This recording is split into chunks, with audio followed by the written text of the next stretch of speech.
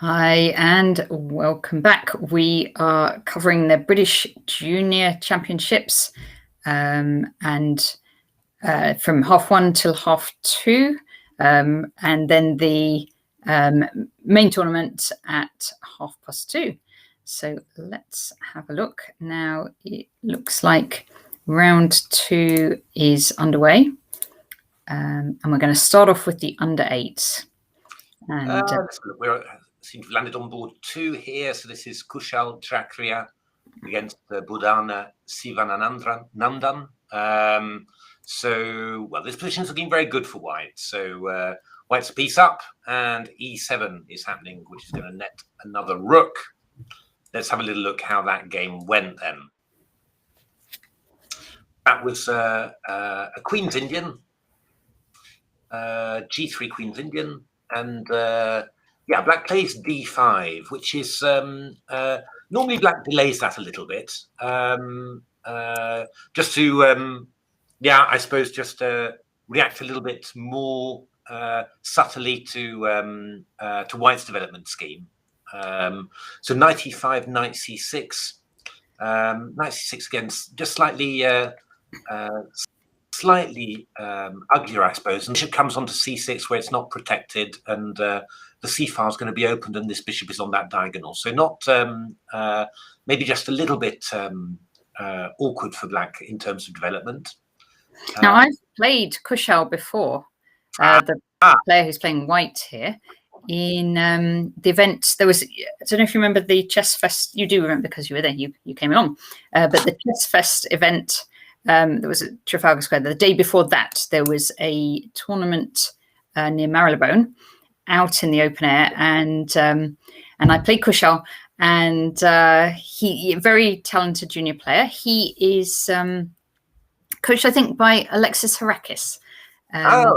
Yes, and a very young player. He was very tiny when in our game, and I don't know whether you'd call it sacrificed or lost. I was a couple of pawns down anyway, but I had play for it.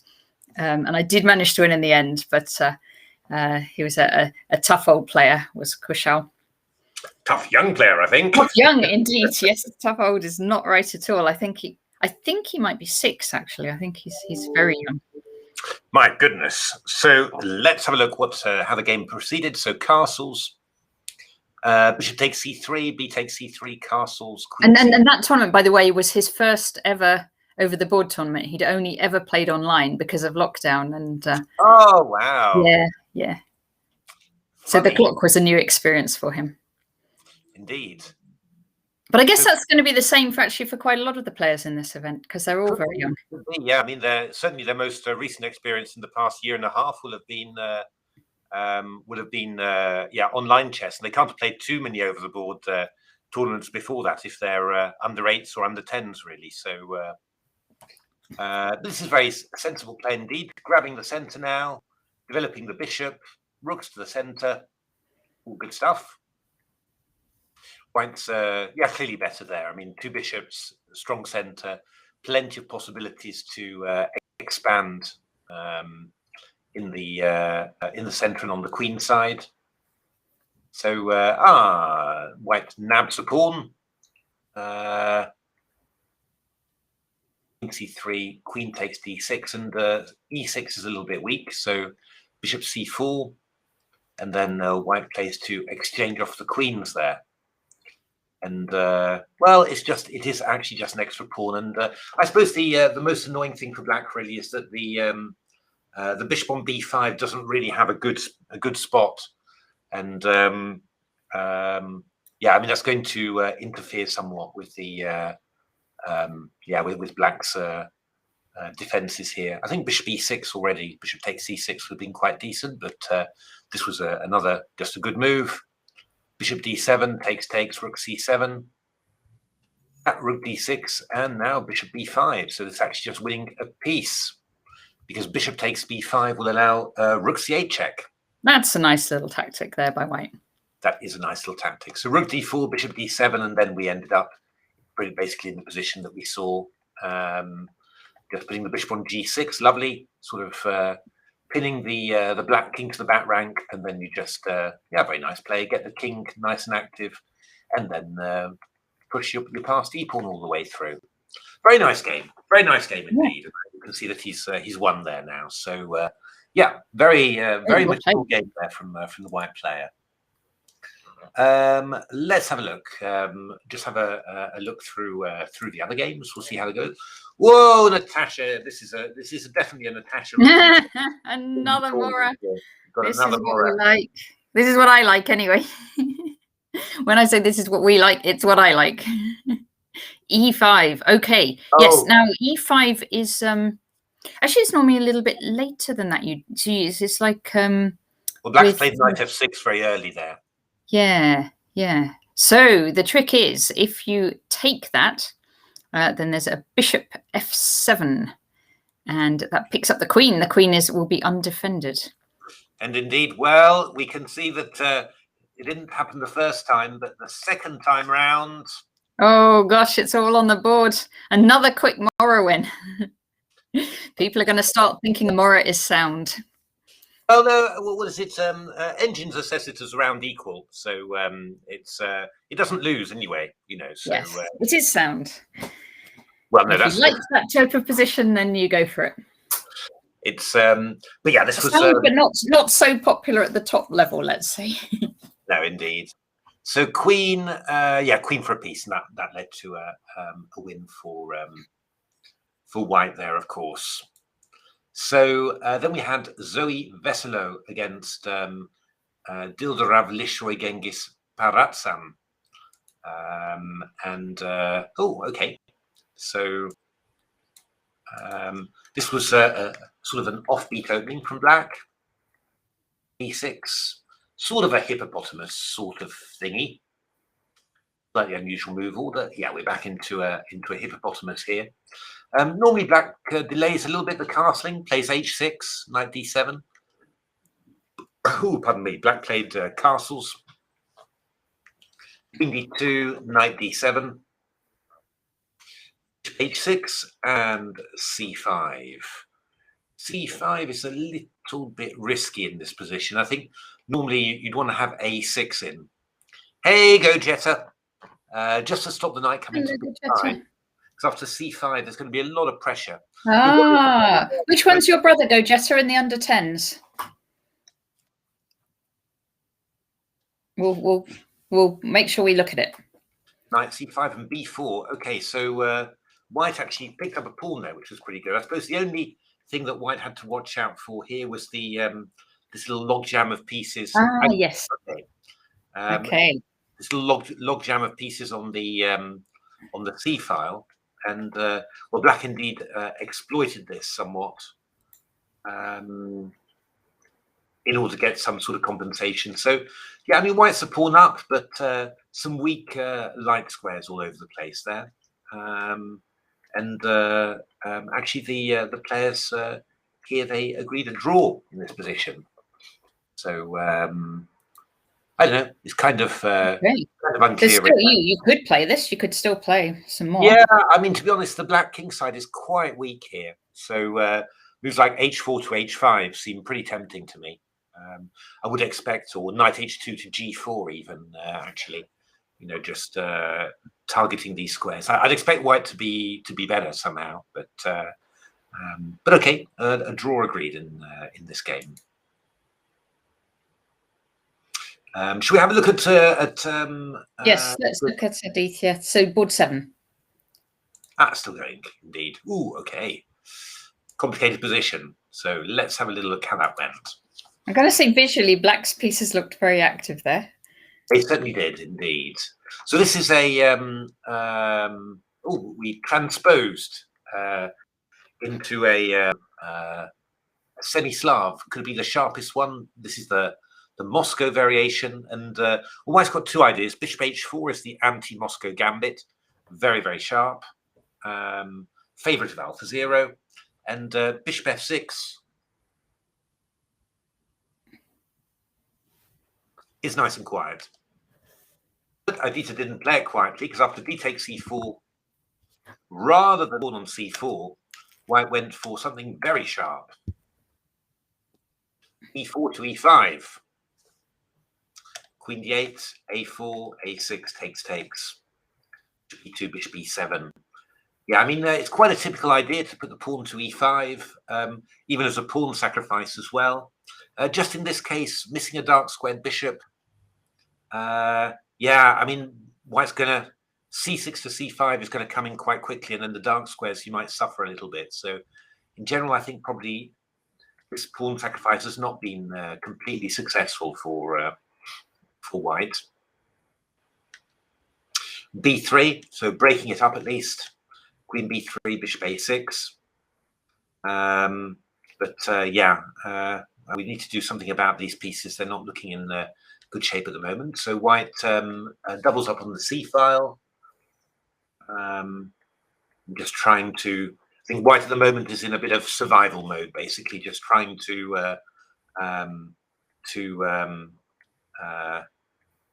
avoid losing anything. But it's getting more and more difficult now, I'm afraid. Okay. So Go, Jessica. I'm assuming you are cheering for your brother rather than cheering against your brother. I know some kids would cheer against their brother, but I'm assuming you're cheering for your brother. Indeed. Yeah, this is a very difficult position for white. Yeah. Probably after rook a2, maybe go rook a8, something like that, you know, and just the white queen. But being good, good friends with the opponent as well. Oh, that's a split loyalty then. Yeah, so this is going to be quite tricky for white here. Just with the queen being short of squares and black being so well developed there. So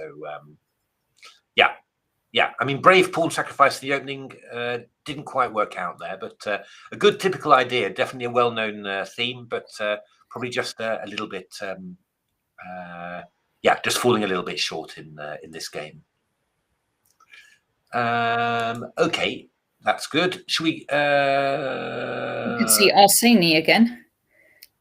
Oh, we certainly can. Here we are. Oh, that seems to be going quite well for him. This is against rock u, c4, e6, knight c3, d5. So we've got our queen's gambit declined. Sort of a Carlsbad structure here. e3, bishop b4, very aggressive from Arseni there. Just normally the bishop goes to e7 or to d6 even to swap itself off the dark square bishop, but black counter-attacking against c3 straight away.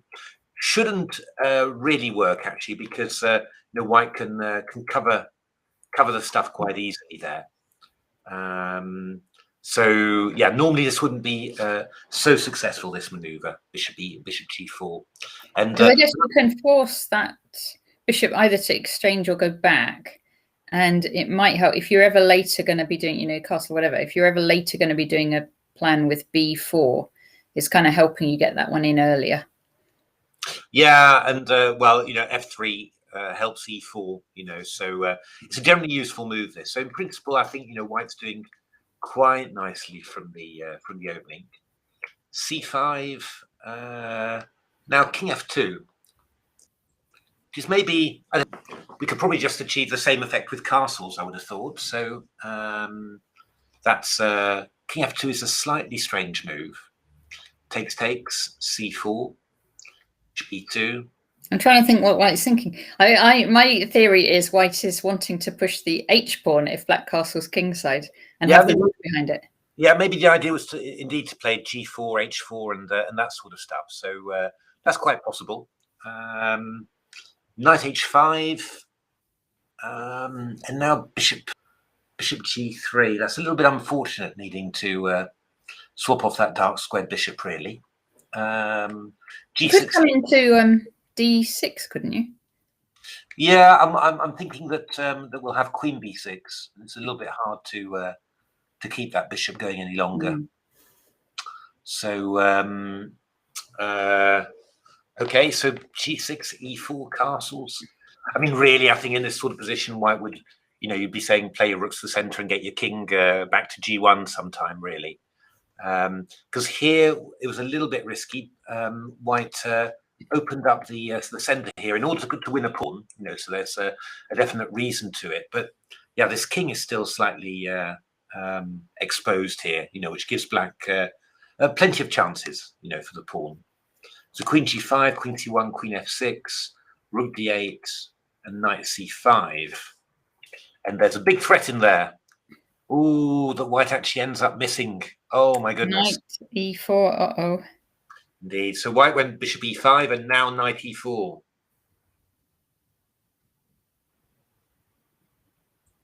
Okay.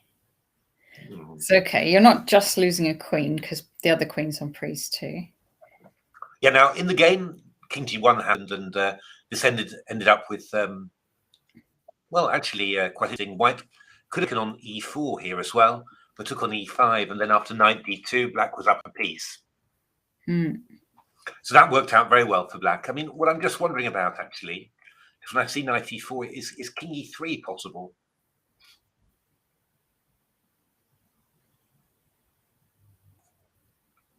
King e3. You could move your queen off, priest, couldn't you? Yeah, but then I'm going to take the knight on e4. Take the knight.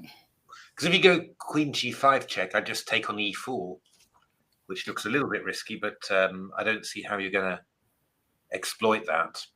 Oh, so could we just do the same, take on e5? Yeah, but then I'll take off and take off. I'm not going to be a piece down. I'll be a pawn up instead. Yeah. So I think king e3 was probably quite decent. White, white maybe missed a couple of things, and yeah, now a piece down, and yeah, this is looking very, very good for black here. I'm playing quite aggressively with a king, but I think the king is going to get forced back as well.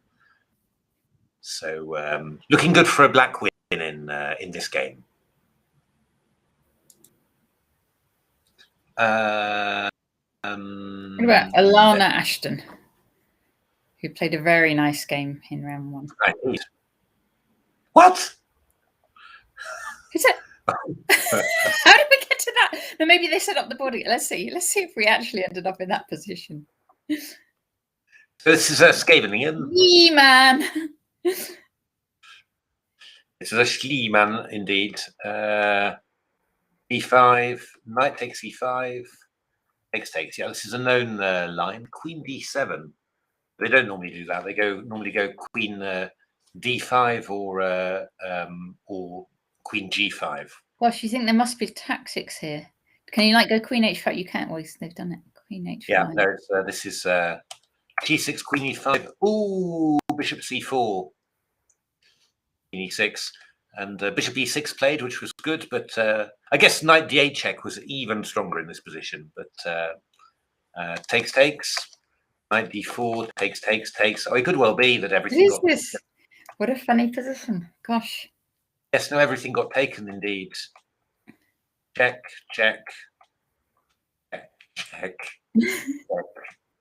Takes, check. And black resigned. Well done, Alana. So it was the Mora the first time, wasn't it? And Yep. So no, excellent. This worked out very, very well. This Alana, crazy game. Okay. We've still got a live game going. Let's have a look. So this is looking like Jacob Liu is the exchange and a pawn up against Rukaya Rida. What have we got here? So e4, e5 here. Game quite popular. Bishop e3 very popular as well. I'm wondering whether I saw that recommended in a book of openings for juniors. Actually, I think it's ringing a bell really, because it's not a normal move to play. So bishop b6, castles, knight bd2. The idea of it is simply that if bishop takes e3, then f takes e3 opens the f file. And, by cutting out the bishop, you're cutting out all this, a lot of threats against your king, basically. So, yeah, I go Jetta. I think the sack was too aggressive. So b4, a6. Okay, and now takes. And, yeah, we've we've got a nice little edge there because we've damage the black pawn structure there. It's not a terrible pawn structure for black. Actually, probably the nicest thing to do now would be to play a4 and stop black from playing b5. But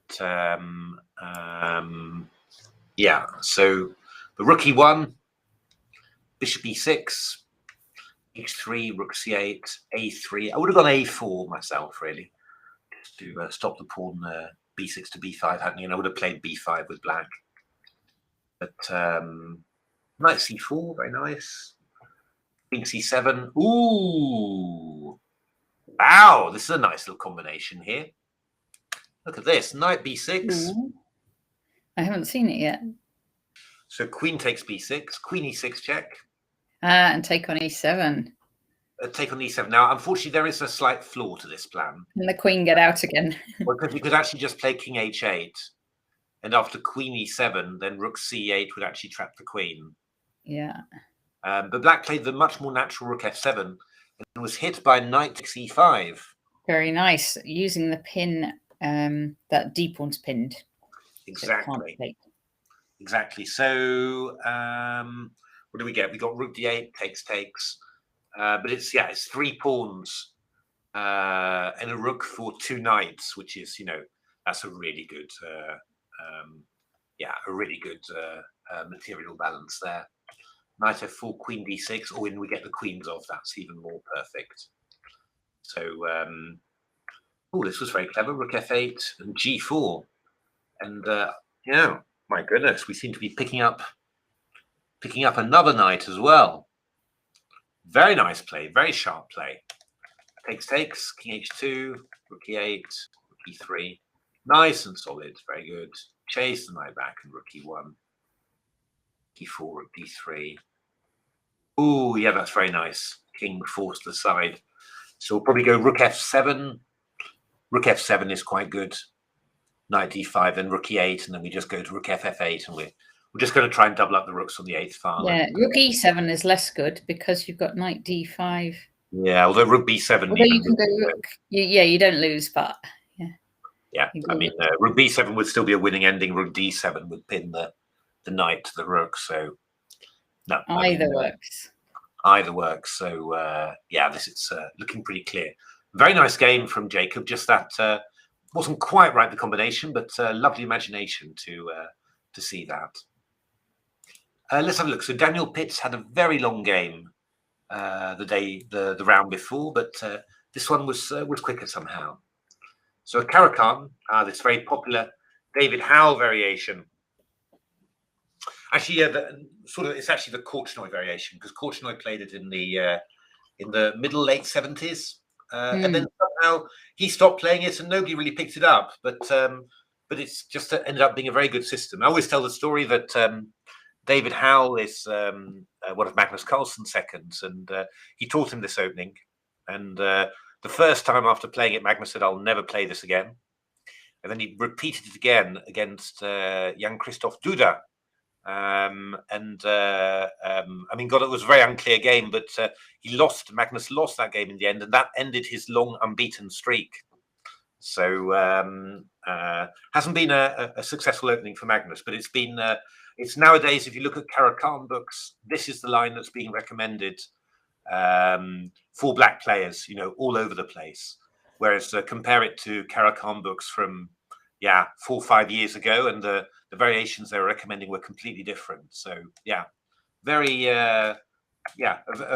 revisiting of an old variation, basically, and making it the world champion curse opening. That's a pretty good description, Go Jetta.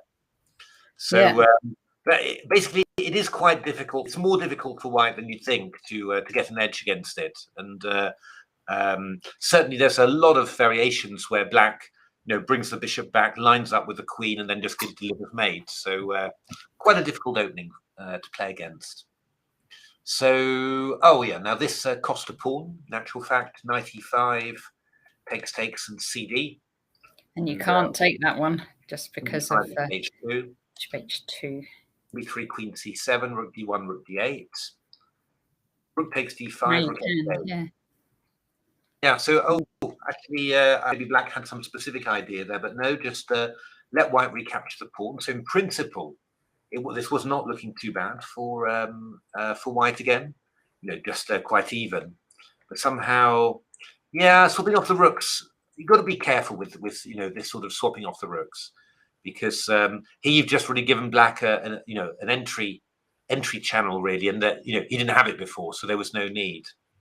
C3, Queen D3 played, and here unfortunately white missed black's threat. Queen B1, and this was checkmate. Yeah, so you could stop that with what, G3 would stop it. Yeah, you got to be a bit careful because G3. Then you go bishop G3. I mean, the previous move you could have done G3 to stop it before playing C3.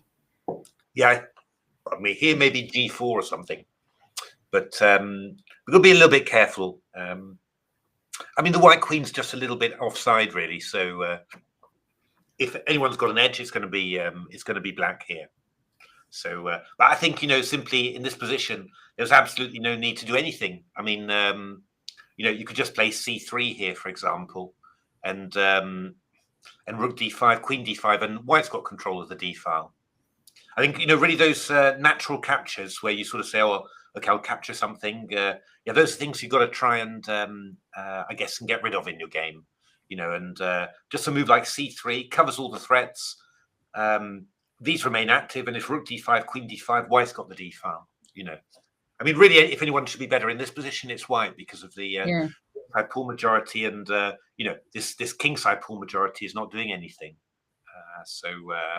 Yeah, I think it's good. It's a good point there. Don't automatically capture stuff. Try and make. Often the best thing is to force people to capture your stuff in these situations, and then they bring your pieces onto better squares. When white exchanges twice on D8, the queen's brought to a better square, and well, that's what led to all the disaster, basically. So hard luck, Daniel. Well done, Kai. Whoa. I'm just wondering if Kai is the same Kai that sometimes plays in the online events. Could be. Who's read Game Changer. Okay. I don't know. Yeah. Well, maybe Kai will tell. If it's that Kai, they can tell us. So this is Rezin Katabay against Jan Murawski. So another Italian game, very popular at the junior level. Always has been, to be honest. C3, D4. Oh, quite a sharp. Oh, good lord. What happened there? He takes C5 and Queen D5. Oh, it's well known. I think I've fallen into this one before. So, is it not? Is this not? This is what's happening here. Black won this game. Yeah, but black was just a piece down. Yeah, I think I've done this thing for black before, and it's so slightly careless move there. Bishop G5, running into to F6. Although part of me is wondering actually whether E takes F6 was possible. I think it was. So E takes F6, Queen takes E4. F takes G7. F takes G7. Now the rook doesn't have any safe square. And so rook F8, but then do you pin the queen to the king or something? Well, yeah, I've even got bishop H6, which is incredibly unpleasant as well. But I mean, I just got rook E1 after. So yeah, I mean, what you could do, I suppose, is go rook G8, bishop G8, queen G6. But I can't believe it. I think this is going to be. I think you'll get your king's too compressed there. So I think E takes F6 would have worked actually, but white went bishop F4,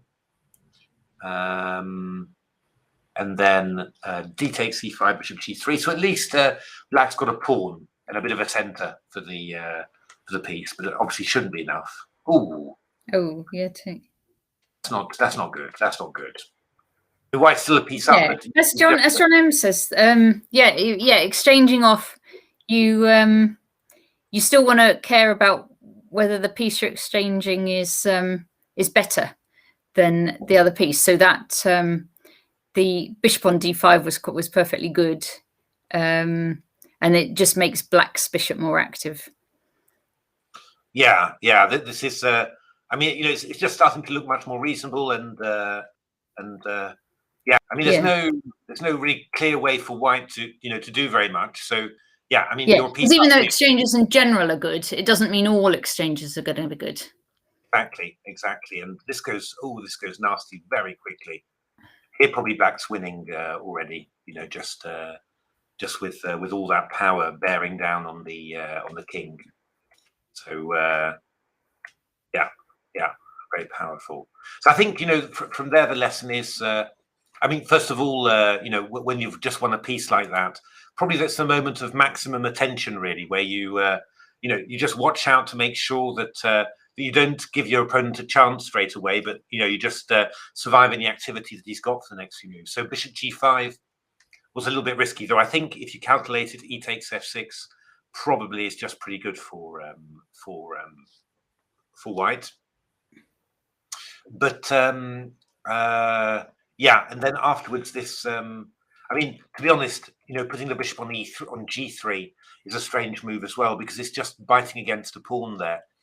Bishop e3 would be a very good move, you know, to exchange off the. I mean, you wouldn't even need to go bishop f4 first. Bishop e3 just for exchange off the dark square bishops would be, you know, very, very sensible as well. You know, and just reduce, you know, the active capacity of the pieces, because the exchange that white went for in the end, e6, was just increasing black's activity actually, and then you just spent 2 moves just to exchange off a piece and increase, you know, the opponent's activity. So yeah, just you know, just need to be careful. I think, you know, the first thing to be is careful when you've just had a big gain. You know, try and that's when you need to concentrate at your maximum to yeah, I'm just thinking about that. It probably, maybe white got a bit nervous and thinking they're playing a strong player, and they've won this piece, and then I've got to not mess it up. That's how you. Yeah, that's how. Absolutely. I mean, that can, you know, that can definitely happen, and I think, you know, everyone gets nervous about that. But yeah, I mean, the only way that you can get around it is, you know, just at this moment, you invest a bit of time, you know, readjust to circumstances. Oh, I'm a piece up. I hadn't expected that to happen that early, and then just you know, work out what's in the position, the tactics, and everything, and you know, just works. And either you could decide to go bishop g5 if you're very confident in your tactics, or, you know, simply rook e1, for example, would be you know, holds everything, you're just a piece up, and then you're even threatening bishop g5 on top. So yeah, you know, I mean, I think yeah, I think it's quite important to you know, to get to grips with that sort of technique, because so like when the game changes, to have a little think and adjust. Yeah, even if it's changing positively for you, you know, I mean, that's the even if the game changes positive for you, you have to readjust, you know, because you were expecting a tough fight and you know, going to be tight all the way through, and then all of a sudden you've got a great position. Well, you need to readjust, you know, think you know, from that point of view, and you know, and I think what you need to do. So that would be my, you know, that would really be my recommendation for those things. So I think that what happened is that white got, you know, maybe a bit nervous, excited, and didn't really readjust to the situation, and essentially ended up playing some just some not so good positional moves. You know, bishop g3, which is biting against these pawns, rather than simply bishop e3, for example, swapping off the dark square bishops, and then this move bishop d5 takes c6, just giving up the 2 bishops, you know, and even because you're a pawn up, you're a piece up rather, it doesn't mean that you can't, you know, that you can't lose. And I mean, you know, really by this stage, I think, you know, I would rather I'd rather take black than white, basically, you know, much rather, in actual fact. So it's changed very quickly, you know. So so yeah, that's a bit of a shame, but hopefully also a good lesson for you know, for white, just to yeah, you know, just to make those sort of advantages count, you know, in the future. Harry Bryant. Oh, that was a quick game. Ooh, I can see a queen on h8 there. Evans Gambit again. Another Evans Gambit. Was it Harry that played it before? It wasn't, was it? It was that was No, in the under eights. Harry was black against Jan Murawski in the first round. Played that excellent King's Indian. So d4, ooh, f6. That's very Steinitzian somehow. But this was not a good idea. Queen h5 check, g6, queen e5 check, and white has a choice of material here. Takes, castles, queen f7, rook e1, and black resigns. In honesty, that f6 is probably not good, is it? Because it just opens up the king. I've got someone who always plays f6 against me in blitz chess, and I'm always getting in queen h5 check and just winning. Yeah. I mean, in principle, it's a very bad move to play f6 in a king's pawn opening. You just never want to do this. Emil's. Sorry, that's right. Sorry, it wasn't Jan Murawski. It was Emil's. That's right. Thank you. And yeah, you never want to go f6, especially when the bishop's on the a2 g8 diagonal already. I mean, you see some lines where with the bishop on b5, black plays f6 and d6 and that sort of stuff, but with a bishop on c4, it's a real... I did it in this symbol by mistake one time because I was playing a mixture of white and black games. So I was and sort of the board, you know, like where the pieces are on the board. If you're playing white and black, it's sort of left, right mirror. And I played this f6, like thinking it was a bit like c3. And the symbol was being commentated, and the whole way through, this commentator is saying Natasha did a mouse slip. This is a terrible move. And it turned out terrible, and I lost the game. But oh no! Yeah, that was David Okaiki was commentating. Ah, right. Okay, so this is quite good. Let's have a look at Alfred Soulier against Cameron Grozer. How did that one go? D4.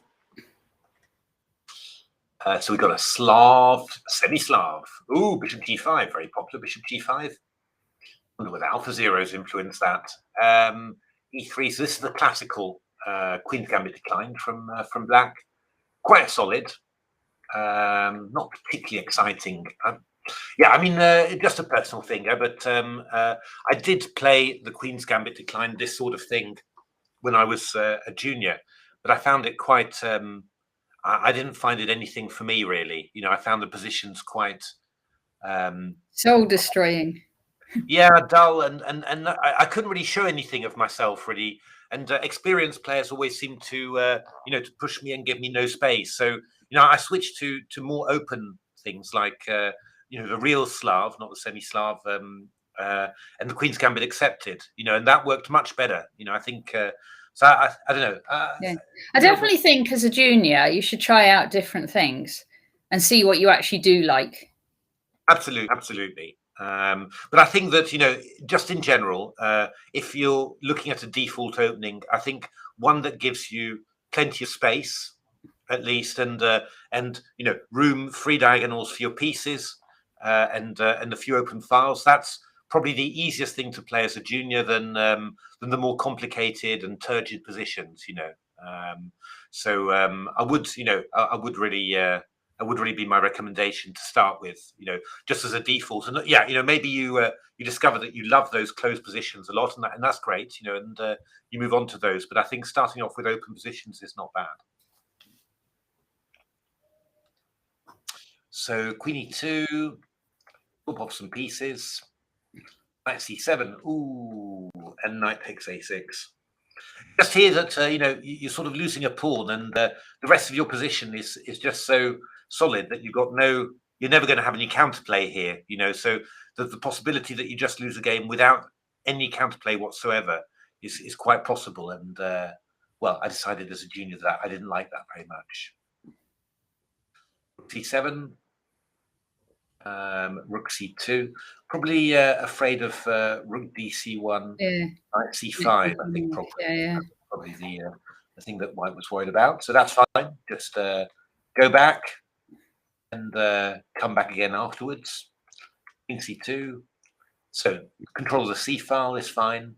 Probably what I would have done now, to be honest, is just played a move like G3, King G2, just made my king safe, and then afterwards maybe Rook C2, have everything protected, and then afterwards start doing stuff.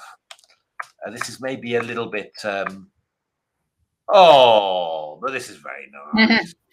There you go, but it's a trick. That was White's very played this really well, don't you think? that was very good. That was very, very good. Very sharp. I mean, both players have played it well, but yeah, the whole game's Yeah. been good. Very well played. The UK Grand Terror Final. No, I don't. We've other commentators have done the Terror Final in the past, haven't they? I think. Yeah, we haven't planned to do that. I was going to say Sarah sometimes does it, but I think she's got a tiny kid, hasn't she? So I don't know. I don't know if or who is doing that particular one. When is that? Because I think that's round about now as well, isn't it? Yeah, Terror Final, because wasn't Stanley going to play both or something? Oh yeah, I think it must be right now. Yeah, no, we're I think mainly the British we're going to look at, but I would imagine other people are going to be doing the Terror Final. Indeed, yeah, I would have thought so. I think it's I can't remember who's done it before, but I think that's definitely been commented on before. Let's have a look. How is this game going? We left it at Rook A3, so White battling bravely there to keep control. Ooh, Queen A6. So we've lost a few pawns now. 2 pawns down. Oh, Rook C1 would have been possible there. D3, but this is very methodical from Black. Very methodical here from Black, and yeah, I haven't seen a chance for White yet, really. So next weekend. Okay. Next weekend at Blenheim Palace. Blenheim Palace, Oxford. Wow, very nice. Yeah, it does sound lovely, doesn't it? Yes. Okay, so this weekend the British and next weekend the Terror Final. So this is Arsenie's young players.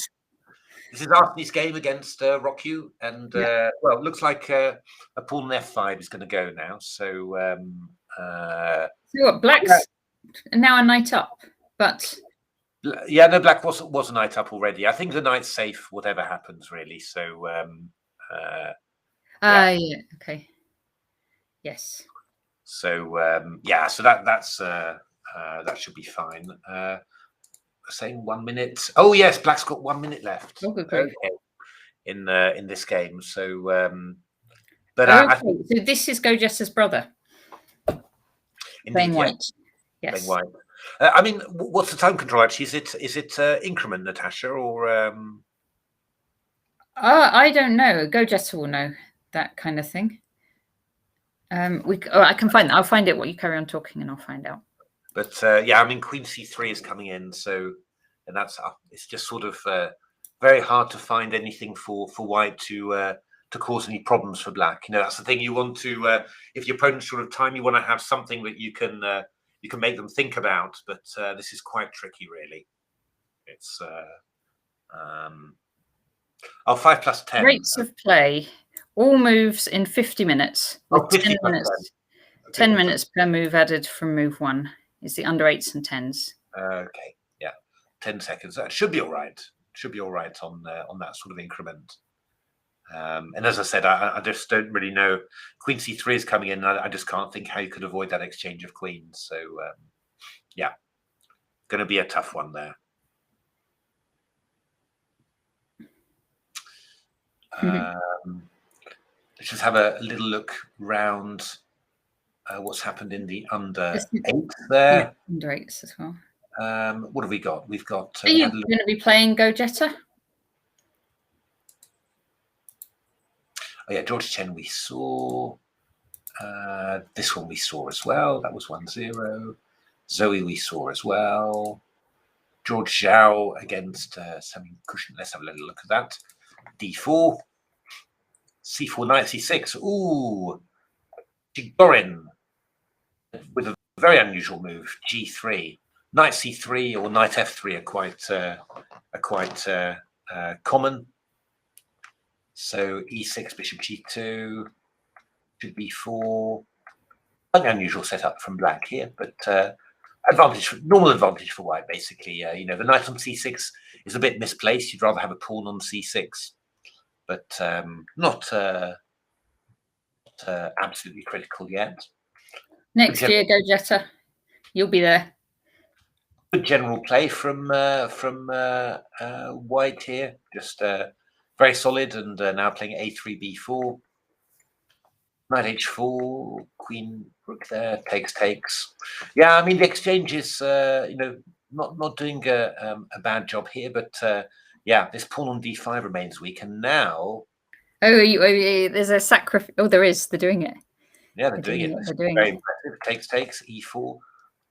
Now the big problem here. Well, I mean, the thing is, what Black could do here is just go back, sort of Queen D7, and then I'm not really sure how good that sacrifice has been, because these light squares are incredibly weak on the king's side.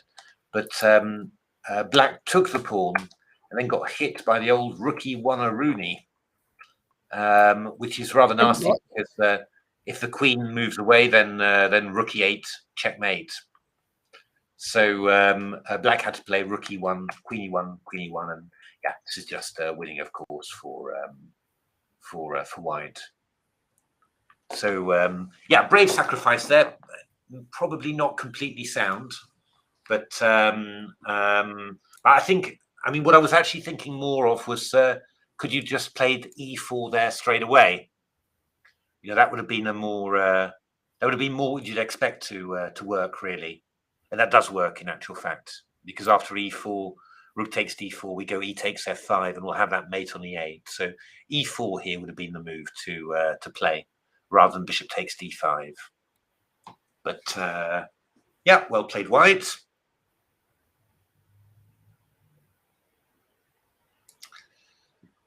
Deepak against Alex Gao. Have a quick look. Oh, well, this is two knights.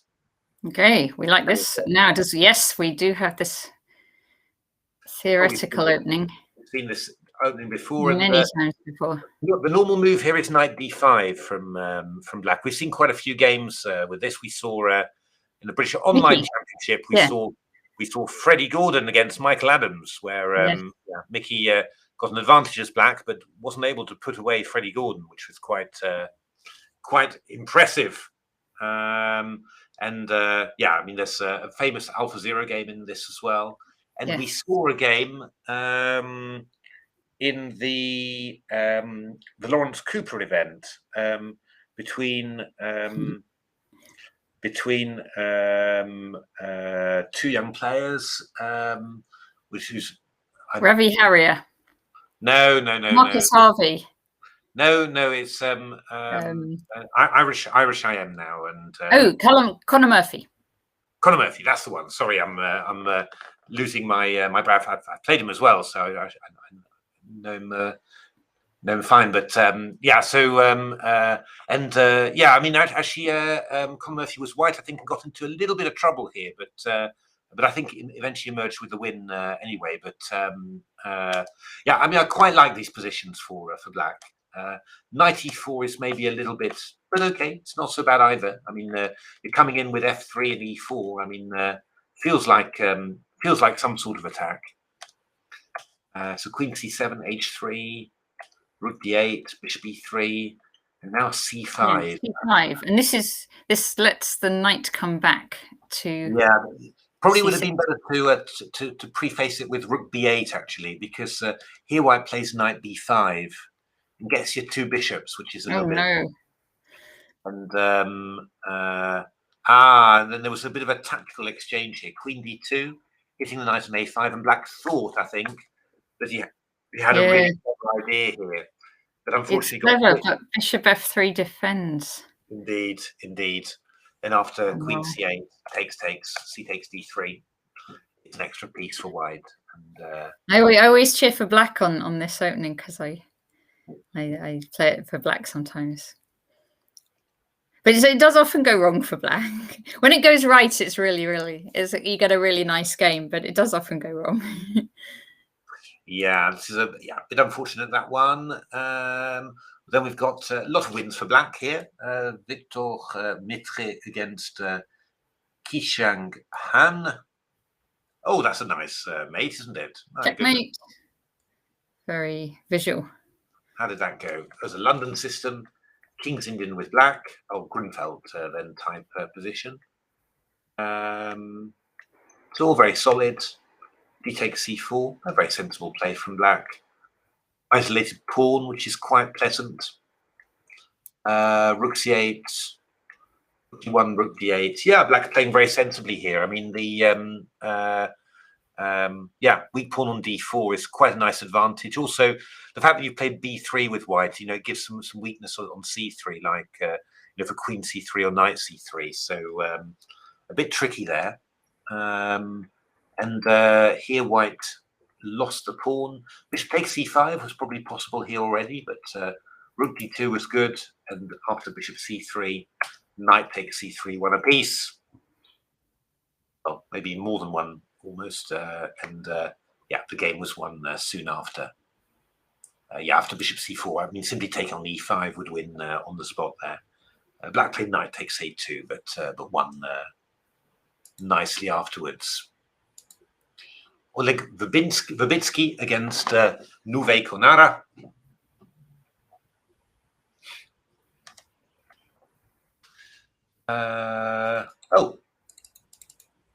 No game information. Okay. Like. And this one is Timothy Ong against Theo Litvin. Let's have a look. Oh, it's this gambit. This what is it? Stamford Gambit or something. Oh gosh. Okay. Yes. Let's see it. Oh, default for Oleg. Knight f3. Yeah. Okay. I think what you're supposed to do? A knight c6 and. What I heard was you put your rook on f1 and you don't castle. Oh. Am I remembering that right? Yeah. I'm not sure. I thought knight c6. You just defend f2 and just don't get some accident happening there. I don't know the exact precise move sequence. I think you go queen e, you take on c6, you go queen e2, knight c3, knight d1. I think that's the idea, and then you emerge later. That's the Stafford Gambit. Okay. This is just this is just a Petrov now, though, so not so exciting. But okay.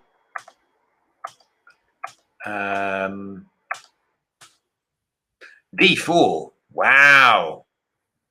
So A takes B4, B takes C3. Oh, wow. Playing it very sharp back.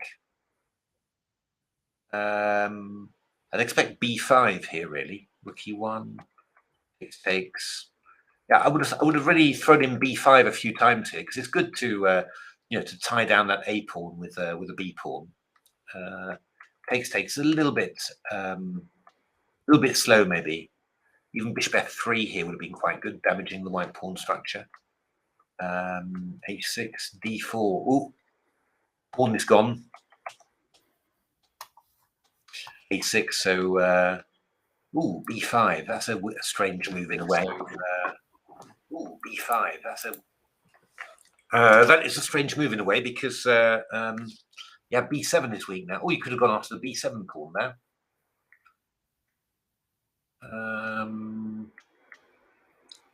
You could still go bishop c8 and go after that a6 pawn. So I think somehow. Oh, piece. Oh, good lord! But it says 0-1, so there are presumably much more excitement. Oh, that's a bit passive. Again, bishop b7, start grabbing the pawns, and then okay, g5, g4. Oh no, not yet. But wait a minute. King takes e4. When you take the knight, take the knight. You can't lose. It's impossible. Oh, it's possible. Oh dear me. Oh dear, what a roller coaster of a game. My goodness me. Hard luck. Hard luck, Timothy. Well fought on, Theo. So that, I think, just have a quick check. Is everything finished now? No. I did still playing against Shambhavi, but it seems to be a rook. So that is going to be a win for. Oh, and still got Arseny is still playing. He's just won the game there, 0-1 with an extra queen. Always useful. And this game, it's Yeah, it's pretty much game over. It's true. We're just going to see the extra rook coming through. No, it's unfortunately we only seem to have the under 8s and the under 10s. Yeah, I've emailed the organisers. Hi, the Chess Player 21. Go just. I've emailed the organisers to see if they're going to cover the same ones tomorrow or a different set. Yeah, it might be quite nice to. I know you're Lively Lemon. Oh, I see. You're telling Chess Player. Yeah, yeah. So I don't know yet actually if they're covering the same games or different games tomorrow. But I think they only have a limited number of live boards, so they can only cover a certain amount. Okay, if I switch that one off and turn on, let's turn on this one. Oh, not that one. That didn't work. That one. That should work.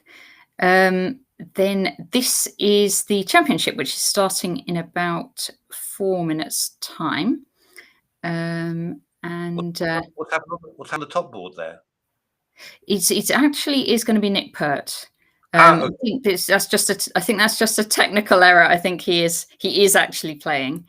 Yeah. So Nick Pert. So it's some quite good lineups even in round one actually. So we've got Phil Brooks against.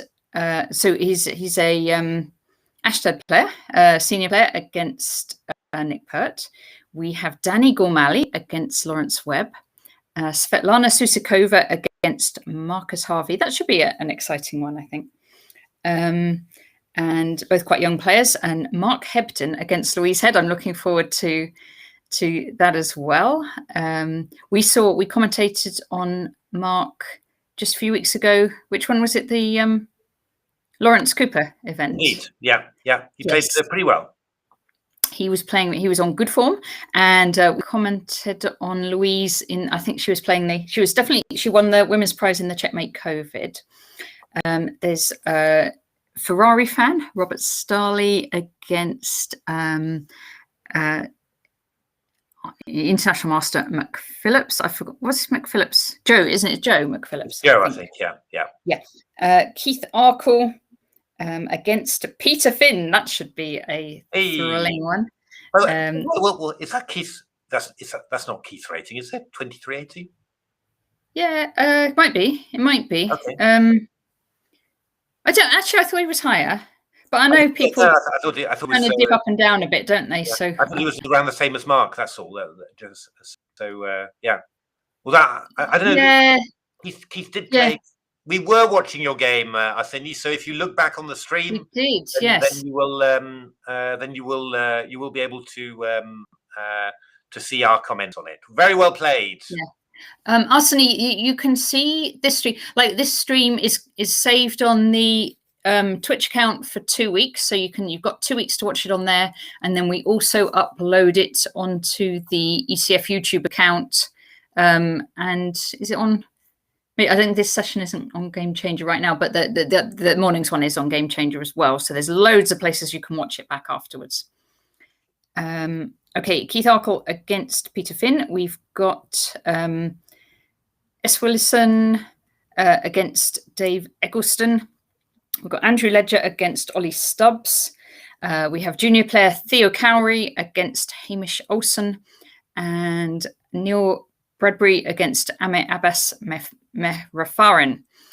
So some good games there. There's more games that are being played, but I think the live boards is the top 10. So we'll be following those. And round is starting in 40 seconds. So very, very soon. Where do you want to start, Matthew? Let's have a look. Well, I mean, we can start at the top and then work our way to the bottom. Yeah, no, I was just looking. Keith was one of those. Keith was actually playing a little bit over the board during the lockdown. So he played. I think he was playing in Prague and those sort of tournaments. So yeah. So I was sort of that's why I was a bit because I mean I certainly remember that he was about around 2450, 2460 when I was last active. Put it that way. So. But yeah, do you know, I think we'll see people's over the board ratings change quite a bit in, if once they start playing again, because there's like, especially the junior players, right? Because there's about 2 years to catch up on, where you'll probably get some where they've improved 200 points or more, and they're just catching up there. Like someone like Ravi Haria, he's been gaining like loads of rating points every tournament he plays in. Yeah, no, it's true. It's true. It's no, I mean, if people have managed to to really work hard during the lockdown, and have a good training regime and all of that, then wow, you could emerge with as a completely different player almost. That's really incredible. It's I vaguely had plans of doing that myself, but somehow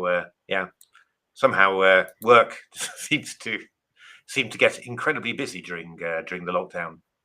Yeah, hadn't really expected it, to be honest, but somehow I think that that working not in the office, I think people tended to become, you could see it's happening two ways. people might just get depressed and then not be contactable at all. But actually, in my company, everyone seemed to get hyperactive basically, and the amount of mails that you got was already quite big, but it's just increased enormously, and loads and loads of things are happening somehow. So. And we've all discovered even more things that we do online. So it's like there's a never-ending stream of things you want to do.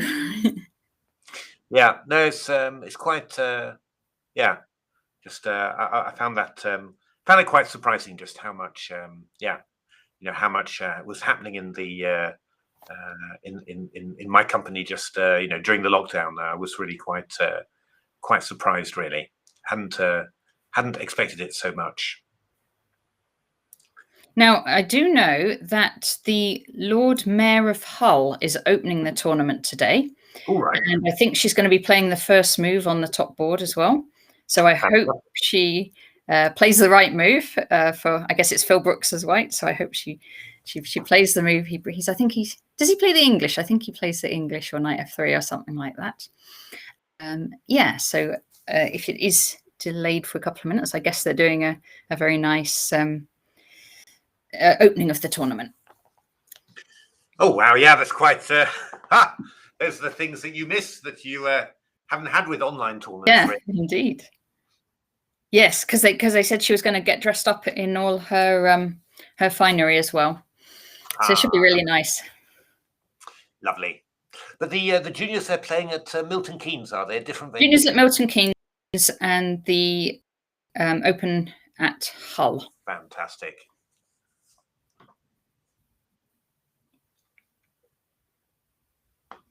Let me just also open Chess 24.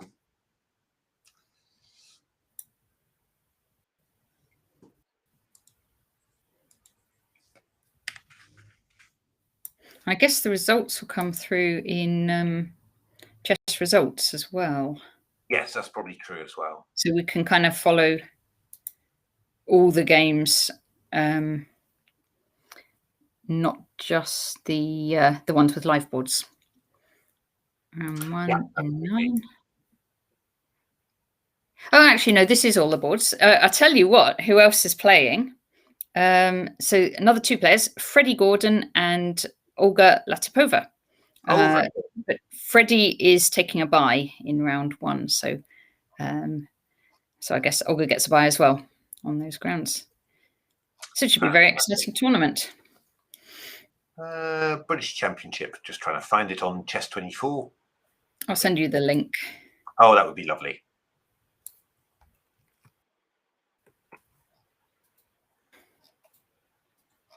When you look at it, there's so many tournaments going on, really.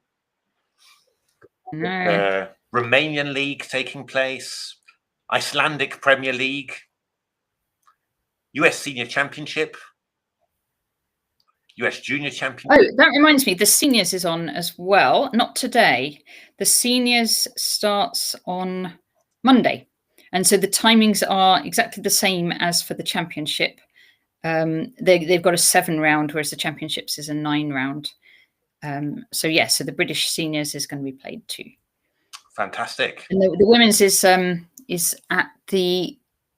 next week, starting the 14th of October, And that looks really good. It looks really, really strong. They've got, I think, International Master Harriet Hunt and Grand Master Keti Arakamia are entering. Fantastic. I found it now, so that's cool.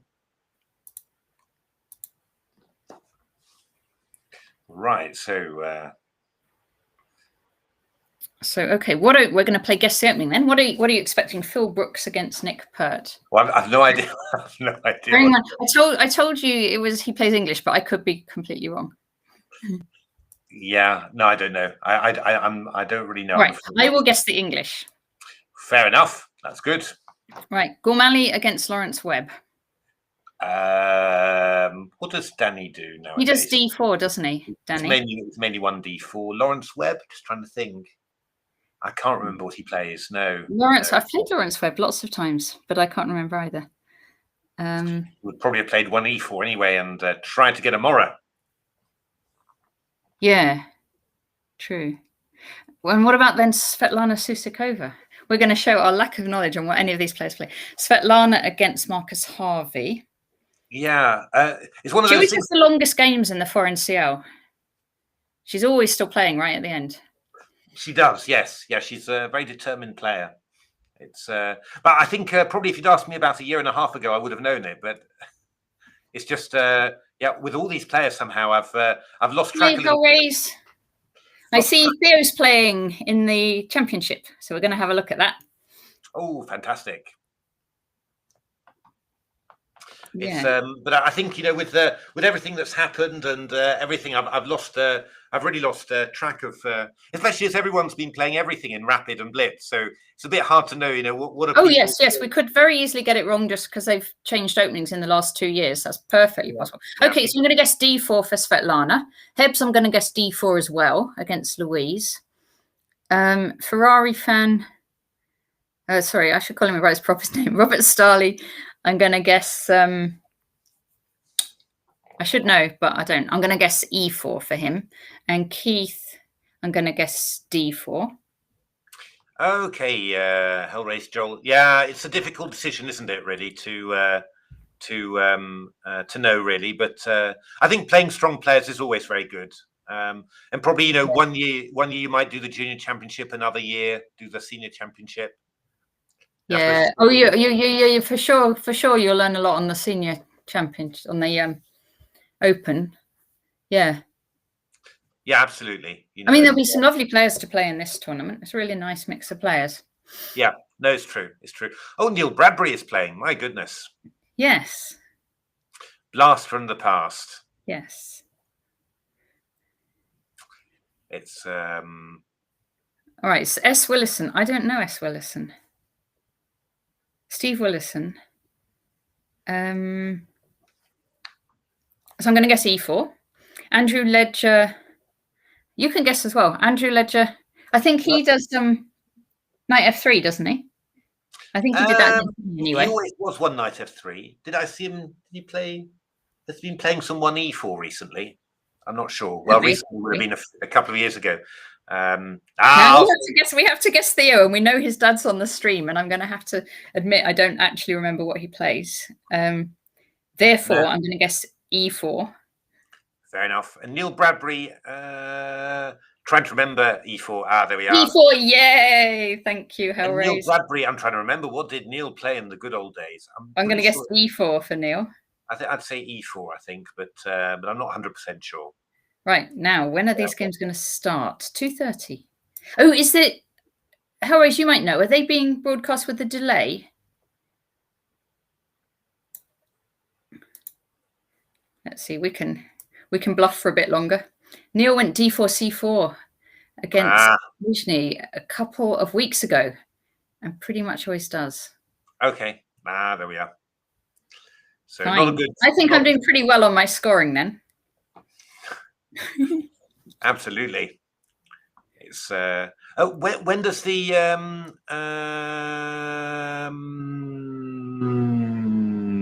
when does the junior when do the junior event? When's the next junior round? Let me just because the I think that the under 12s and things would be playing now, but the under 10s go again at I mean, I had this open just a second ago. They go again under 10 and under 8, 7 rounds, 10:30, 12:30, 3. 3 o'clock is their next one. 3 o'clock. Okay, great. That'll be good. And we see Steve Willison used to be a Hastings Chess Club member and played the Sicilian. So excellent. It's it started. Oh, good Lord. Phil Brooks 1-0. You shouldn't be, because they said no, it's not 1-0. No, okay, that's fine. That's fine. D4. Did I get that? I said the English. No, I said I was wrong. I haven't got number 1 right. So D4. Okay, so we're going to have a sort of a Zukertort Colle system here. So just trying to keep it tight at the back against Nick. Yeah. So we'll see what Nick does here. I mean, you can do all sorts of stuff. You can go B6, C5, D5, G6 even. Yeah, just really depends how exciting you want to make it with black from an early stage. Yeah. Now I imagine Phil won't be in a huge rush to make it mega exciting. No, he likes his end games. He's happy with I think he's happy with a normal game and then play the end game. No, of course, yeah. And maybe Nick would as well. Yeah, Nick's a very solid player. Just plays a good all-round game. Doesn't do anything particularly crazy, but just grinds a lot of people as well. He was often playing some quite long games for us at Guildford. So yeah, I mean, we'll see how that develops. But probably Nick having to think a little bit now about his plan. Danny Gormally. So we've got a Bogo Indian on the board. Yeah. Okay, so.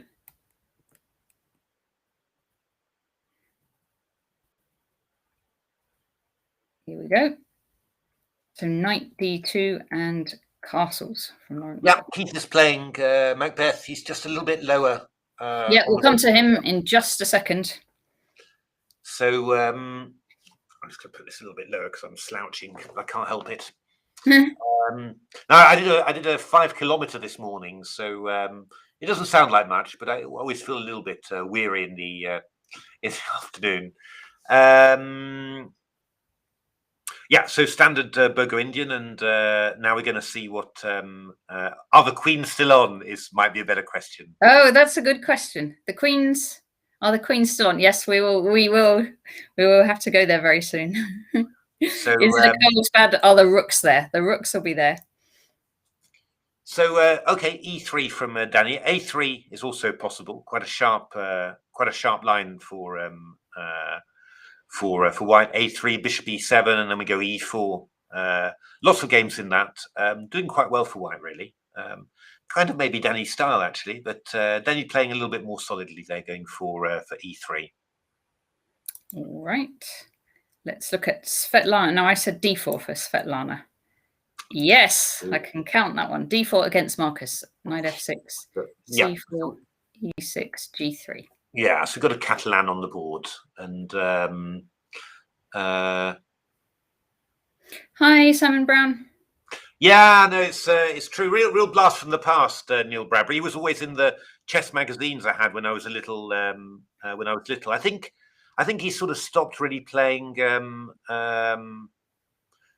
before I really got serious. But his name was in a lot of chess magazines, so I know the name. And funny, I think he just started playing about a couple of years ago, I think. So yeah. Well, let's see how he does. Whether he's playing all this. Do you remember what sort of stuff he played? He maybe is playing all his same openings, or whether he's trying something new. That'll be interesting. Hi, Simon. Hope you're well. No, I don't remember at all what he used to play, but I said just remember the name. Yeah, no, I was asking Simon. I think Simon would remember. Okay. So yeah, okay. So we're going to see. I mean, the two basic choices here, really. I mean, either black. Well, three, I suppose. Bishop B4 check is some sort of Bogo Indian. D5 is a solid Catalan. C5 gives you the chance to go into a modern Benoni, where white's played G3, which is less of a less of a crucial system. Neil was always a D4 man. Okay, thanks very much. Thank you. And the other thing we should say is just comment Marcus Harvey, who is one of the top seeds in this event, and we recently saw him getting an IM norm, and so he's on really good form at the moment. Yeah, excellent. I think he and Ravi Haria were really the revelations of the emergence from lockdown, basically, because they've been playing amazingly well, both of them. Okay, and so let's look at Mark Hebden, veteran grandmaster, against Louise Head, women's FIDE master. And I was wrong here. I guessed D4 opening from Hebs, but he's gone E4. That's good. It's good to see. I mean, I think I think mixing it up, it helps keep helps keep you fresh and all that. And I think that Mark's play when he came out, when he was playing online, it didn't look very fresh. I think he looked a bit jaded, but since he's come back over the board, he's played some slightly different openings and it's been looking a lot more like the Mark of old. So that's lovely. I think he's very happy to be back, everyone to be back over the board. And E6 mode. So I haven't seen him play this before, have you? 65 against the Caro. Hasn't really played E4 over the board for a long time, as far as I'm aware. I don't know whether. I mean, obviously he played it a lot in his youth. I don't know whether this was his favourite system in that thing, but he's going to have an IQP position, something like that. And here actually, Louise has got to decide whether she's going to take with the pawn on D5, get doubled isolated pawns, or whether they're going to take with the knight. So it's quite typical of Mark, really. He's always got his little wrinkles in the openings, little things to make you think. So this is going to be just one of them. But I mean, normally in these positions, rather than play bishop B7, Black might play bishop B4. Which would that's slightly more normal, sort of transposing back to Nimzo-Indian type of position. Bishop B7 is a little bit more on the passive side. I'm just trying to remember though. I thought normally against stuff like bishop B7, I thought White normally played C5 and stuff, but I might be misremembering. So yes, I'm going to show you something very exciting in a second. Good Lord! Yeah. So right, let me just go not past the watershed, Natasha. So no, nothing. Can't be anything too very exciting. This is going to be very exciting. I've built it up now. So I mean now virtually anything short of an apocalypse is going to be a disappointment. No, this is exciting. You will not be disappointed. Can you see that? I certainly can see that. So that is actually Hull, and that is the British. So you can see there on the right, that's Hebs against Louise. Yes, so you can see all the players. This is them. That's Phil Brooks. On the left-hand side nearest to us is Phil Brooks in his face mask playing Nick Pert. And I guess we'll have to work around the boards if we can to see who is who. But you can follow that live on Matt Carr's Twitch whenever you want to see what the players are up to. That's going to be broadcast kind of throughout when the championship is on. So they're all thinking very hard, as you might expect. It looks like a real chess tournament. Yeah, I mean, they're all spaced out. You can say that's the difference from COVID. So it's a smaller number of players and they're all spaced out, but they're definitely all there in person and playing chess. So there we go. Oh, we're even getting action on the camera. I'm trying to think who those two are. Danny Gormally against Lawrence Webb. That's Danny Gormally. You're absolutely right. There you go. That is exciting, isn't it? There you go. Okay, now I'll take you back to the chess. Let me just find that Twitch. Yeah, I'll send you the link of that as well. I'm going to put it in the chat as well, so everybody's got it.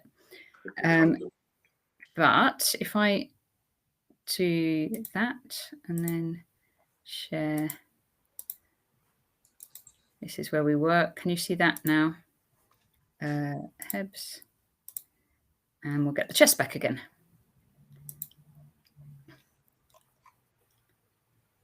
Okay, and I'll send you the link of that.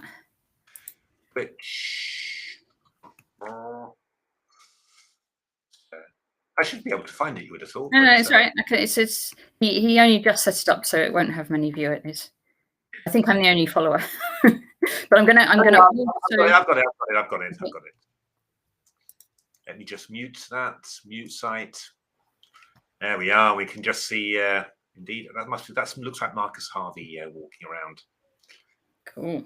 I think that's pretty. I'm just having a look. It's just he's always got his. He's always got quite tapered trousers somehow. Always noticed with. I've put you back to the chest now, though.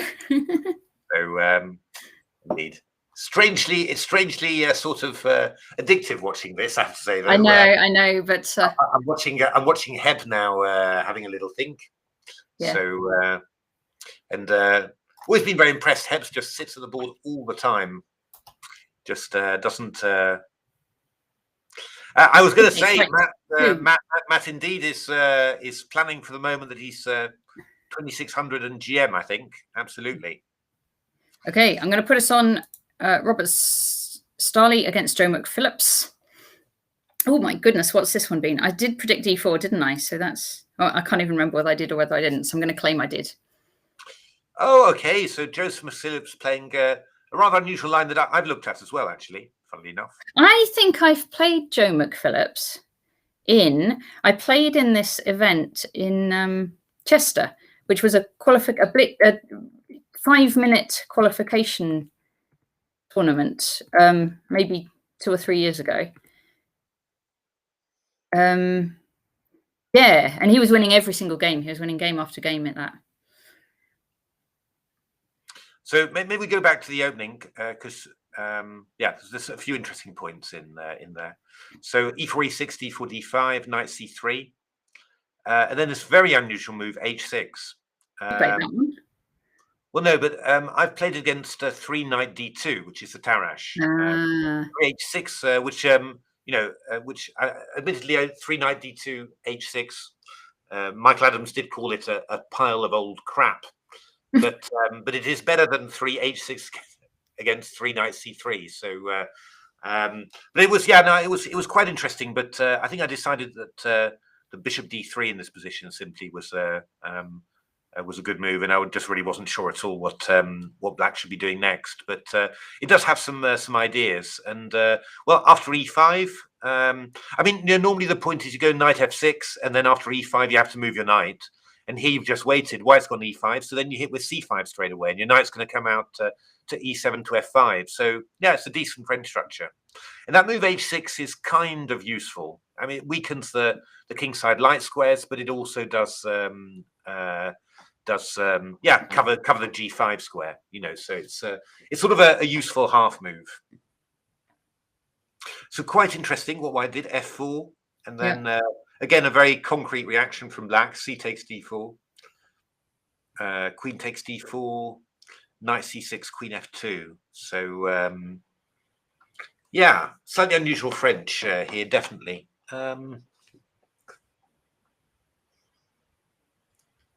Yeah, that's the idea, basically. You're just trying to claim that a move like this is useful, and if White commits himself early to his development scheme, then you gain something.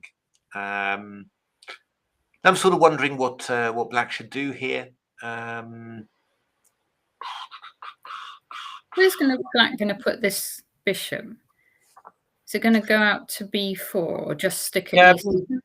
B4 is an idea. I'm just wondering. Now I was wondering about queen a5 as well, just to get in a quick bishop c5 as well. Yeah, queen a5 and bishop c5. That's definitely Hey, Sketos attack. Hello, Sketos attack. That's definitely a plan. Oh, that's Matthew Carr walking in the middle. Sorry, I'm just.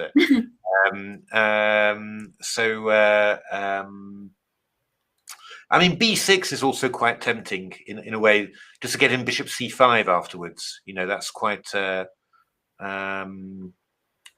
What else? So yeah, Queen A5, looking for Bishop C5. I mean, Bishop B4. Hey, Ocelot, it's possible. Hello, Just Ocelot. if you get chased away, you'll go around Bishop A5 to B6, and hit the Queen on F2.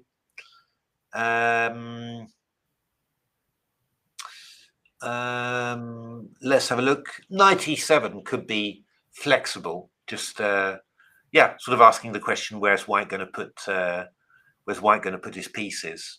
But it would be might be a little bit blocked. I mean, I might go H5 and Knight H6, but it feels a bit wrong now that I've gone H6. I really want to try and justify that H6 move. What else could I do? Yeah. So yeah, but getting the bishop to C5 does seem like a good. It feels tempting, doesn't it? I mean, I suppose even G5 could be. If you're feeling like continuing on the crazy. The only thing is, we told the juniors off this morning for going G5 like that. Before you'd got your king safe and before you knew where White was going to go. So I then think we can't really. Fair enough. Knight D2, H6, Knight D2, H6 is definitely a reasonable variation. I mean, I played it a number of times. The reason Mickey made that comment was that it was during the Tromsø Olympiad, and I was playing with Black. I was due to play with Black against Akopian in the England-Armenia match, and he's a big 3 Knight D2 expert. So I wasn't really planning to play 3 H6. I was planning to actually play 3 C5. But it turned out that Akopian was not only a 3 Knight D2 expert as White. He was in the French. He was a 3 Knight D2 C5 expert as Black. So all that preparation that I'd done on that, I didn't really feel like going for that against him. So I actually ended up playing a third line, 3 Knight F6, which I knew a little bit less well, but that. Akopian, he was the one that he'd done this interview, hadn't he? And he'd done this interview saying he does a lot of study outside the tournament, but during the tournament, he never does any prep or study. And it sounded like he wouldn't be then sort of specifically preparing for the game, but more just relaxing. But Levon Aronian told Mickey that they'd spent the whole day preparing 3 Knight D2 H6. That was the. He was bluffing then in that interview. That wasn't true at all. Yeah. Well, I mean, for a team competition, I think. But the thing is, I think they basically decided that of all the matchups there, the one with the biggest chance is probably, relatively speaking, was me being the biggest Black variance. against Akopian. That was the most tempting pairing, because I think Levon thought, well, I'll try and make a draw with White, with Black against Mickey on top board. Then on the third board, I'm not quite sure who we had. Oh, that was Nigel against Movsesian. But that one didn't go well, I seem to remember. That one did not go well at all, I'm afraid. But it wasn't one that they were particularly expecting to get. And then on the fourth board, it was Sargsyan against David, I think. Was it Sargsyan against David or against Gawain? I think so. I'm not sure, but certainly I think they felt that well, I know I'm not a professional, so I think they thought that that there were good chances there. So and I played a dodgy line as well slightly, so let's go for it. And then in the end, I played one of the main lines, 3 Knight F6, and that sort of I played quite well. It was a good game actually. It was ended in a draw. But yeah, that was quite. But I do think 3 H6 is not such a bad move, and I played it recently before the lockdown against Grandmaster Justin Tan, and managed to beat him at the 4 NCL. So there's a lot of decent stuff against 3 Knight D2. Okay, I'm going to move us on to the one the crowd has been waiting for. Keith against Peter Finn, who you might know as Checkmate a lot. Okay, and Knight F3. So I guess D4, didn't I? But I guess it'll turn out similar. No, it won't. No, it won't. I was trying to claim I'm getting it right when I didn't. No, Keith has actually been. I mean, Keith played an awful lot, during the online during the during the lockdown. And oh, you're so right. I mean, not just like a lot, like in every week, but it's been several tournaments a week, and including all these marathons, like playing 24 hours at a time or 12 hours at a time, and then he'll go on. And after he's done that, he's playing another tournament in the evening. I mean, he must play. I wonder how many games he's played. He's played very many. Played all the time. Let's have a look. How many games has Atomrod played? Blitz games has Atomrod played on live chess? It'll be a lot. Because he's a regular for the England chess players team in the one we commentate on, like Thursday nights and Sunday nights. He plays there nearly all the time, but then he also plays other things, and he's also been playing there's the Grand Prix that's going on that the ECF organised a sort of a rapid and a blitz Grand Prix, so your scores count over. Each month they have an event, and then they add up and you get a prize at the end. He's been playing a lot of chess. Let's have a look at that. So actually he's even played a lot of Bullet. I hadn't realized, but so he's played 5,000 games of Bullet, but 13,000 games of Blitz. 13,000 games of Blitz. There you go. So you should be in form. Although I guess playing slowly will be a shock to his system. Well, I mean that is the thing, of course. I mean, I've I was thinking somehow, just how much, how will it be to to spend time thinking and actually have to sit down and spend time over decisions. But maybe it just comes back naturally to you. I mean, I think. Yeah. The other thing about Keith is actually even before lockdown, he used to play quickly anyway in his normal tournaments, and he used to play a lot of chess and play quickly. So I think maybe it just doesn't make that much difference. Yeah, it's true. I think certainly Keith is somebody who tried to limit the amount of time he spent thinking and try and keep fresh during the game and and that sort of thing. So Macbeth is saying his brother Nick has also played a lot. Oh my goodness, yes. But that's a lot of games. It's a lot of Blitz games. I mean, I played 5,000 Bullet games in total. On the same side, but that's Bullet. I mean, you get that goes a lot more quickly. I mean, Blitz is 15,000 Blitz games is a lot, really. But he's played this opening a number of times, actually. I've seen him playing it. These Englishes in this way, and which he wasn't really playing before. So, I mean, he has picked up, I think, that's one of the good things about playing a lot of Blitz and Bullet. You can try openings and gradually figure out an opening that suits you, and that works well for you. And I'm sure that Peter's prepared this quite carefully because he's a very conscientious player. He would have prepared. Yeah, he would definitely have prepared this. So bishop e7, d3. Mind you, he has used up a lot of time. So maybe he was expecting Keith's kind of other lines. Could be. Yeah. It's so I don't know. I mean, I guess castles happens with black. And then, but then one goes bishop e3, rook c1, d4. This looks like quite a decent attempt for white to have a slight advantage. I think it's easy for black to get it wrong, to be honest. Because you've got to watch out. The knight's going to move away, and then the knight comes to d2 to e4, c5 could be hanging. It's probably with good accurate opening play you can get past it, but yeah, you've got to remember all the lines and all of that. So yeah, we'll see. I think in general, Keith's probably very happy with the opening he's got. And of course, yeah, he's used no time, and Peter's already thinking for 20 minutes. So, yeah, okay. Let's see the next one. So this is Steve Willison against David Eggleston. Ooh, some aggression there. Let's see how. So this was an e4. Another French defense. Indeed. In vogue amongst the British players. Yeah, I don't know. I mean, you often wonder, obviously Anish Giri recently did a course on the French.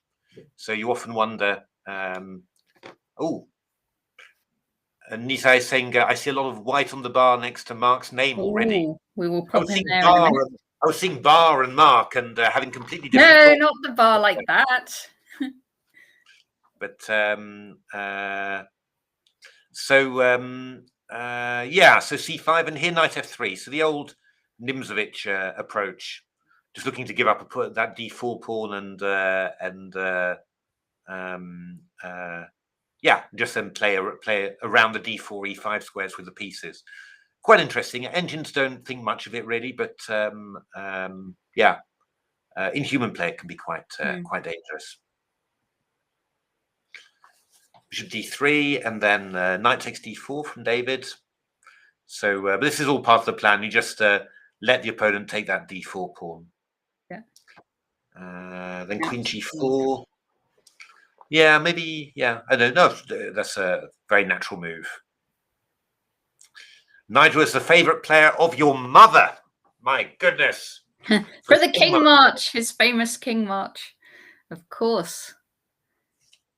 Yes. I heard him talk because he's recently published his book on his game. He's winning his games, and he didn't include that King March. But then I think Peter Spidler put it in the intro, so it did still get in there. Ah. When we interviewed him, he asked us specifically not to ask him about the King March. So yeah, but we did manage to mention it. So castles, knight c6, and bishop f4. Bishop f4 is a bit funny, maybe. Rook e1 feels a bit more natural, and then just wait. Yeah, just wait to see where you put your pieces. You might want to put the bishop on g5, and that sort of stuff. So yeah, bishop f4. I mean, if it was John Spielman playing, I'd be expecting h5 and g5 coming in pretty soon, to be honest. Which, to be honest, is yeah. I probably expected if I was playing black as well. So kind of my favorite move in these structures. But yeah, I mean, looking quite nice for black in principle. But yeah, it's quite a normal opening. Okay, Andrew did play e4, you see. Against Oliver Stubbs. So we saw Oliver Stubbs in the he was in the Online British, wasn't he? Indeed, yeah. Yes. Another French. You're having a laugh, everybody. It's all the French. Yeah, Brexit, but still playing foreign openings. So it's knight d2 from Andrew and c5 from Ollie Stubbs. So playing probably the I guess probably the best equalizer as black. But I always find it. It's what Geary recommends. Okay, I find it a little bit tricky myself. I've done a lot of work on it and all that, but I've never felt 100% happy with the positions somehow. I always have the uncomfortable feeling that I'm slightly worse, but and with maybe not that many chances to achieve something. But okay, it's a good line in principle. Hellraiser is guessing who's in book and who's out. I guess these players are still in book for a little while longer. Yeah, because we can see the times of their moves. They're both playing very quickly so far. And actually, nobody even spends more than a minute in this game. Yeah, no, this is going to be theory for quite a while. Move 11. Yeah. This is going to be theory for quite a while. Theory for a while. Takes, and knight f3. C takes d4. Takes, and bishop c4. Yeah, now we've got, well, there's several moves. Queen d6, queen d7, queen d8. Queen d7 is quite sexy, but queen d6 is the normal move, and that's the move that I've analysed the most, I think. I think queen d7 was played by Sam Shankland, I seem to remember. And queen d8 is much less common. So yeah, I'm not sure. Is this what I don't know whether Sketos? Do you know which one Anish recommended? Was it Queen D6 or Queen D7? I've been meaning to look at that French course for ages, but I haven't. I've never actually got round to it. Queen D6. Okay, fair enough. That's the most solid. So castles, knight F6, knight B3. The winner with poisoned pawn. Oh, good lord. Okay. Knight c6. Takes. Now he plays for me an unusual move, Oliver, because a6 was what I really what I was always looking at with black mostly. A6 and also following up with h6 quite soon afterwards, and yeah, very interesting basically. But black plays bishop e7 here.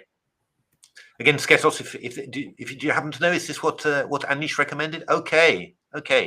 Recommendation of Anish. So quite an unusual one, actually. So our prediction here is that Ollie Stubbs does have that DVD and is playing. I think so. Yeah. Gary's recommendations. I think that's probably true. So c3, castles, queen f3. Yeah, I mean Andrew, a very sensible player always, basically. So he's just playing good, sensible moves here. Queen c7. I think he's probably out of book there. He's starting to think for a little while. Yeah, it's funny because of the ledgers. There's 3 brothers. There's Andrew, Steve, and Dave, and they all grew up playing chess, but they play completely differently, don't they? Because Andrew, English and solid style, and then Dave plays the Alekines, and Steve Ledger does this kind of crazy Stonewall Dutch stuff. And so it's fun because I've played against all 3 like loads of times. Yeah, I haven't played against the others very much. I've played against Andrew quite a few times, indeed. So I think I've got a sort of a good record, but quite a few draws, actually. So I always found him a tough, sensible player, actually. Think, sort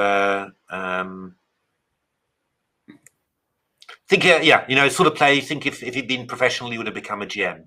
I think he was good enough for that. So knight d4, bishop d7, and rook e1. Yeah, I mean these are very. His brothers could have become GMs if they'd been professional. No. It's funny how it all works, isn't it? Yeah. No, I mean Andrew just had just had a good feeling for chess. I mean just a very a sensible player. Good in all phases of the game. And all that. Whereas his brothers were a bit more, less professional, I suppose you'd say, less disciplined and all that, and they just did a bit more what they fancied, really. Whereas Andrew was more, looking at the position and thinking. I mean, they all still enjoy the game, I think. So that's I mean, it's sort of nice, isn't it?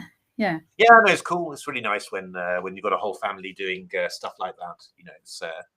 But yeah, I mean, they're all they're all good players. I mean. I guess Steve is about. They're both about. I don't want to slander anyone, but they're all about 2,000, 2,100, I think, aren't they? They're more than that. Yes, okay. So yeah, I'm remembering from my youth. Well, I can place it more because they were always a little bit higher than me, and I got up to 2,200. So okay.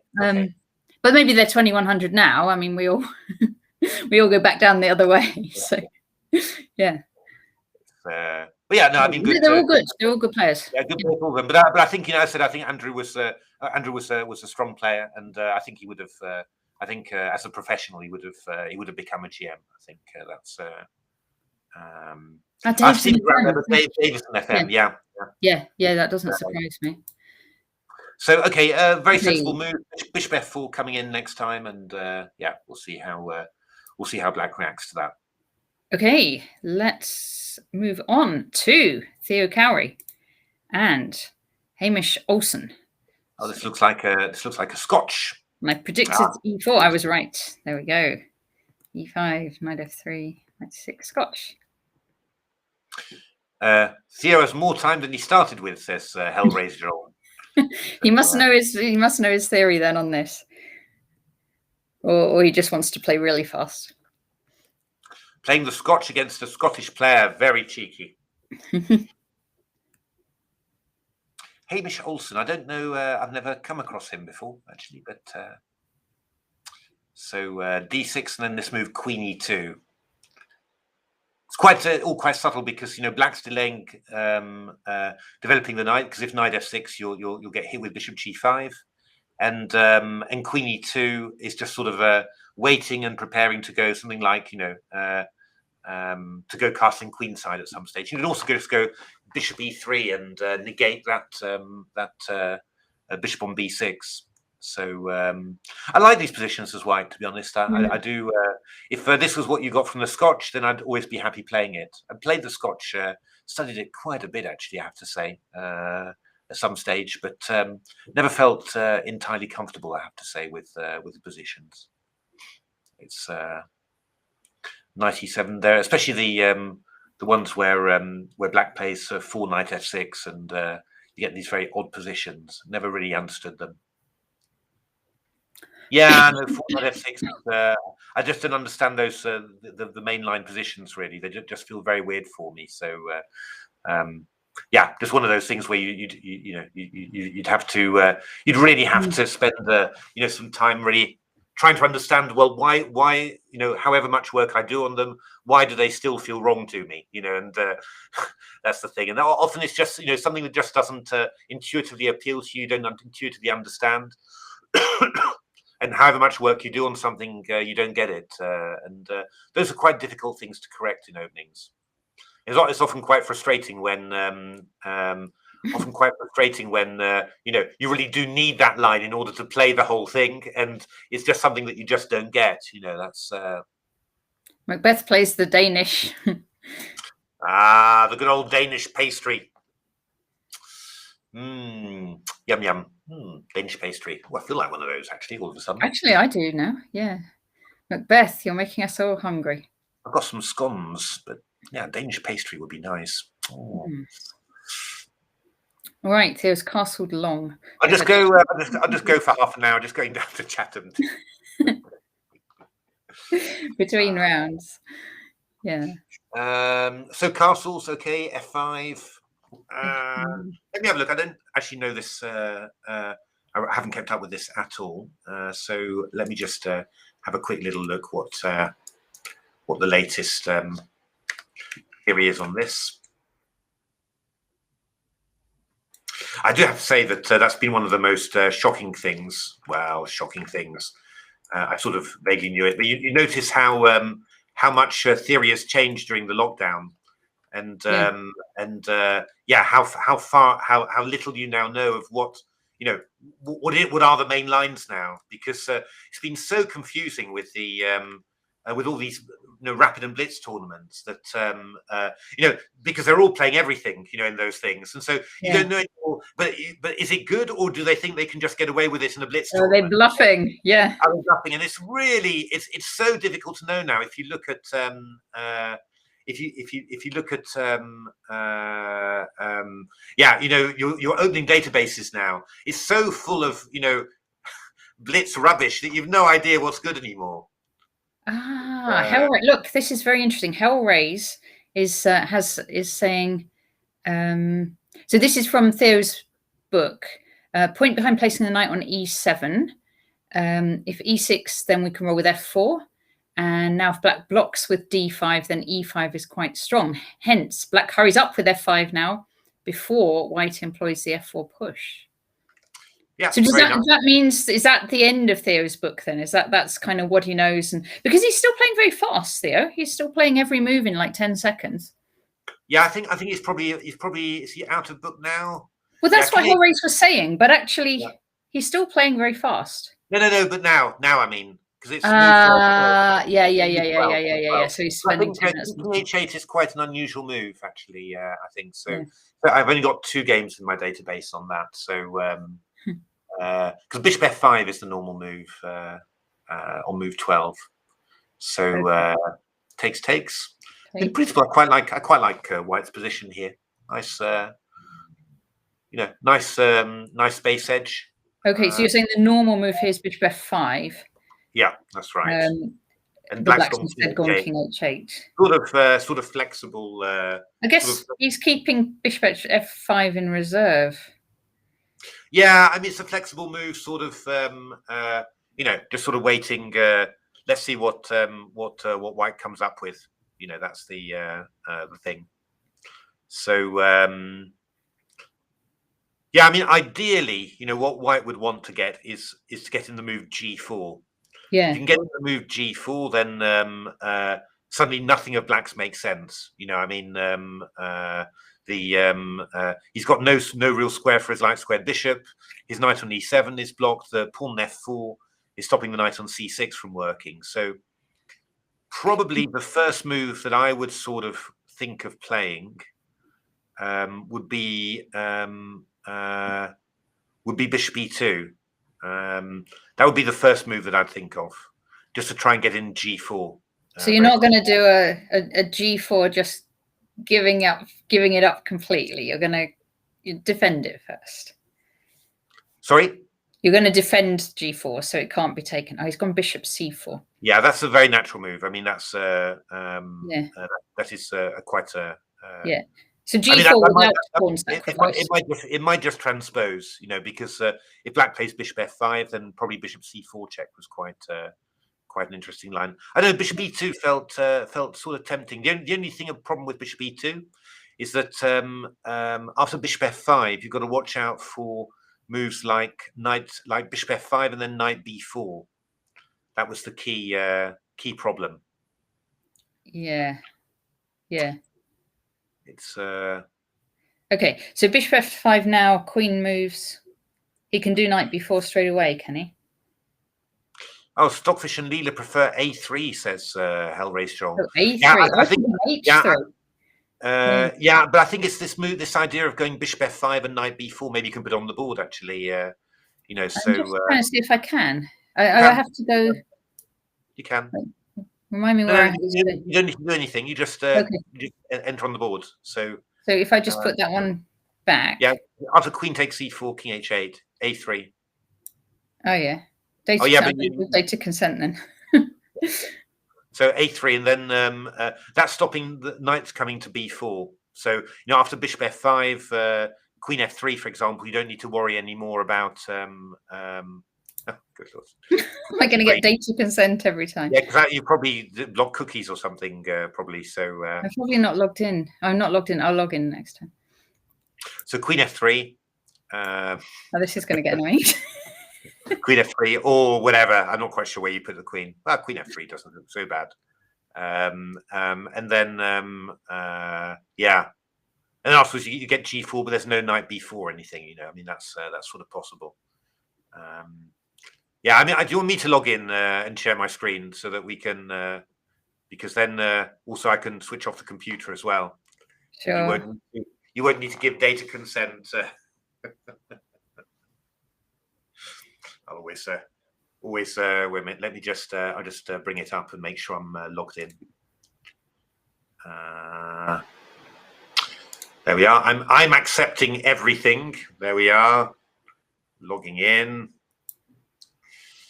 And let me have a look. Do I get the just bear with me whilst I find the British Championship round 1. There we are.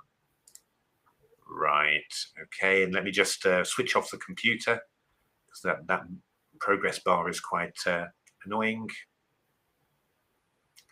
And then was it switched off already? Taking a little while to load. Give me a moment. Oh yeah, switched off already. There we are. So okay, right. So shall I share my screen, Natasha? If you like. Or you can accept if you like. But I think it's probably handy, isn't it? I've switched off mine. Okay. Wait a minute. There we are. Oh wait a minute. There we are. We'll just put it like that, and I will move on to, where are we? There we are. Share. Let me try and, how's that looking? It's looking all right, isn't it? Sort of. Bit hard. Can you turn off that right-hand side? It's a bit big. Yeah. How can I do? Can I do that? I don't know. It wasn't on mine. I don't know how I did it, but I did do it because it wasn't on mine. Okay, wait a minute. No. If you leave it, and next time I'll log in and do it. Okay, fair enough. Fine. So, notation chat. Oh, there we are. So, okay, this is looking pretty good. Let's just go back to, we were together with Theo there, weren't we? So bishop c4. Yeah, so I mean, what I was thinking, I was looking at going bishop e2, but then you've got this move bishop f5, and yeah, where you're going to put your queen. If you put it back to here, which looks vaguely reasonable, to go g4, then you could be caught out with knight b4, because you've got bishop c2, knight takes c2, knight takes a2, and that could be dangerous. So I imagine that that's the kind of the reason for the move a3 there. That just stop knight b4, and after bishop f5, you can go back somewhere. I suggested queen f3. The computer doesn't like that at all. Looks very reasonable. Queen e3 might be possible, but that's the basic, the basic idea there. So bishop c4 from Theo, and now we've got to have a little look to see. Board too small now. Yeah. Sorry. Oh, you carry on, Matthew, and I'll fix mine in the background. Okay. Oh, good Lord. Sorry. Just clicking. Yeah, I'm trying to work out how to make the board bigger. It's all right. It's all right. You just carry on talking, and I will log in. I can't. Oh, wait a minute. If I do it like that, is that a bit bigger? Ah, there we are. How about that? Is that a bit bigger? The board? It's probably about as big as I can get it, I think. But okay, that's great, brilliant. So sorry about that. Okay, so what have we got for black here now? Ideas. Well, I suppose we could have a look at knight b4. That's one idea. What's the idea of that? The idea is if a3, then I'm going to go bishop f5. That's going to be the idea. Oh, recommended based on this game, winning with the Scotch. Indeed. That's an idea. Not 100% clear. And the idea is, of course, if you don't do anything else, we've got knight takes a2. But probably this is not so dangerous. I mean, for example, if you do go something like a3, bishop f5, probably go queen f3, and if knight c2, you can go g4, and this bishop on f5 is well, in trouble, and this knight on c2 is in trouble as well. So it might well be that this is just not a particularly dangerous threat.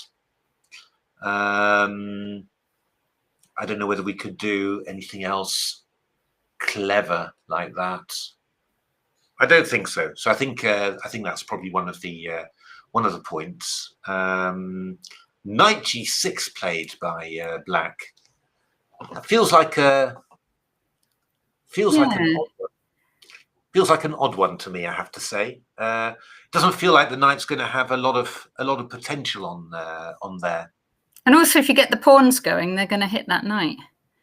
Well, I mean, the h4 to h5 is just sort of appearing in your head like a red flag, really. I mean, I think g3 here is quite simple, and then afterwards we just sort of ask black, what are you going to do? Could play bishop g4, could play bishop f5, but yeah, I think in all cases you're kind of covered, really. And as I said, once you start getting this guy rolling, then this knight on g6 is going to be rather short of squares. So yeah, knight g6 feels a little bit doesn't quite feel right, really, but yeah. I would have thought just a sensible, solid g3 move, and then put the onus on black, really. Let's just have a quick look, because I think there's just one game that we haven't seen. Two games. No, one game, actually. Oh, Freddie Gordon gets the... Bye. Yeah. Point by, in actual fact. Yeah, it looks like it. So this is Neil Bradbury against Meraf. That's Amir Abbas. We've commented on Amir Abbas before. Oh, Amir Abbas. Okay, indeed. I didn't see the first name. So d4. Catalan. Oh, Bogo Indian with c5. I played this with black, and yeah, bishop g2. So yeah, it's a very solid reply from Neil. The most interesting lines are from bishop takes b4, and then after c takes b4, then bishop g2. There was a recent very important game in the candidates between Alexander Grishuk and Anish Giri, and Giri played this with black, and yeah, it just he just suffered a lot, Anish, and lost this game, which was quite crucial for securing Jan Nepomniachtchi's qualification. But bishop g2 is very solid, and actually is kind of one of the reasons why I decided I wasn't going to look at this line too much, because this was so solid. I wasn't sure at all how I was going to create any unusual play in it. So takes knight f3, knight c6, knight b4, taking. That's not sure about taking really. Knight e8. So I think black's also looking at the time that he's taken. He's not feeling 100% happy with the position, which you can understand, because we've got white's got a nice space advantage, and we've got this this bishop on g2, playing along the long diagonal here. I think yeah, white's got a very nice advantage already out of the opening. Now, we did promise to pop back in on Hebser's game, didn't we? Oh, we certainly did. Because someone was talking about the bar, which I take to mean the evaluation bar. So it was c takes d5, knight takes d5, bishop d3. We've got this very typical, oh dear, we've got this very typical IQP, but b6 is a typical mistake in actual fact in this line. Knight takes d5, takes, and then the old bishop takes. Oh no, Louise. Queen c6, bishop f5. It's not as bad as all that, because black gets the two bishops at least, and the pawn that you lose is the h7 pawn, so it's not the most critical one on the board. But yeah, I mean, white is now a pawn up, so in principle, very pleasant for white, and a good start for Hebs.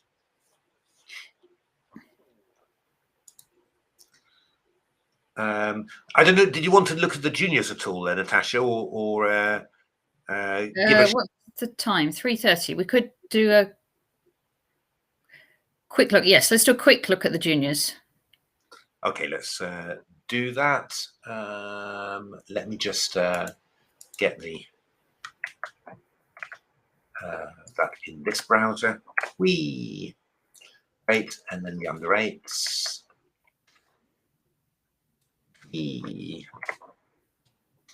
Great. Okay, let's have a. We won't look at the whole games. We'll just look at the current position. Yeah, no, that's right. So, Kai Hanash against Alana Ashton. So Alana, we've seen, had two very quick wins with white from kind of gambit-y type positions, and Kai has been playing some good games. Yeah. So how's this one? Yeah, so white's a pawn up, basically. Black has the two bishops, so there's some compensation there. Oh, wait a minute. But it's black to move, and rook takes b2. It's going to be quite decent. So I think, yeah, it's quite a sharp position. Yeah, I'm slightly worried about the black king, that it might get hit by something. Also, the open f file might give white some tempi with knight g5 or something. So it's a very sharp position. I imagine the white's slightly better in this position, but very unclear. So quite interesting there. Oh, Jan, a very quick win for Jan Murawski. Look at this one. Yeah. So he's just been he gave away a piece in the other game, and but won quickly all the same, and this one too. So Jan is looking in good form at the moment there. Another person who's been in very good form is Harry Bryant, who's been attacking very nicely indeed. This game against Shambhavi Hariharan is quite even in actual fact. So I mean, black's got a good position, but nothing wrong with white's position either. So looking odds on for the draw, but we will see how that is going. Emil Steiners against Alfred Soulier. Oh, another Makoganov for Emil. He lost against Harry in the first round in a stunning game, I have to say, from Black. But in this one, it's going much better. He's going to get his h5 in, and this is looking very worrying for Black. So indeed, and then let's just do the last one there. Rupert Marston against Sian Ward. So yeah, b5 is coming in here. White should organize e4. Black's completely fine in this position, you know. Yeah, I guess plenty to play for there. Having a look at the British under 8s, we've got George Chen, the Battle of the Georges on okay. board 1. Chen, and this is a bit of a sharp one. What's the opening there? Visually looks nice for Black, I think. 1, 2, 3, 4, 5, 6. Yeah, 6 3 pawns. I'm just what I was just slightly wondering about was are we going to get caught tactically? Because I can just take on e3, and after takes, I just take with a bishop on e3. Okay, how does that all go? And then after rook takes, I go rook f1 check. Ooh. And after king e8, I go queen g8 mate. Oh gosh. Or not mate. You can go queen f8, but I mean, queen f8. You're winning. So so I think there's this king on f8. I mean, it's not a natural place for the king, right? I mean, it should on h8 it would look normal, you know, this position, but here I'm a little bit worried that that something's there's a bit of a tactical problem there for Black. I mean, I guess if they take, you then don't retake straight away. You might. Yeah, but go rook e4. Well, I go rook f1 check then again. No. I mean, if f takes e3. Okay, yeah, rook e4. That would be maybe rook d4. He didn't take. He didn't take. So okay. Well, you would have thought that that would give Black some additional chances. I mean, at the very least, you could take on f2 or something, you know, at some stage. So yeah, quite balanced. It's going to be a tense one, I think. This one. Kushal, that was the. That's the one I played in the over the board tournament. Nice to Black. This one. Position's quite blocked, but the white knights don't have very much scope at all. Black's going to have h4 and maybe be able to do something on the c file. So I say Black's got a slight advantage here. And this one agreed drawn between Yishang Han and Zoe Veselo.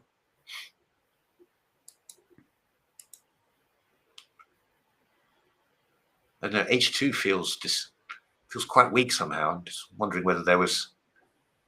Oh, we also had rook e2. Oh, I don't know, it's a draw, but they're still playing. Still playing, maybe. Yes, live. Okay, so it's just maybe a wrong score. Adavit Kirti Kumar against Ridvik Deepak Ambatu. Looking very good for Black there. The Junior Championship's over, only 5 rounds. Yeah, I guess.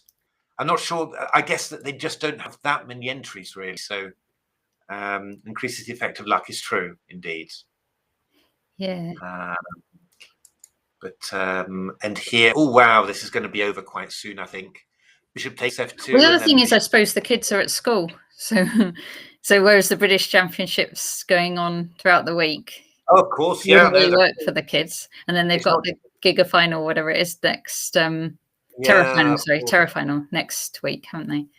Of course, yeah, that's true. That is true. It's you forget that, really. Yeah.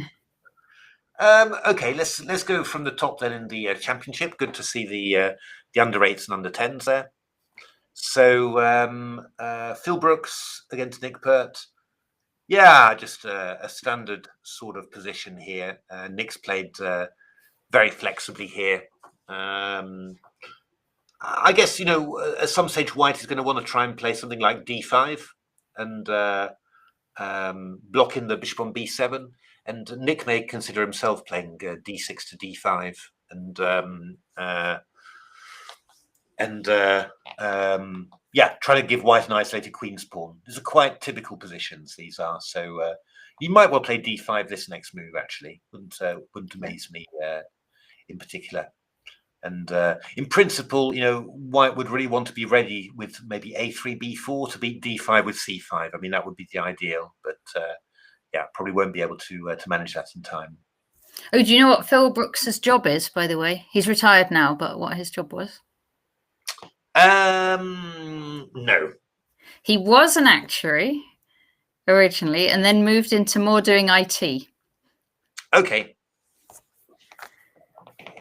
So I'm an actuary and you do IT. So it's similar to what we've done. He is combining both of our best qualities.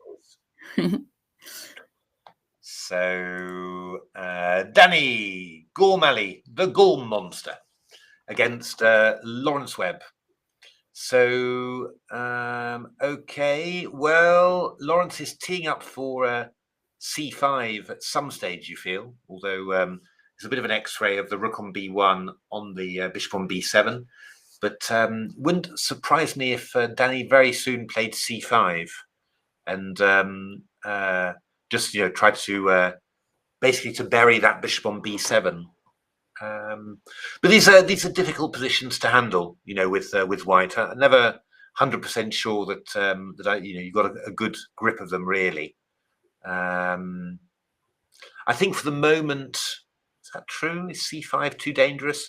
c5 feels like it should be too dangerous because I don't know, a waiting move. I'm trying to find a decent waiting move, actually. Or maybe that's one of the things. Maybe there's not a really good waiting move for white, and I don't know. Maybe something like bishop d2, for example. If you go c5, takes, you would have thought that there's something here that you could do. That exploit the bishop on b7. That's the point. So maybe black could just drop the bishop back. Yeah, if you went back there, I could probably easily take on and go bishop a6, something like that. Maybe a bit awkward. But I have to say that c5 would really be the move that I'd be thinking of. It stops both the rook on c8 getting active and the bishop on b7, so it feels like a good one. The only thing is that black plays c6 presumably, and then afterwards you've got to try and work out what you're going to do with white. But maybe could that be a decent idea to play knight e5 here? Certainly an idea you could consider. And then you're just going to aim to play f3, and chase the knight back from e4, and then claim that your big space advantage that's doing the biz for you. That would probably be quite good, in all fairness. So I'd expect c5 from Danny. He's played c5. Yeah. Took just 3 minutes on it, and that's fairly normal. So Danny's looking at the moment. Danny's looking quite good there. So Svetlana Suksikova against Marcus Harvey was a Catalan. Marcus didn't go for the modern Benoni option in the opening, and played quite a sharp modern line. Queen e2 now, hitting the pawn on c4. Both players have spent quite a lot of time thinking, actually. So it sort of makes you think that maybe the Catalan wasn't quite what Marcus was expecting, and what Marcus has done wasn't what Svetlana was expecting. So Marcus does normally take his time a bit, doesn't he? Yeah, he's not a fast player. It's true. Because I played him at Southampton and I got a really good position against him, and Andy was in time trouble, but then he just started playing really well. Yeah, and I'm wondering, what should black do in this position? I mean, white's going to take on c4, but maybe after a preliminary rook d1, rook c1. So black's got to work out some sort of counterplay now. I mean, is he going to play for e5 at some stage, and break open center like that, or is he going to try and hang on to the c4 pawn? That'll be tricky, but might need some sacrifices then. And Is that true, Nisa? I always remember him as not such Oh, a. is he? Very speedy. Really? Okay, I could be misremembering. I thought he had a good think sometimes. Fine.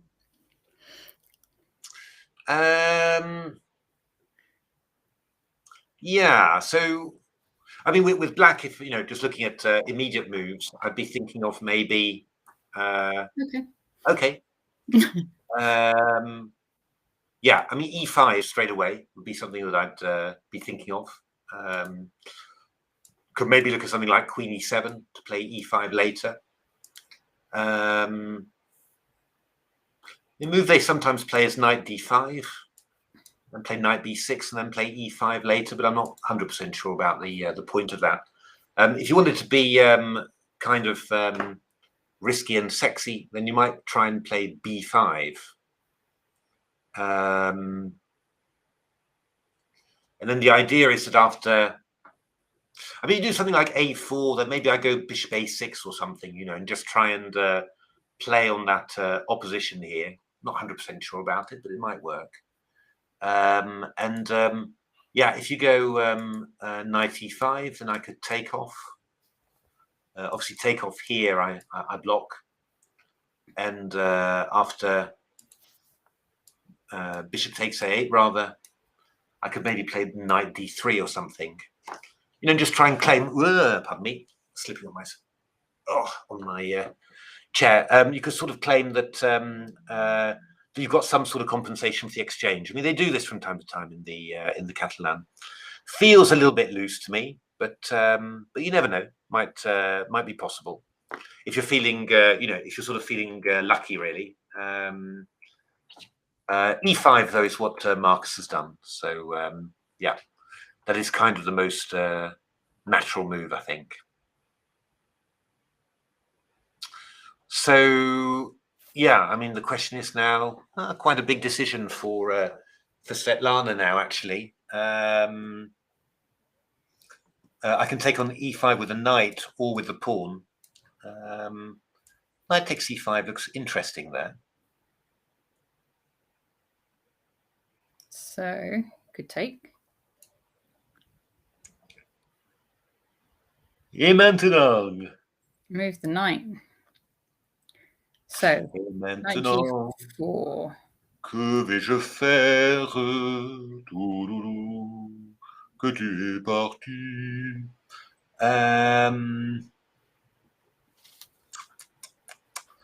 Okay, so let's just try the obvious f4.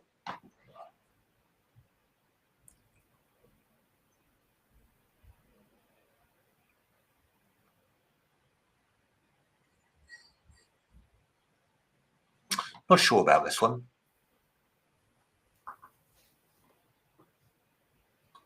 Not sure at all. I mean, that knight g4 is a little bit off, off center really. But maybe I can fight with queen d3 or something. Threaten bishop d2 and then e3 is hanging. Maybe that's possible. Could be.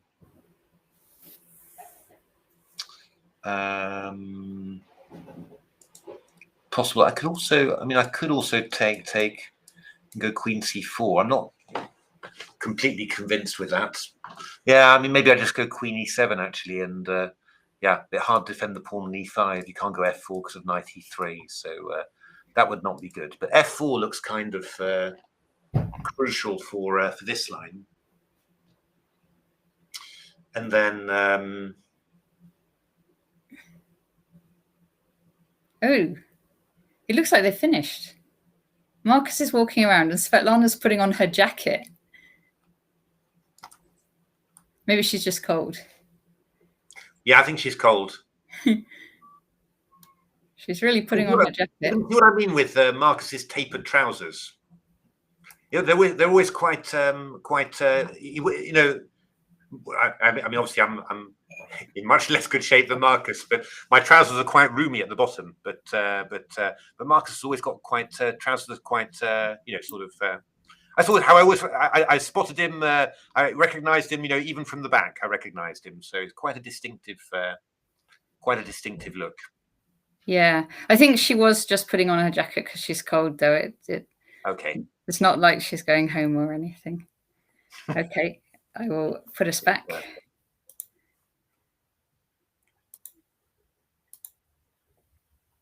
All right, so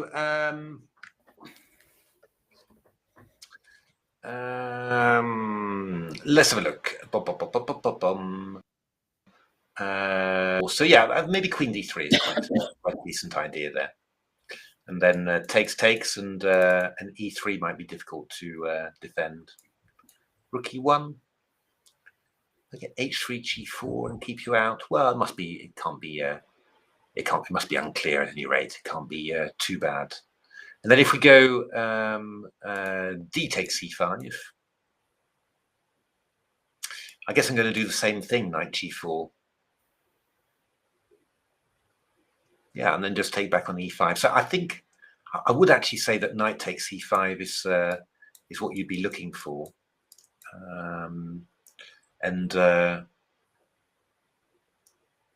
Yeah, I mean bishop G4 would be maybe interesting. Knight G4, F4, and then Queen D3. That's basically what I'm thinking there. And I think takes, and then Rook E1. What do you think about this, Natasha? Well, okay. So I think I want to, if I'm black, I want to sort of close off that diagonal a bit and then get my bishop out. So maybe C6 and bishop F5 sort of thing. Well, maybe not bishop F5 though, because they can just. Yeah, I mean, the point is you're going to get chased back by something like this. That's what's worrying me slightly. Or even, I don't know, E4 maybe. I'm not sure which one. But so that knight's not too comfortable on G4 then. No. I mean, it's sort of. I mean, it's sort of. Yeah, I mean, the other possibility. It felt a little bit odder, but you could just go knight D7. Yeah. The only thing that I was wondering about a little bit more was well, I mean, first of all, F4. You're a little bit cramped here somehow, so there might be that might cause you some problems, and also stuff like bishop takes B4 takes Queen C4. Queen E7 now. I can play F4, for example. Can you not go knight E5 though? Yeah. I could go knight E5, but that was my knight E5. I go Queen B4, so it's a pawn sacrifice now, which you have to justify. And I don't know. I'm not 100% sure that this is super for black.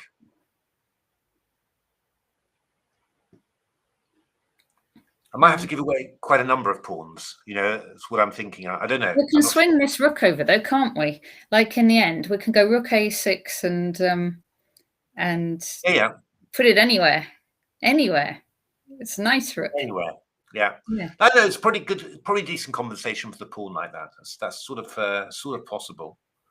But yeah, I'm not 100% sure about F4 in that. What exactly you're going to do? It could go knight C5, but then I take, go Queen C4, and I'm hitting this knight, so I'm getting a tempo as well.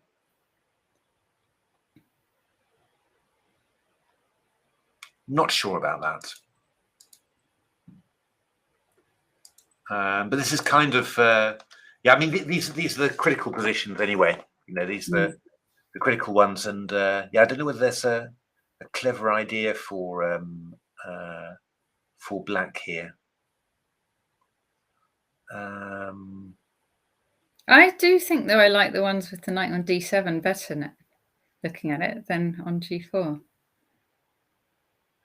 Yeah, I mean, just thinking of something. I mean, I could try bishop F5. Okay. I mean, I quite like the ones with knight g4 simply because it's the most active. You know, I mean, you're going for the maximum. That's you know, which in general I quite like. But yeah, I'm not 100% convinced that it's the best one. Obviously, I was wondering about this because you could go h3, and then you could go. Also, all a bit complicated, really. I was thinking about going bishop takes b1. That was the idea. Yeah. So bishop takes b4. Bishop d3. Queen g4, ab. Which I mean is, I mean, if you're looking for a murky game, then you know you've got it really. So it's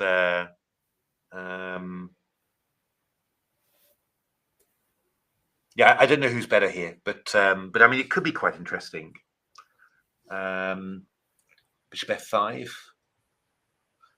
Could go e4, and I was just wondering, you know, do I have something now? Maybe queen d4.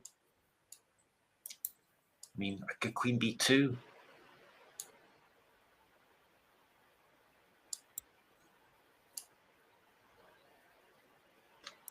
Yeah, I don't know. Total mess, really, I suppose. Takes, yeah, maybe good for white. Danny Gormali's position is looking good. Let's have a look. Oh yeah, we saw that, didn't we? Yeah.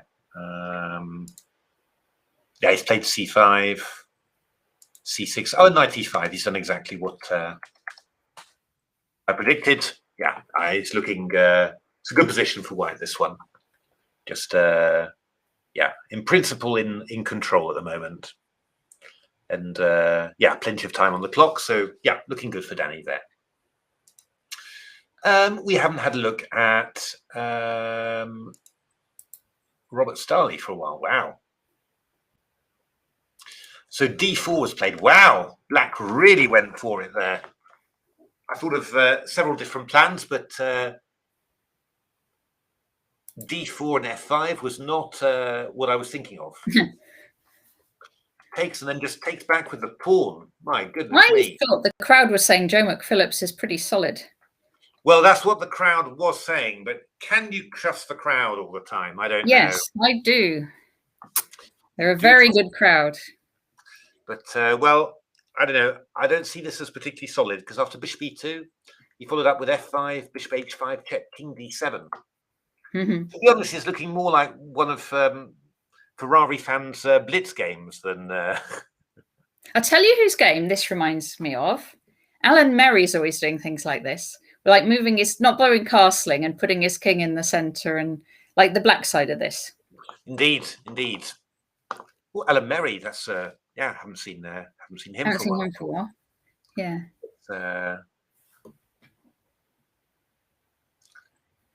But in principle, this doesn't look so bad for black. I suppose the only question really is that you're asking yourself is that d4 pawn, is that really going to survive the course, or is it going to have some problems? But, I mean, you know, white goes knight g3, and then I go probably knight f6. Throw in a bishop b4 check somewhere, maybe.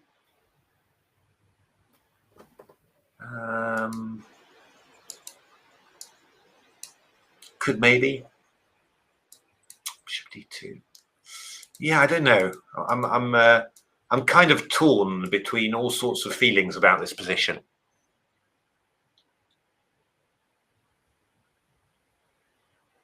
But I mean, there's all sorts of crazy stuff here. I mean, you know, you can go bishop b4 check, bishop d2, knight e4. Yeah, I'm sorry. I should be condemning black for his play, but it's king developed. Yes. Looking vaguely like he might get away with it. No, this is just terrible. Of course, d4 is hanging.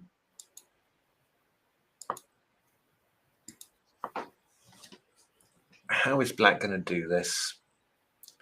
Is knight f6 the right way to do it? There's all sorts of tactics in there, but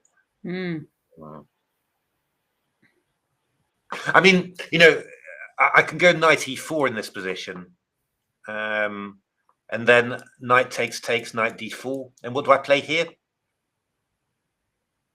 You mean you got something? I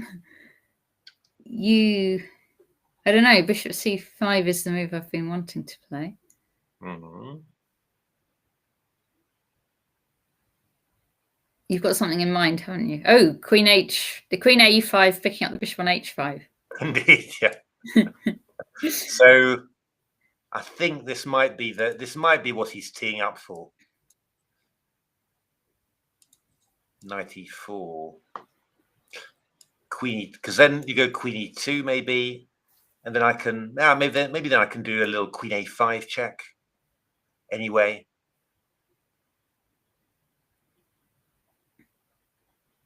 I mean, this bishop is not particularly good on h5. Yeah. It's really out of the way. So it does look, yeah.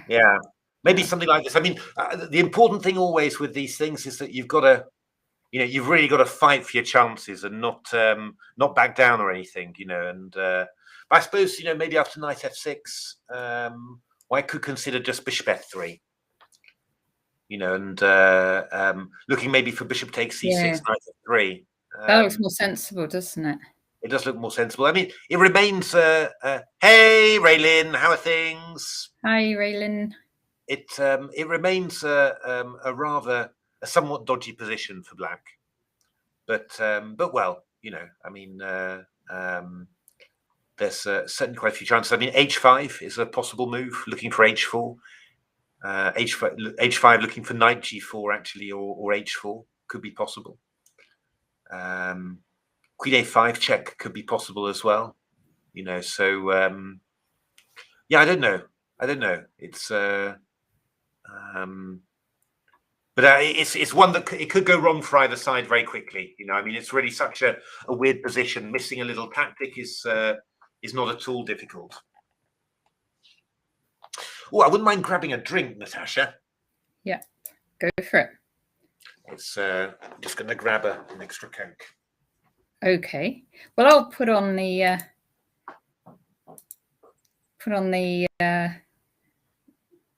video for a while. That's Marcus walking around, and I might grab myself a drink as well. So let's turn us two off and just keep it on there.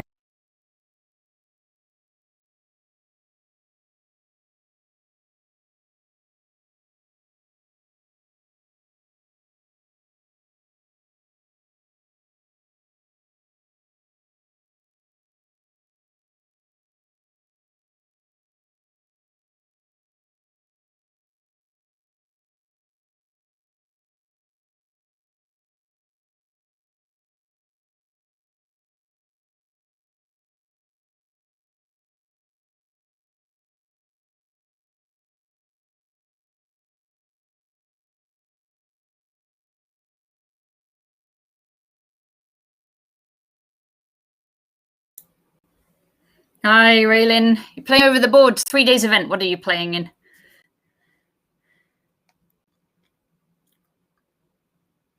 Okay, I will get my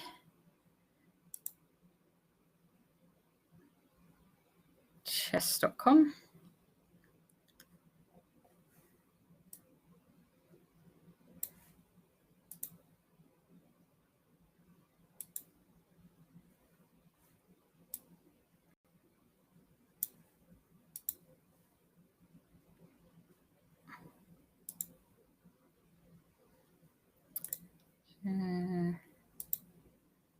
There we go. Okay. Fine. Let's see.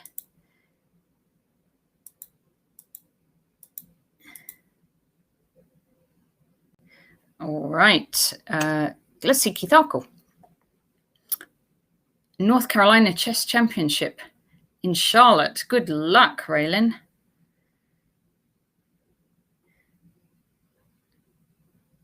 Okay, so Keith is heading towards an endgame. He is famed for his rook and pawn endings. He's going for a rooks and bishops and pawn ending today. And what he's managed to do is constrain checkmate a lot's, Peter Finn's king to h8 And now he's coming in with his bishop. Yeah, so what's he doing with this? I think he'll get his... So black can't cut it off with b6. And if black tries to develop... So black's plan to develop is like rook b8, it could be.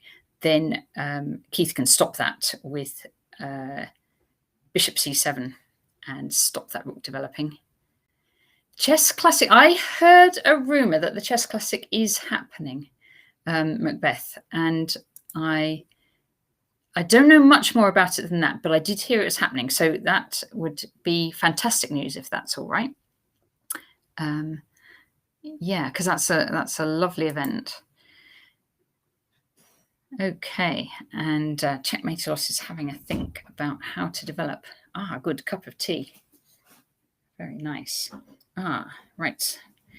Someone's saying Pert has a better opening. So let's see Nick Pert then against Phil Brooks. Okay. And so they're still playing quite a sort of slow positional game here. And Phil's having a bit of a think. Oh, he's been thinking over 10 minutes on this move, so he's having a good think here.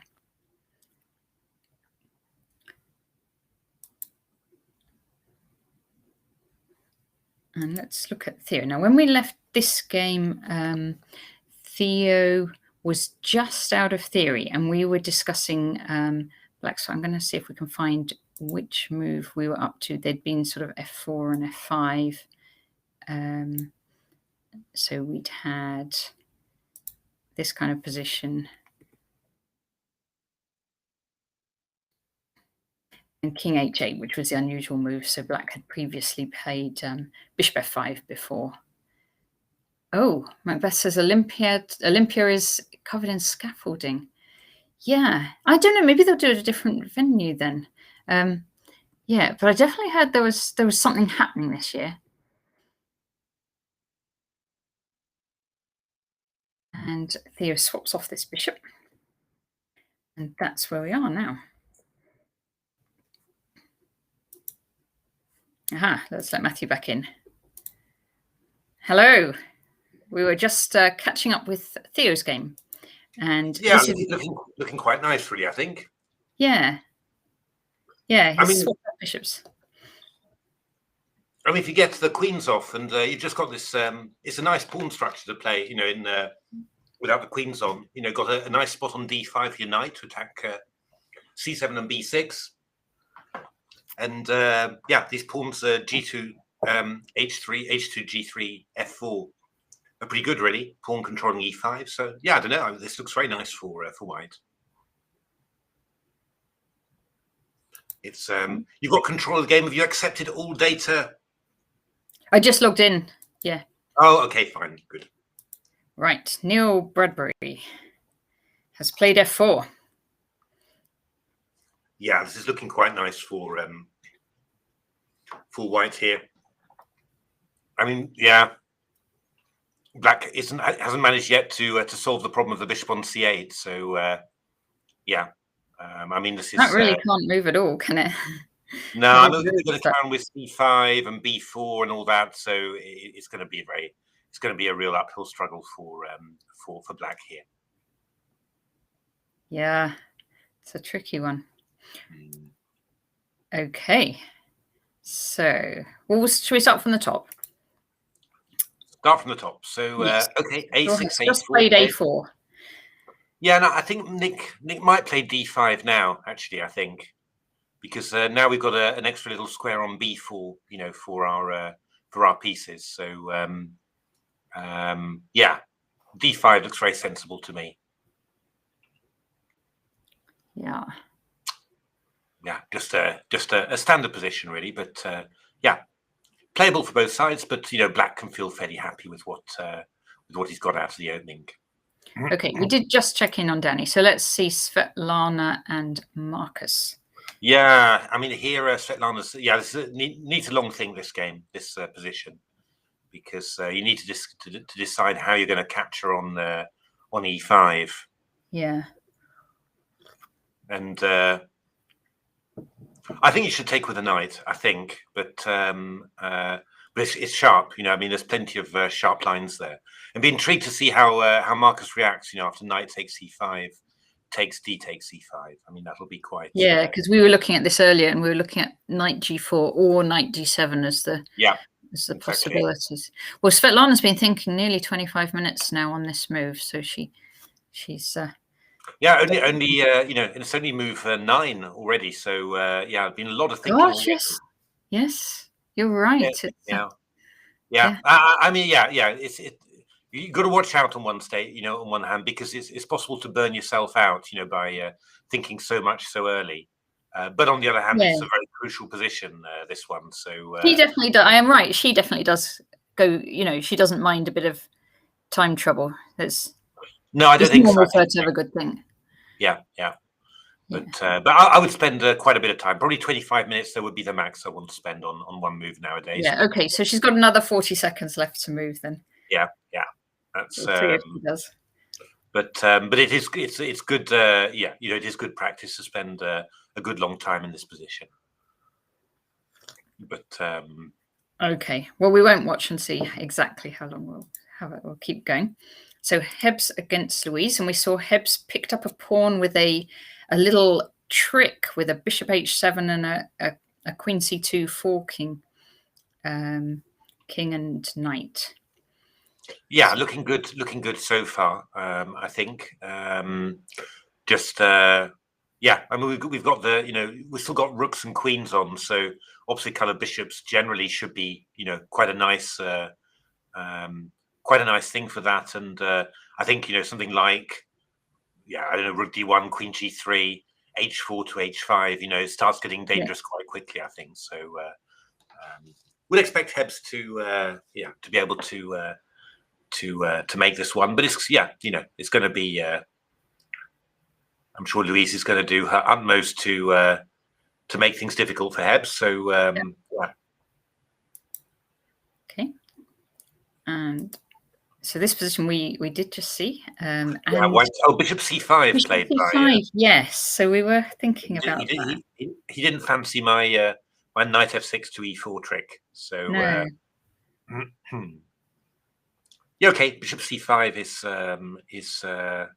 is okay. Just looks normal, doesn't it? Yeah. Bishop coming to b6. Yeah, I don't know. I'm not quite sure. I mean, I'm very tempted really to castle queenside with white. Bishop d2 castles, but that's true. White has not moved the king. Black has moved the king, but white has not. Yeah, I would. I'd castle queenside. And I mean, with that bishop on c5, somehow you have the feeling that you're going to have to do lots of stuff in order to. Sorry, just close the door there. You'll have to do lots of stuff in order to castle properly, whereas castling queenside looks easier. So I think I probably want to do that. And but it's just the pieces. Yeah, I think this is what Robert Starley is going for. But just that your pieces are just a bit knight on g3 restricted by the pawn on f5, bishop on h5 over. I don't know. It doesn't quite feel as good as as you feel it should be, really. So these ones have only played 13 moves as well. That I understand. I mean, this is a wild old position, this one, and I think Joe has been doing his best to confuse everything in the position. So this is kind of one that really does need a lot of thinking. Okay, right, Keith and Peter, the bishops.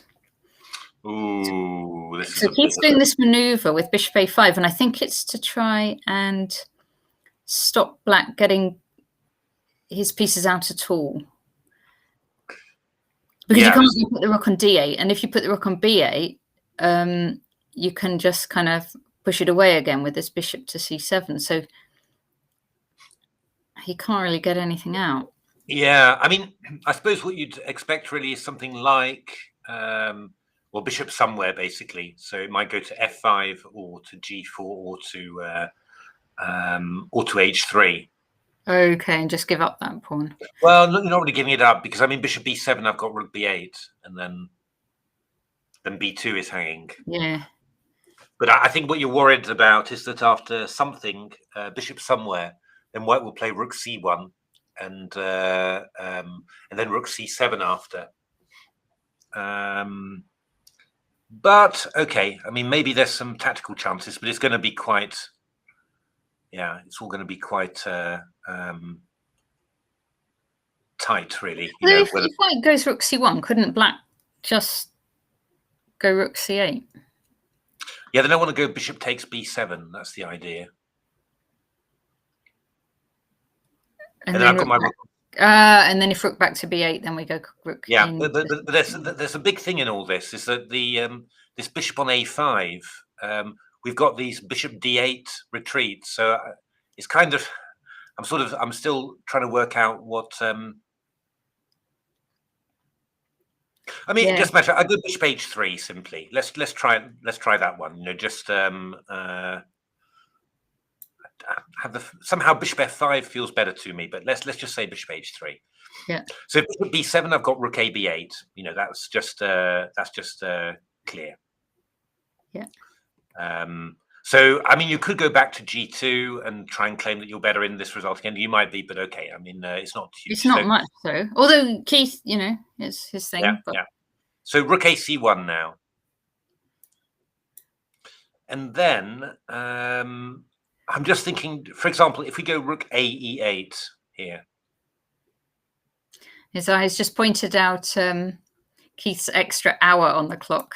Yeah, no, I mean this is gonna be part of it as well. But so the idea is that if you go rook c7, I go bishop d8, which is actually rather annoying. Yeah. Annoying. And if you go bishop takes b7 instead,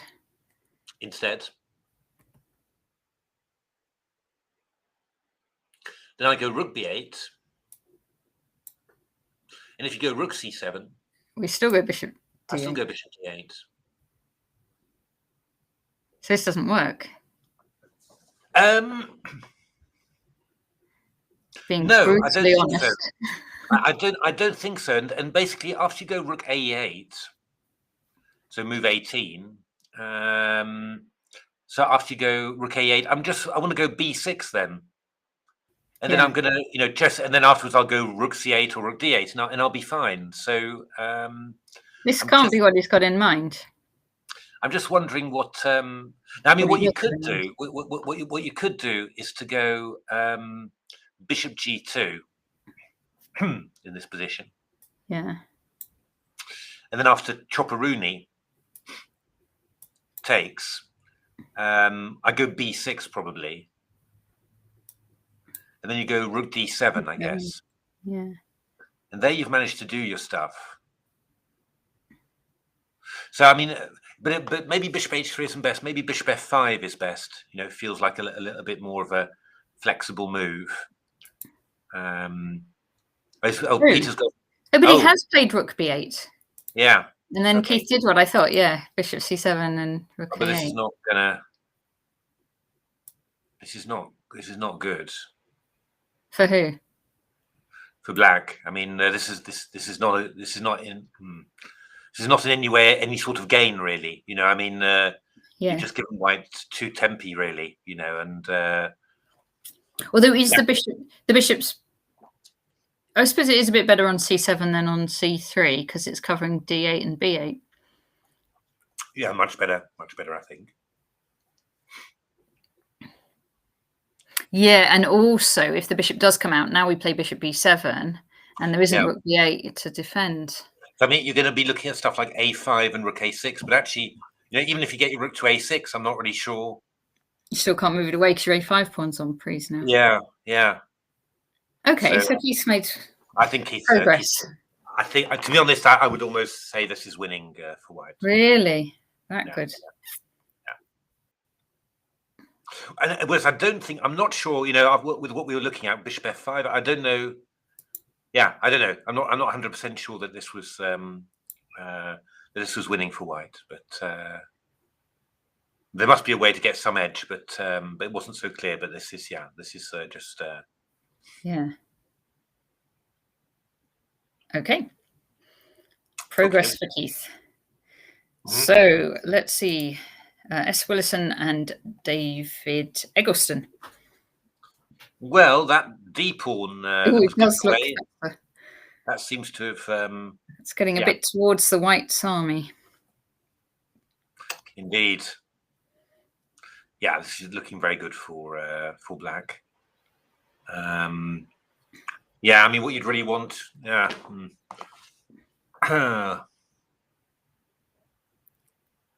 No, what can you say? It's just it's two extra pawns for Black, and yeah, just a winning position really. Yep. Not much to be done with that one, I think. Okay. Yeah, eggy is what you could say, says Nizam. Yeah. Okay. So right, let's see Andrew Ledger against Ollie Stubbs. Okay, so yeah, it's one of these typical positions where Black sort of you swap off a knight for the light square bishop. You give a weak pawn on c6, but there's some play, against the queenside dark squares for Black. So the question is it enough? Are we going for like c4 and bishop c3? We are eventually aiming to chase that knight away, yeah, and to. But after c4, we'll have knight b4, or in general, I think will be the reply.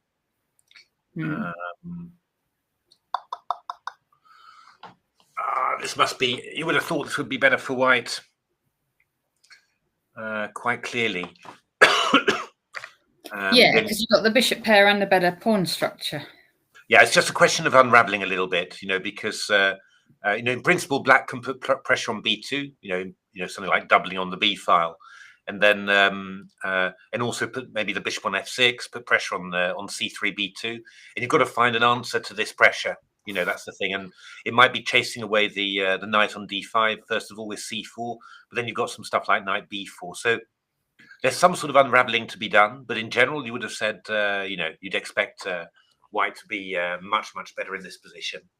It's sort of position that Andrew plays pretty well, really. It's his kind of stuff there. So I think that's going to be a bit of a tricky one for Oliver there. Okay, Theo. So they just swapped off bishops and queens, and Theo's coming in looking at that pawn on c7 now. Ooh, yeah, might. Okay, so a2 is hanging, but then c7 will go. So so I guess that would probably be. That is probably just fine, isn't it? Yeah. I wonder whether Theo really needs to hurry with that. You might have been able just to go a3, and wait first. But okay. I mean that's. I mean, if Black doesn't take the pawn on a2, then you go either rook ac8 or rook fc8. Neither of which look amazingly attractive. I'm suddenly wondering as well whether that knight could have gone to b5, because like this, when we go rook ac8, then we've got knight f6 just to chase the knight away, threaten an exchange. So hey, Arseny. Hi. How did it go, Arseny? Okay, I mean, maybe after something like rook ac8, we're going to go knight d4, and bring the knight in like that. I mean, this is, yeah. I mean, this looks like a fairly unpleasant ending for Black. Oh, you drew. Fair enough. But yeah, I'm looking a little bit at rook a2 in this position. Yeah. Knight c7, and wondering whether there's any possibility to start something up. Let's see. So rook a2, knight c7, presumably. Yeah, I could throw in a king. I could throw in a king b1 first. I don't know, but let's have a look. I was vaguely wondering about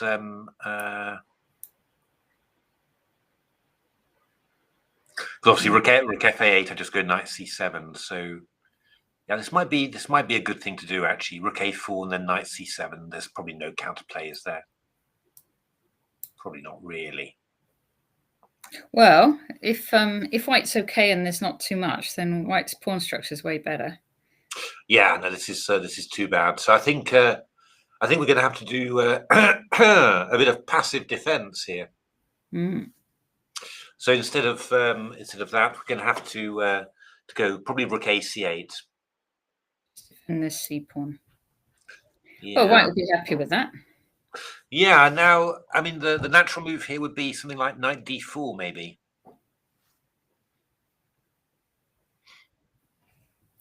Taking on a2 looks nice for Theo. Yeah. Yeah. And after knight d4, then I'm actually threatening, well, either knight b5 or knight e6. So you know, so you better take. You should really take it, yeah. Rook takes. And now, I mean, I guess you could knight f6 is kind of normal here.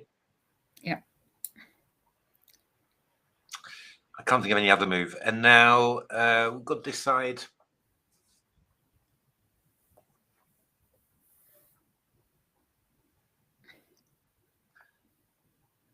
Yeah, this is where you start. I mean, something like well,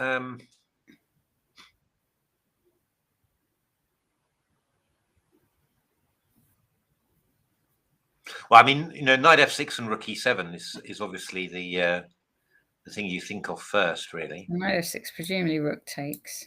Yeah, I think so. Rook e7. Rook e7. But you go king g8, and it's not 100% clear that you're. So say you try and take this pawn off. Yeah, I'll go rook f7 then. Yeah. Yeah, I mean, I was thinking about after knight takes f6, rook takes f6. I was thinking about playing rook a4. Okay. Without rook e7, probably. Without these ones in. It doesn't really matter, I suppose. Yeah, rook a4 just to come round to b7. But you can meet rook a7 with rook b8, and you're just a little bit too slow. You know, if it was your move, rook a7 would win a pawn because rook b8, rook takes b7. But you go king g8, and then you're just about holding it all together.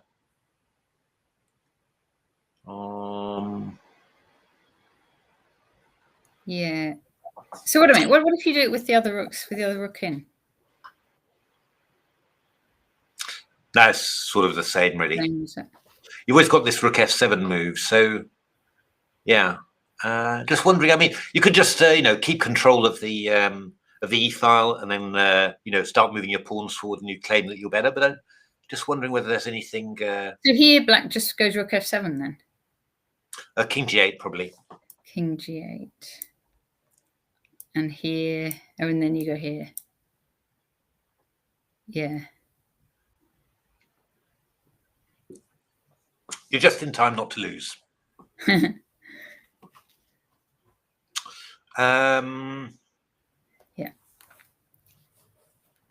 If you just go back a bit. Yeah, knight f6. Let's stop at knight f6 again. Just have a check if there's anything better. Knight f6 here. Yeah.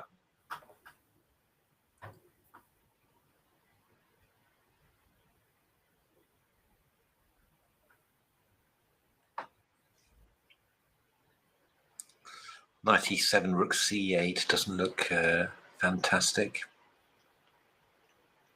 And rook e7, you just trade on d5. Yeah, trade d5 and go king g8 again. It's always the same. You're not quite there. You're just a tempo too slow somehow. Yeah, I mean, so maybe, you know, just taking on e6 and taking control of the e file, and then just trying to advance with your pawns. You know, that might be the best thing.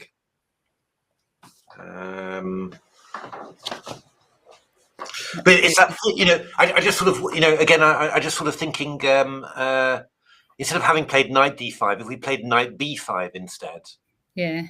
then then that knight just couldn't be chased away at all. We could have had exactly the same, basically, just knight b5.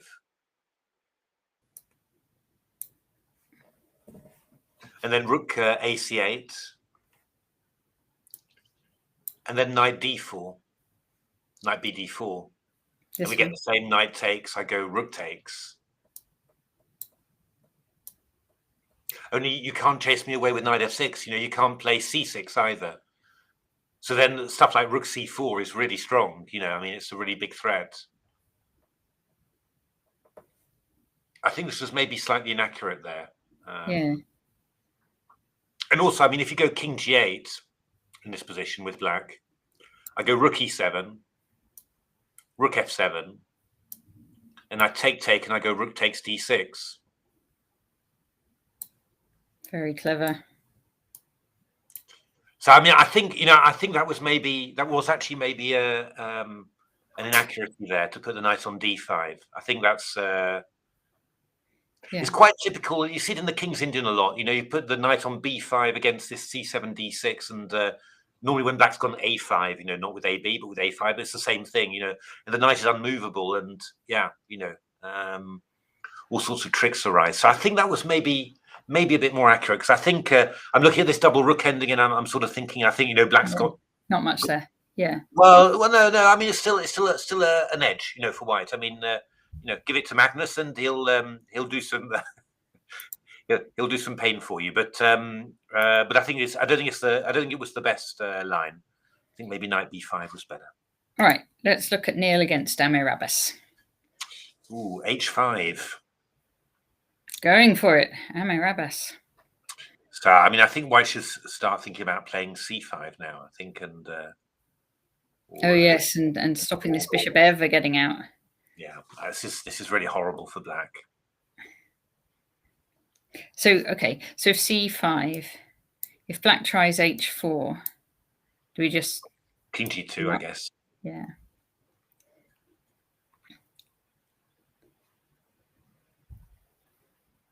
Yeah, I mean, it's just very tough. I mean, e4 for white could also be a good move instead of c5. E4 could also be good. Because I mean, you're threatening sort of, yeah. I mean, e takes f5 even. It's just so.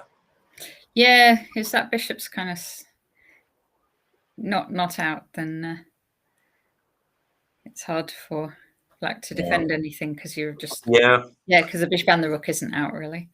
Yeah, you're right. And you say, I mean, you really are playing with a queen, just with a queen and a pawn, really. So yeah, it's tough. It's a tough position.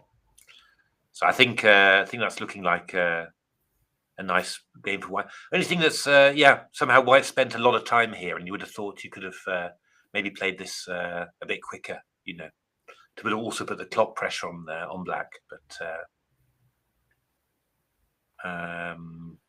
But yeah, looking very good.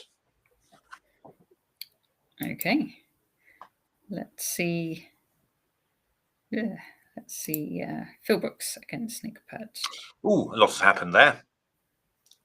Need to go back a few moves just to see what happened after 11a4, 12a4. Oh yeah, so Nick did play d5. That's what we thought. And then knight e5 was played. Okay. And then here Nick took on e5. Interesting. Takes knight e4. Takes. Neil was always susceptible to time trouble. I thought that was true, actually, Simon. Yes, that's. I do remember it as a time trouble player. So Phil's going straight for the ending. Yeah. So how winnable is this for black? Well, it's sort of unbalanced, isn't it? So, I mean, I guess what you want to play is something like, f6 with black, king f7, start moving those kingside pawns forward. the only thing you've got to watch out for with white, with black rather, is that the b6 pawn is a little bit weak. Could be targeted by bishop e3, but I guess black's just going to put bishop c5 then. You know, so that should be all right. The other thing you've got to watch out is, you know, having played f6, for example, there's also possibilities of e takes f6 and bishop c7. You know, so that's also a little bit tricky, but in general, that's what black wants to do, I think. Oh, could you do that straight away? Yeah, you could try it. I'm not 100% sure. You know, I go probably bishop f6 maybe. Bishop here. Yeah, and then I go maybe, I don't know. Rook takes rook if you want to. Yeah, I could do. It's not fantastic, really, is it?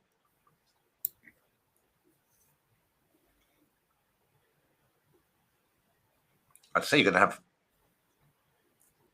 some difficulties winning this with black. Yeah. So yeah, I mean, you've got to watch out for that one. I mean, that's the thing. Maybe you've got to play the rook to c8 first or something. Okay. So I think maybe can't do f6 straight away. Yeah, maybe you can play rook c8 first of all, and but I mean, the general plan will be to try and gain some space on the king side. You know, move the king side pawns forward and try and connect with that pawn on e4 to create a big mass. You know, that's basically going to be the idea. But yeah, I mean, another idea Nick could do is, you know, just to play a5 and then bishop c5. You know, cement yourself on there first, and then play for f6. That might be more sensible. Yeah. You think you just got to watch out that that you don't end up in a situation where, you know, white goes bishop e3, and then bishop c5 takes, and then rook d6, and all of a sudden, you know, you're in a bit of a quandary about what you want to do. But now, I mean, these things you could take on d6 and go rook d8, and maybe that pawn is just getting lost. So I guess you go here. Yeah, rook d1, and then I'm guessing f6 now. Okay. You get f6 in the end. Yeah. Probably it's going to be, or maybe even f5 actually, because then you can go king f7, f6 to e5 then. Yeah.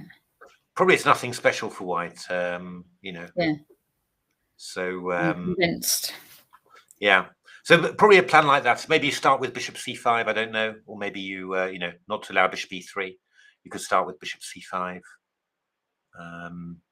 The only thing is, after bishop c5, then white's got bishop g5, which, you know, might be a bit irritating. So if I go bishop c5 and bishop g5, that's why I was thinking of trying to play f6 first, and you know, I mean, I could also play, you know, if you go a5 and I go bishop e3, bishop c5, I could then go to g5 afterwards. Yeah.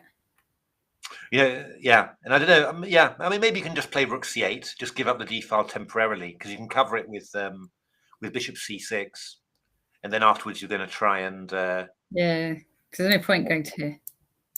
Yeah, you have to come back. Yeah, and afterwards you can play h6 and maybe try and you know, it's tricky. I mean, you know, always with these positions, you know, they're quite simple, but they're also you know, if you're looking for winning chances with black, which I'm sure Nick is, then yeah, it can get quite intricate. You know, the balances. I just thought, yeah, because these ones are doing rooks, 2 rooks and 2 bishops, and Keith and Checkmate a lot were doing the same sort of thing. I'm going to just see how they're going. Nick Purton, the junior champs. Or is it just an outdated title? It's an outdated title. Sorry about that. Oh, sorry. I just kept on the junior champs. Yeah, because we are also looking at the junior champs as well. That's from time to time. So, yeah. It's a versatile, not very versatile title. I'll just generalize it next time to just British Championships. Yeah, I think we'll cover whatever we want. Yeah, whatever we cover. Okay. Yeah, so this is the other rook and bishop endgame, which is Keith. And We just saw Keith shut in that rook, but it's now coming out. So how did it get out? So it was bishop c7, rook a8, a5. Now bishop b6. Was that necessary? I wonder. To play bishop b6, you mean? Yeah, I was just thinking,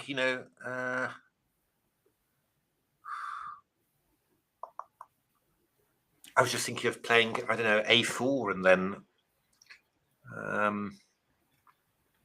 just gradually winning. Yeah, I don't know.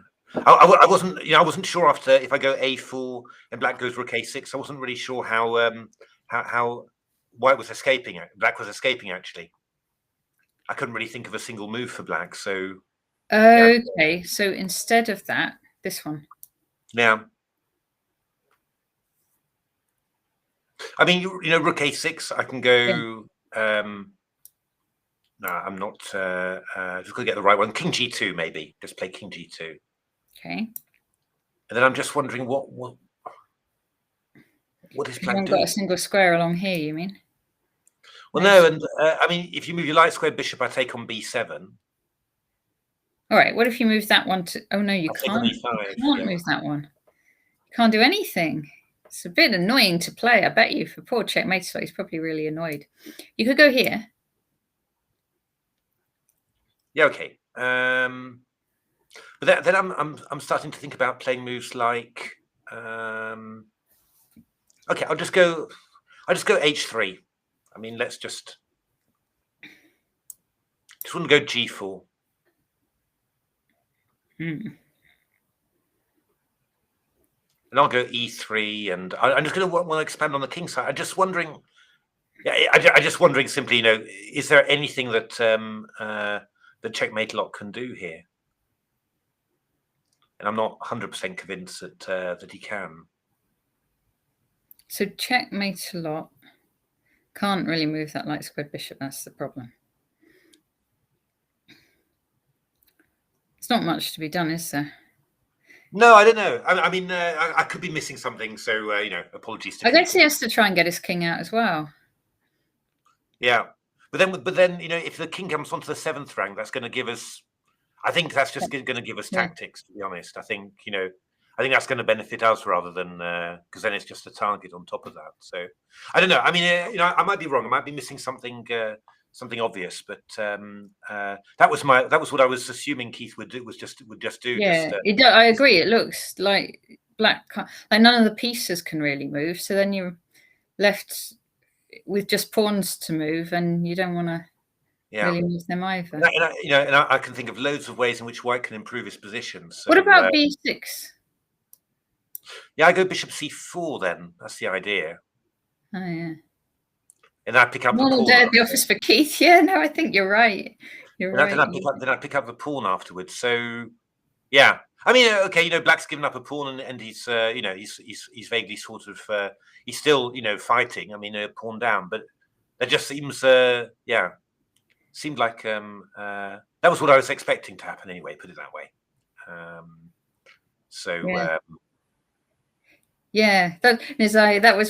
We were thinking playing a long endgame against Keith is not what one would want to do on a Sunday afternoon.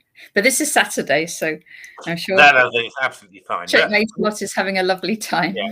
It could well be that Keith's, it might well be that Keith's idea is more cutting, Let's see what Keith did then. Let's see if Keith whether Keith's also managed to get that kind of bind. Bishop c5. Oh, he's swapping. He's swapping the bishops. Takes. And that's where we've got to. Okay, so he's planning this tactic of rook c8 and then bishop b7, isn't he? He's got that in the air. That's definitely true. Yeah, because so this the bishop can't move, but maybe the other rook goes back. Maybe this rook on a6 just moves again to defend the tactic. But then you go rook c7. No, I mean, I was thinking more of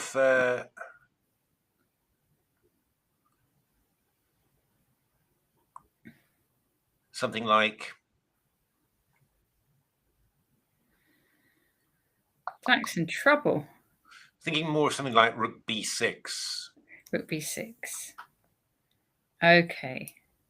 So I can't take on a5 because you're going to take on b2. So I've got to move. I just got to go b3.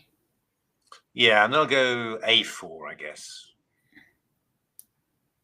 Okay. So may I just take it? Yeah, and I'll do something like how do I want to do this? Rook to rook b2 or bishop h3. I'm not quite sure which one. Let's say rook b2. Okay, so you're threatening this one.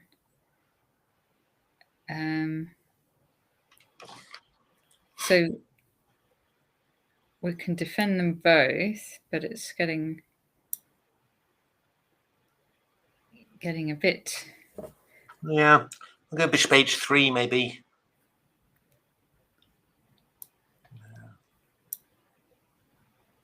Not sure. I don't know. Yeah, I mean, it's not clear. I mean, it might just be just as good as you know. I mean, in the other way, we're just waiting for black to give up a pawn, and in this way, we're kind of forcing black to give up a pawn. So it might be might just be a good. This might be a good way as well that Keith has found to play. But just wasn't my first obvious thought. When I saw it somehow.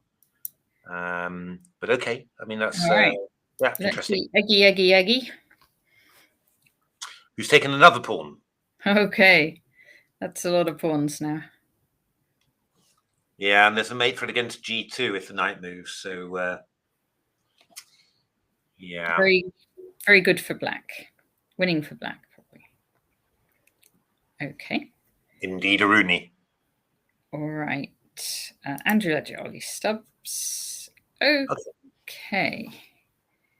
Yeah, that's probably a pretty good idea, I think, to put the pawn all the way to c4, because I mean, probably that White's going to have to play b3 at some stage, and then afterwards c3 gets weak, so you'll be able to soften up the dark squares and get some sort of outpost for your knight on the dark squares. So that's probably a pretty good idea.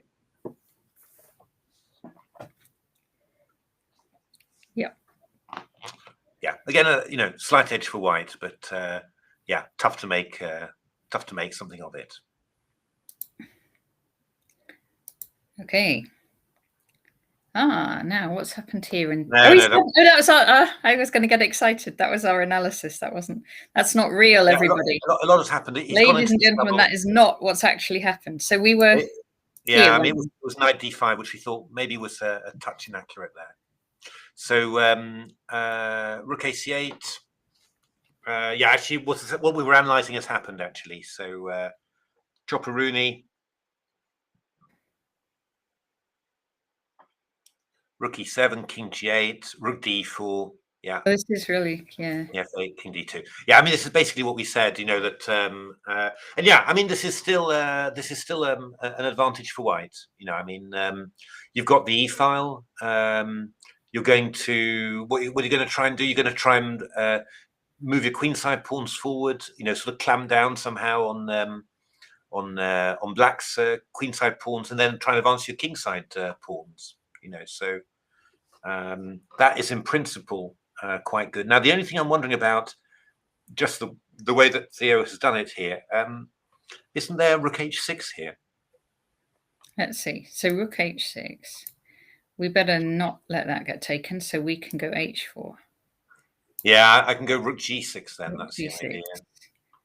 And you're going to say if we drop back, you can take on g3. Yeah, although that was the idea, but actually it wouldn't even be clear because I could just take on g3, then take on g7 and h7. But I reckon that yeah. So that's okay. Yeah, I mean, there's also the possibility that White would have to go rook d7 and rook e7. Yeah, that's right, Isai. That's also possible. You could also just just try and get the two rooks on the 7th. Yeah. Which would probably be, also at the very least it would be sufficient compensation, probably. But yeah, I'm not sure whether the rook should have gone to e7, Mishvili. I'm not sure. It might have been better not to put it on e7 and just double up a little bit lower on the board. But I think it's probably still quite good. So I think about here. Yeah, we could have just gone rook d4, and then you wouldn't have that. You just sort of keep your rooks together, and then you're going to play c4, and you'll have the Threatening bottom, mates as well. indeed, and you'll have the bottom rook to defend. To defend the h2 pawn. That might have been cleaner as well. But it is very tempting. I mean, I do understand. I mean, it's one of those things, during a game, really. It is quite tempting to put the rook on e7, and you'll feel a bit, you'll feel a bit silly if you don't do it. But maybe it doesn't achieve that much on there. But in principle, Theo's plan is, I think it's correct. I don't think you just take the e file and then you're just going to try and expand, and then we're just going to see how well does seventh heaven. I mean, we're just gonna see afterwards, whether we can achieve something with squeezing. Could be. I mean, if black stays passive all the way, then you would have thought that white could get a fair way with the pawns. All right, let's see. Very good game from Theo so far. Neil has played e4. Yeah. Yes. I think that's a very good move. Yeah, and it's a nasty dilemma for black. What you're going to do? Anything that you do sort of feels like it weakens you, really. So yeah. And e takes f5 is one idea. I mean, e5 you can also do then. You take away f6 from the knight, and you also clamp down on the d6 pawn, reopen the diagonal of the light squared bishop. So yeah, it's a really horrible position this for black. Yeah. So what if black tries d6 just to try and get some pieces out? Yeah, possible. I mean, I've got stuff like knight b5 simply, which will wins a pawn probably on. It will win a pawn. I mean, yeah.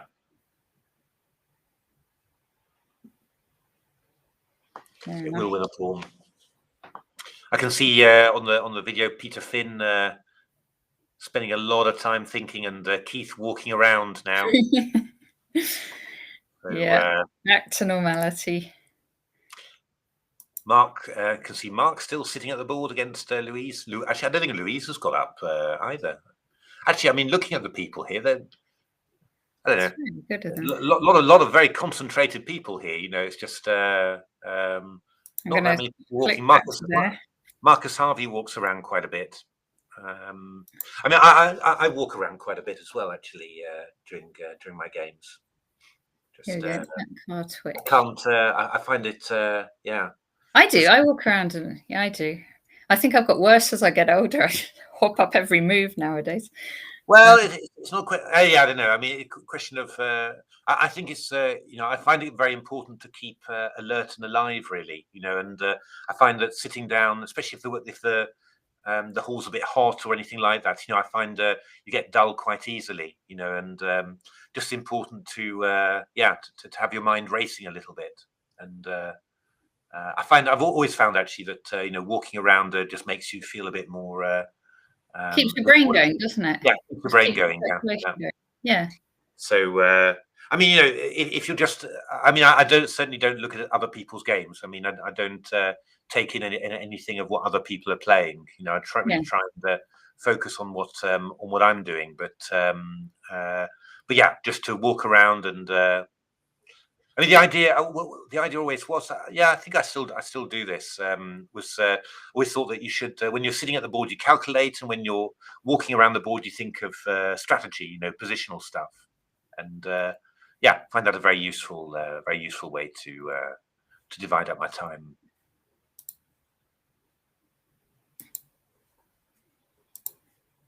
Okay, is that back on? Yeah. Okay, good. Oh, good Lord! Look what we've got. Oh no. No, that's just my analysis. That's just analysis, isn't it? Yeah. So what? He didn't play e4. Actually, he didn't play e4. Oh, sorry. So where did we get? He king h1.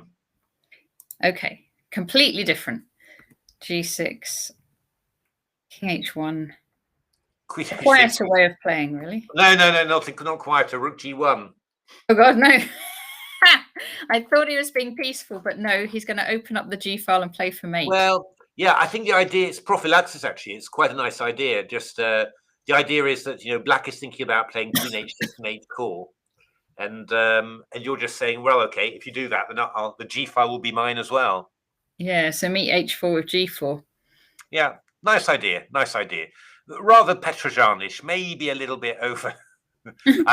I sort of feel it's like overdoing it somehow. You're not in that much danger. So, but yeah, I mean, it's a cool idea. So respect. Okay. Right. Let's start at the top again. Phil Brooks. Okay. No. Sorry. Is that our analysis again? No. So you got to. So look. Yeah, they said Nick played h6, and after bishop e2, he's gone bishop c5. Yeah. So he's. I mean, the correct considerations that we had, Nick has dealt with by playing h6. I don't like h6 really. But that's just. I love being efficient with my moves, and h6 feels vaguely, inefficient. But it's probably a good idea because now he's going to get everything that he wants. So you know what, you can't really, complain about it. Don't criticize too much then. No. But he'll probably play a5 next. I mean, I think. Really, I wonder whether Phil is going to play a5 himself. It would be kind of nice. Yeah, maybe he will. It would be nice if you could, because I think if Black goes a5, then he's so consolidated. Ooh, I'm not sure. Oh, is he going to try and swap off all the rooks? That's possible. He has been doing a lot of swapping. Yeah, no, that's true. Interesting. I wonder whether Nick will actually avoid that, because I think you can just play rook a8 actually. Yeah. Or is that am I being over clever there? Now the idea was rook a8. In the rook d7, I go bishop c6. That was the idea. And then, but I'm wondering actually after if I go. Oh, pardon me. If I go. Oops, everything's falling. If I go rook c8, rook a8 rather. Yeah. Yeah. So the idea was rook d7, bishop c6, and I'm hitting c4. A4 rather. Oops. Yeah. And I'm stopping rook a7. So that was the idea. But you might go a5 in this position. Yeah. With the idea that if b takes a5, I go rook d7, and then if I go bishop c6. Then you go rook c7, which is rather embarrassing. But I suppose what I could do after rook d7 actually is to go rook b8. You'd have to.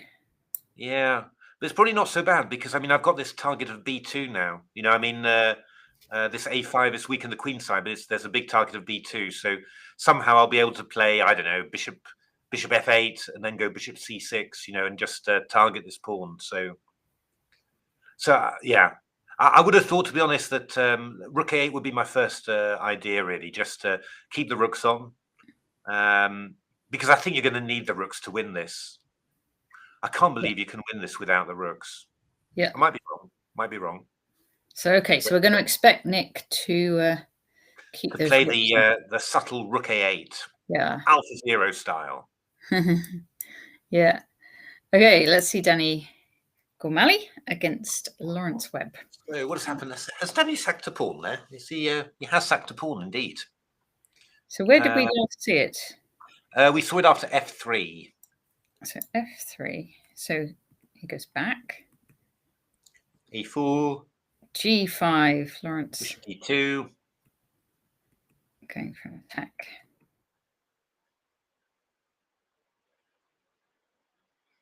Okay. Oh, okay. Wow. It's pretty creative from Danny, and probably pretty good as well. Yeah. I think this is a very It's a very grandmasterly idea, this. The crowd's not convinced by our analysis of No. back to A8. And We will see. I will. we will see. Let's see what he does.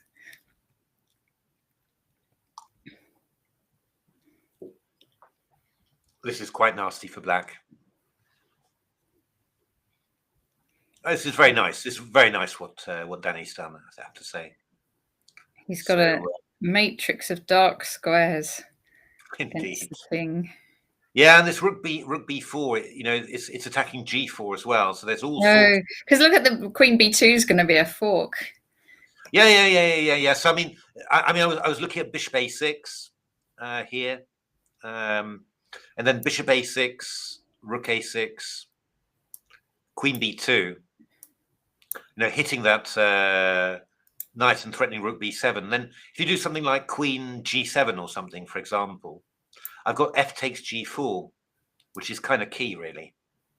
Yeah, and you can't recapture with either the pawn or the knight, so you have to recapture. Oh no, or the queen. You just can't recapture. You can't recapture. That rook on b4 is awesome, and you can't play rook fa8 because I got bishop takes f6. So you're just totally lost, totally utterly lost here. Okay, nice play from Danny. I think, I think you know, this is definitely the best game of the round so far. I think it's you know, showing some very some very nice middle game play here. You know, definitely. There's a lot of good games, by the way, but but this is very nice. Oh, Marcus has got a nice edge now. So what? How did Svetlana deal with this? Oh yeah, look, we've got some of the stuff. So where were we? A bit more. It was move 9. Oh really? Oh gosh, yes, it was. It was right in the opening. Yeah. Yeah. So she's down to 7 minutes actually. Yeah. So e5. Oh, but knight then spent 12 minutes afterwards. So he did go. You like knight g4 and I like knight d7, and he did go knight g4. Yeah, but bishop b4 is it's trying to bail out there, but yeah. I mean, I think f4 was absolutely crucial for white. You had to go for it there, I think. But queen c4 and then queen e7. That's also pointed that one out as well. That was why I liked having the knight on g4, because that way I don't have to sack the pawn with knight e5. I can keep my pawn on b4, and f4 is impossible because of knight e3. So cool. So knight d2, knight takes e5, queen e4, rook e8, knight f3, takes. Yeah, c6, c4, bishop e6. This is really pleasant for black. You know, I mean, it's not a winning advantage or anything, but you're going to end up essentially with a bit more active position and an extra queenside pawn. So you're going to end up with a passed queenside pawn. So yeah, and with the time situation as it is as well, you know, it's. So far, I think Marcus has played it beautifully. You know, it's really played fast and active and everything. You know, so great. So black's threatening to take on a2 at the moment. Yeah. So you've got to go a3 with white. Oh, a3, not b3. Oh no, b3. Your a2 pawn is going to be a nightmare forever, I think. Yeah. Okay. So a3. Go a3, but then I think maybe you just go rook a4 or something, for example. Rook a4. And the idea is after ab, I just go rook b4. Okay. And it's a wonderful square for the rook. This one protects b7, attacks e4, attacks b2. Yeah. You know, and a4 a move. A4. I'm a bit worried about b3 then. So a4 here. Yeah. B3. I might be wrong. I might well be wrong, but I was worried about b3 here. Maybe picking up this. What, queen b4 picking up? Yeah, maybe queen c3 though. I didn't spot that queen one. c3. Okay. So what if we just try and double rooks? Yeah, not. Not silly. I don't know. But maybe, yeah, okay, maybe, yeah. No, it could be. Well, no, it's not. A4's not bad. Maybe not B3, but maybe I just go Rook D8 then. Maybe simply. Maybe that's simpler. Just go Rook D8 first. Here we go. Yeah.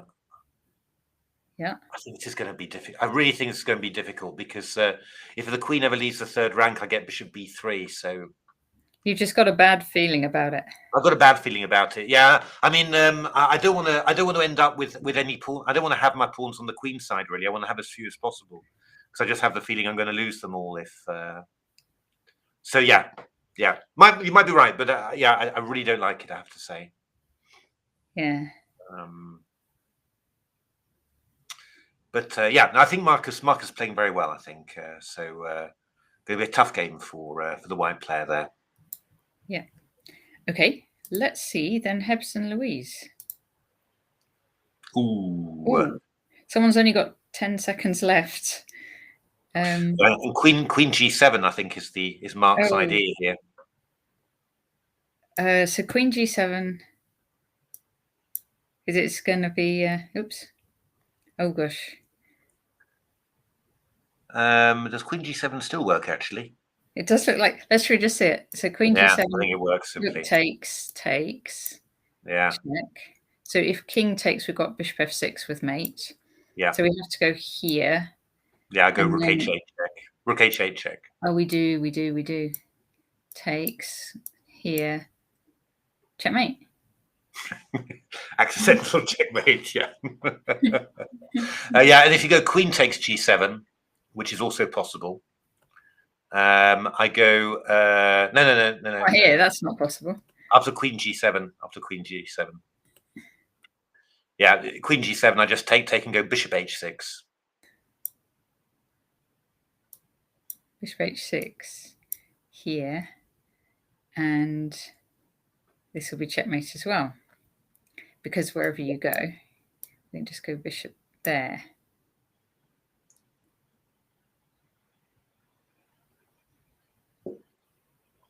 Yeah, so just a win. So Hebs is going to win. So what does Louise come up with? Queen F8. And so Hebs is just checking the variations. Indeed. And he's 1 hour and 6 against 32 seconds. Yeah, no, Mark playing. She's been under a lot of pressure. He certainly has. Mark played again, playing very well there. It's just the odds of old, really. You know, fast and you know, quite aggressive. Got his own. No, it's really nice to see. Yeah, knows his stuff. So no, it's good. I like seeing it because seeing Mark play some of the online events, didn't feel like the Hebs that we know really. So but since he's come back over the board, he's looked as if he carried on from his OTB play. So excellent. Yeah. Okay. Well, let's see how. We got a win there actually. So let's see who's had a win. Eggy. Yeah, that's right. White resigned. That was quite a few pawns. Yes. So let's have a look at Keith. How Keith is getting on against checkmate a lot.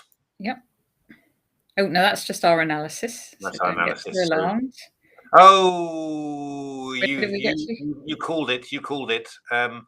Rook D8 was played by Peter. Yes. Okay. And then Rook takes C8 happened. Oh, this happened. Oh, yeah. That was probably not what he wanted. Peter spent 12 minutes on that, but yeah. He didn't have my lightning fast tactics. So Rook D5. Yeah, this is horrible now. This is awful. Yeah. And it's Keith as well. It's yeah. Because I mean, you play Rook B5 afterwards, and Rook B5 and do what you and then just do what you like, really. Yeah. So, oh, wait a minute, that was a little careless. Oh, what's that? Well, no, I mean, King F2 would allow Rook E4, which is, but okay. Oh, true. And then the idea is King F2, isn't he? Yeah, I think you should probably. You should take on A5 here simply, I think, which will be good enough. Yes. And then after rook e2, you go rook b5, and yeah, the pawns, you can never stop those pawns. Yeah. So yeah, yeah, you probably didn't. You could have just gone f3 or g4 or something, and not allowed this, but it doesn't really matter. Rook takes a5 looks very strong. What you mustn't do is go king f2, rook takes a5. Sorry, king f2, rook e4, rook takes a5, because rook b4, rook takes f4 check rather, and rook b4 is actually extremely irritating. Oh gosh. Okay. So that's one thing you mustn't do. But if you take on a5 now, then it's just a win. All right. Thing is, that Keith would just win. Yes. Oh, yeah. As you play queen g7. Yeah, brilliant finish. She resigned. Yeah. Brilliant finish from the old man. Well done, Hebs. Very nice. Nice game. Okay, we skip past Robert Starley. Ooh, something's happening here. This is looking very bad for white. This is actual play, not my analysis. Yeah, this is looking bad for. We weren't even up to here, were we? No, we're a bit further because they went bishop d2. That was where we saw it. 13 bishop d2. Bishop d2, and he did manage to do this castles. Yeah, but yeah, there's a crucial moment here, and I think that was knight f3. I'm not sure. Bishop f3, to be honest, was what I was thinking of more. That bishop because this was this line we were looking at before, isn't it? Yeah, I mean the bishop's got to come back to f3, I think, because it's not doing anything on h5. And then afterwards, after queen d5, I think this was another error as well. b3. I think you had to go king b1 and just try and keep your king side. But maybe he was worried about d3. Actually, it's possible. He probably was. Yeah. But, yeah. But this has all gone horribly wrong here. a5, bit of alpha 0. Yeah. Chopper Rooney, bishop a3 check, king b1, knight d2. That's where we are. Indeed. Okay, so he's going to recapture. Well, yeah, but how exactly? He's going to recapture with the queen, let's say. Yeah, bishop b4 then. Oh, and then bishop's just coming in on c3. Well, queen a5 as well. So yeah. It's all happening. No, yeah, this is looking good for Joe McPhillips. Yeah, I mean, very bold play. So lovely to see. Okay, let's see Andrew Ledger and Ollie Stubbs.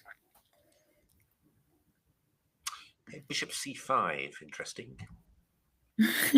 Bishop went to h5 in the previous game. Bishop went to h5 to deliver a check, and thereafter had to pray for the rest of the game. Indeed, in silent contemplation. It's yeah, no, I mean, this is bishop c5 is a little bit. I was thinking more that the bishop would come to f6 just to keep on pressuring c3. Actually, that was my feeling. I'm not. Is black going to put the bishop on b6? But I'm not sure. I think you need to fight on the queen side. That's my feeling, not towards the king side. So this might be a slight mistake. I think it's the sort of thing that will allow white to get in, b3 or b4 and free himself. I think so. Not sure. I mean, it's still a big technical. Still going to be a tough old game, this one. But yeah, slightly surprised by that one. But okay, I mean, we will see. We will see. It's going to be a long one, this one. Do you want to take control of the screen for a minute? I just need to pop to the loo. Well, I think you should wait until the end of the stream, frankly, Natasha. Yeah, we've only been going how many hours? 3 3/4 hours. Yeah. My screen is shared, by the way, so I think. Okay, I'll just put yours on. All right, see you in just a moment. See you. Right, whilst Natasha's away, what amazing things can we do? I'm just actually going to check to see, is the British other championship starting up again yet? No, not yet. British under 8s. round 4. Nothing yet, but we will see on that. Okay, so where were we going through? Andrew Ledger we've seen. Theo, how's Theo going? So, well, actually, well, I mean, if I would say that the chances are still with white in principle here. Yes, yeah, I think there's a few people in big time pressure here. I mean, I think, you know, what white's going to aim for is to go h3, g4, takes, and then g5. So, yeah, I mean, if you start getting this, it could be quite dangerous. Presumably, black's going to have to go g6 at some stage, but yeah, there's still some danger. You know, the white king is more active than black's here. I don't know whether black's going to be able to. Not sure. I mean, black could try and play something like b5, rook c4, try and swap off the rooks. But I would have thought that with, you know, I mean, white's never going to be never going to be worse with this. You would have thought, or otherwise could try and get his rook active, come around the back here. That's possible too, but it's reasonably easy to counter. Yeah, not sure. Not an easy position for black. This I think, you know, probably only a slight edge objectively, but yeah, rook ending simply are tricky, you know, and it's very easy to get them a bit wrong. So yeah, going to see how that goes. But good effort from Theo, certainly. And then okay, we've had rook f6, e4, now g5. Wow. But yeah, I don't know. It looks like Neil's quite well prepared with his rook on g1 there, really. So yeah, I don't know. This feels like a really very difficult position for black. So, Nick has swapped off and also swapped off these bishops. Interesting. Now,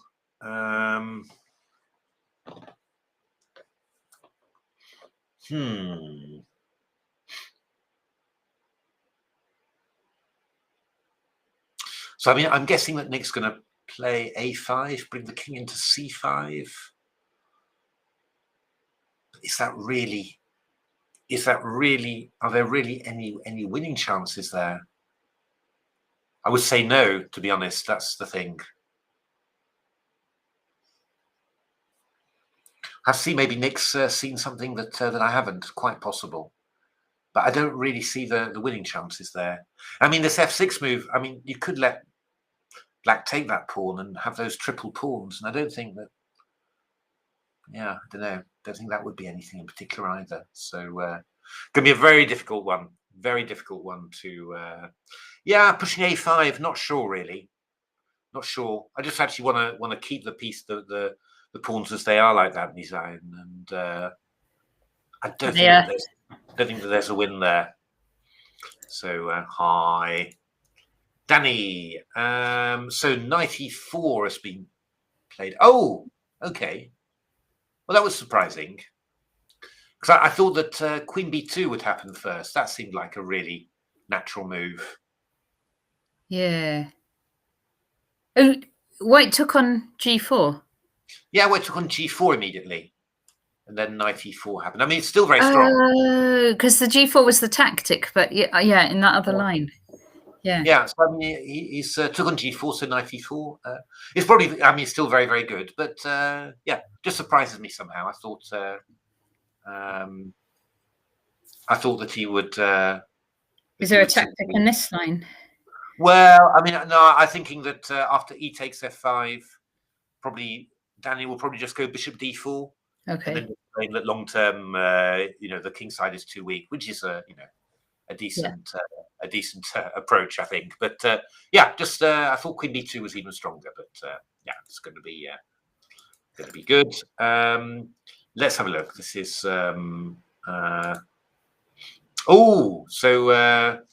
Svetlana did play the move I said should never be played. Oh, B3. And yeah, I mean, look, the point is we're going to go rook A3, and then we're going to threaten rook B3. So you're going to have to go bishop D1 here. And yeah, I mean, this looks miserable. So I mean, I'm guessing that we sort of play D5, C5, get this going in some way, and it'll work somehow. Yeah, I mean, still some technical work to do, but looks really good for Marcus. Marcus won. So Robert Starley. Okay. Has played C3. Okay. I suppose Black can just take that. Well, I mean, this I could go Queen B3, check. Yes. Not Queen B2. I could take and go Bishop C3. That's the. I mean, if I want to be brilliant, then I can go here and here. Yeah. At which point Natasha will shower the board with gold coins. Yeah. Yeah, there's just so many ways. I mean, Bishop C3 is also good. I think it does Queen A5 work? Maybe not completely. Well, yeah, that works too. I mean, Queen A5 also works. Takes, check, takes there, takes there. I mean, also winning as well. So, but I think Queen takes B3 is the simplest. So it looks like it's going to be a good game rewarded for Joe McPhillips. Keith, he did it, didn't he? He just went rook takes A5. That's right. E2 rook B5. You can rely on Keith for this sort of thing. He's going to try and queen that A pawn. Yeah, and you know what? He might just succeed. He's going to succeed. So, yeah, a very smooth game from Keith, and yeah, I'd be interested. I'll probably end up having a look at this, just this moment actually, because I'm quite intrigued. I said I thought A4 was just keeping control, and this plan was quite nice. I mean, just swapping off his dark square bishop and getting entry points, but just wonder. I don't know whether it was the very best. It'd be interesting to see, but was certainly extremely effective in this game. So yeah, very well played, Keith. Good game. Then we've got Andrew Ledger, which is going to be a long one. Yeah, King moving over to C2 now, and also looks like Black's going to try and play A4 here, I think, and clamp down on the B pawn. That's an interesting plan. Brave plan as well. Obviously, weaknesses on E4 and on C4 and A4 there, but not a bad idea. Okay, so I think A4 is going to happen now. But yeah, I mean, maybe White plays A3 and then moves the rook, gets the bishop to C1, and sort of manages to start maybe using some pawns and pieces to attack on the king side, for example. Going to be quite interesting. How's Theo going?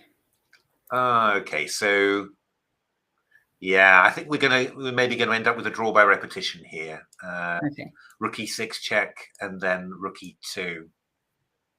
I don't think that Theo's got any more than this. Actually, I think you can just consider a well-played game, and then I think there was just that moment where knight B5 was played instead of knight D5 was played instead of knight B5.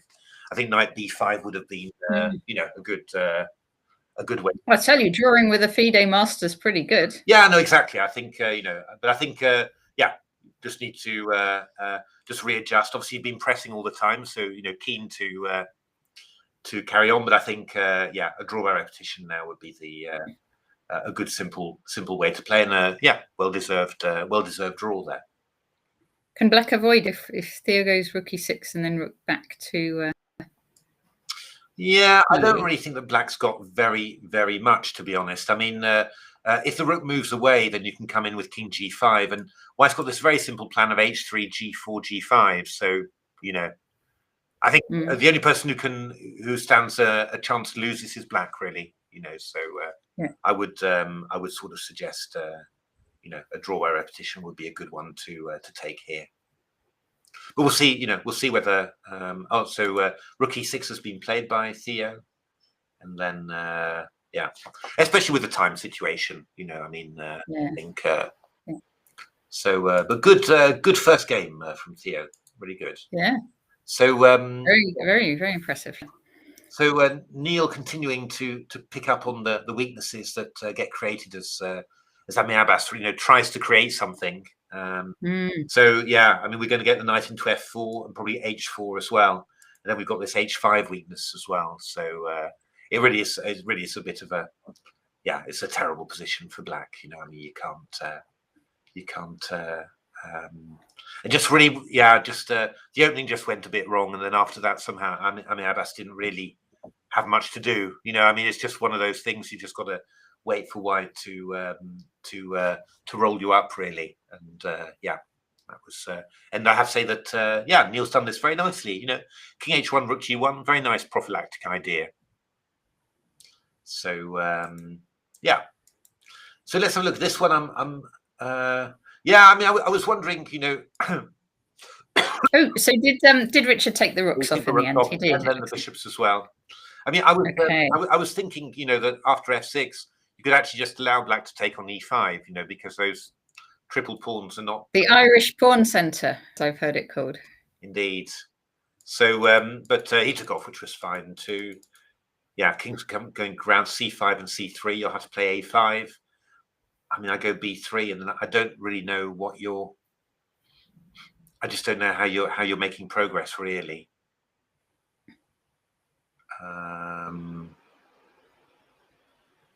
I mean, you can always make more progress than you think, but still, I can't see this happening at all. So could be a good draw for Phil Brooks, or we might see. Are we going to see Nick Pert doing some endgame magic? So look, rook takes f5. This is Danny Gormally. So question of just finishing this one off now. I think that's the. He's going to come around, is he? To I was thinking he's going to go to like rook h8 and come around that way, but he's bringing his queen around this. Well, he's attacking a6 at the same time. So so queen h5 check is coming in. Yeah, this is gone. This is gone. Very nice game from Danny. Very, very nice. Yeah. Game. Really showing. Yeah, it is a nice game. Showing some class there. Really, really did. So I think from the black side you can just say came across a player playing a very dangerous attacking player playing at his best there. So excellent play. Excellent play. Marcus doing the grindy. Oh, look at this. Yeah. All the pawns coming up. Yeah. This is this is your analysis. No, this is real. Yeah, no, this is real. And c4 coming in, and I mean, maybe you might need to protect the pawn on b4 first before you do it, or depending on situation, you might just be able to play c4 quickly. And for example, if you go king e3, I can just go c4 and you're pinned. But I mean, if you did something like h4, I could probably also go c4. Because after rook b4, I go rook a2, and I think this one's falling. Still pinned. Well, okay, maybe got rook c1 in this position. That's maybe okay. But, that sort of thing, really. I mean, it's it really is a difficult position for white. So, yeah, it looks like Marcus is... and I like Marcus's game a lot. I like the way he played a lot there. So... but yeah, Mark played well. I mean, actually, I think we're seeing quite a few of the top players here playing some very nice chess. Actually, some very good games there. So, what's your early tips for the tournament? Who do you think will be the new British champion? If I had to guess, I'd say. Well, I mean, Nick's definitely the strongest player in there. Only Nick doesn't play very much at all. He's focused on his coaching and everything like that. So I think he's a bit out of practice, really. And the other thing, Nick's quite solid, isn't he? So he might have more draws. Yeah. Even though he's very strong. Yeah. It's possible. That's right. So, I mean, in principle, Nick is definitely the strongest. But yeah, lack of practice and also solid style. He'll be there or thereabouts, but I'm not sure. If somebody gets a run in, then I'm not sure. I mean, looking at the games so far, we're 9 rounds, aren't we? It'll help him it being longer, I think. Yeah, 9 rounds. Yeah. I mean, looking at the people today, I think Danny's looking good, and indeed, and Marcus looking very good. I think they've played. They've looked. Danny's looked has played a lovely attacking game, and Marcus has played a beautiful positional game. Really nice. So they're in great shape. Then you've got. I say probably those three, the top 3 seeds, are looking very good. But then you see Mark, who's I think it's looking like the Mark we knew before. So Let's remind me, Hebs has been British champion before. No, never. No, never. Oh, I would love to see him do it. Yeah, no, I think that would be very popular. And then of the other well-known players, Keith is looking like himself again, as well. So it depends. I mean, he won the British Online Championship. I mean, absolutely, he can do that too. What about the junior play, like Theo and Freddie Gordon? Are we going to see any little upsets, do you think, along the way? Loads. I think we're going to see loads of upsets, and that's kind of I mean, they're the sort of the randomizing factor, I think, because they really are people I think Freddie could actually probably beat any of the players in that tournament, I think, not to say. Yeah, I'd be surprised if he won the event, but that would cause a stir, wouldn't it? Yeah, but I agree with you that he'll be up. He'll get points, and I mean, he'll be right up there. He's he's a really dangerous player, and he's confident, and we saw at the online championship how strong he was. So. Yeah, no, I mean that, and looking at Theo playing, today, I mean, but it is different in person, isn't it? Because they're just going to see he's very small. Do you think that will make, say, Hebs or something? Yeah, that can psych you out. Do you think that makes a difference? I can definitely psych you out a little bit. Yeah, absolutely. It's. So yeah, no, I mean, there's going to be all sorts of things there, and then I mean, you look at Joe McPhillips, a very nice game today. Sort of with that sort of style, yeah, you could make some stuff. But I didn't say Nick is going to be there or thereabouts, but again, you have a few doubts about lack of practice, also generally solid style. When he's in form and playing, that solid style is a huge advantage. With a bit less practice, it might turn out to be, a little bit inhibiting. But we're going to see. Yeah? He's a very strong player. And then, looking at the first games, both Danny and Marcus Harvey look to be in practice and in good form. So, and what about the kids? If they're small, can they do something to give themselves a bit more board presence? And is it worth them trying, do you think? Just play good moves. That's good really moves is going to be the way. Yeah, no, you're right. Nothing fancy. Yeah, but yeah, I said the old guard Keith and Mark definitely going to be there or thereabouts, and I mean, but it's a very open tournament really, because normally you have David Howell playing or Mickey, and you sort of. You can sort of put your money safely on them. Didn't happen in the online tournament, but the online tournaments are slightly different. It's a slightly different way of playing, really. But just over the board, if Mickey or David were there, you'd really put some serious money on those. With here, you've just got a range of good players, and I think probably the top probably 6, 7, 8 seeds, they could all beat each other, on their day. So it's going to be, I think it's going to be a very nice tournament to watch. I'm really a bit of a thriller, isn't it? Yeah, I'm really looking forward to it. So that's going to be good, really, and going to be a good tournament. Let's see how Keith's doing. I think his pawns should be quite a way forward by now. Rook b4. So he was going for this A pawn. Okay. King c6. What's happening here? So obviously a6 would allow rook e1 check to a1, so we don't want that. I must say, I was kind of expecting Keith just to go rook b6 and b4, actually. He's still good, I guess. Yeah. He's gone rook b6 check, king c7, rook b4. What's wrong with rook b6? And b4. Okay, he's playing h4, making it super safe, I guess.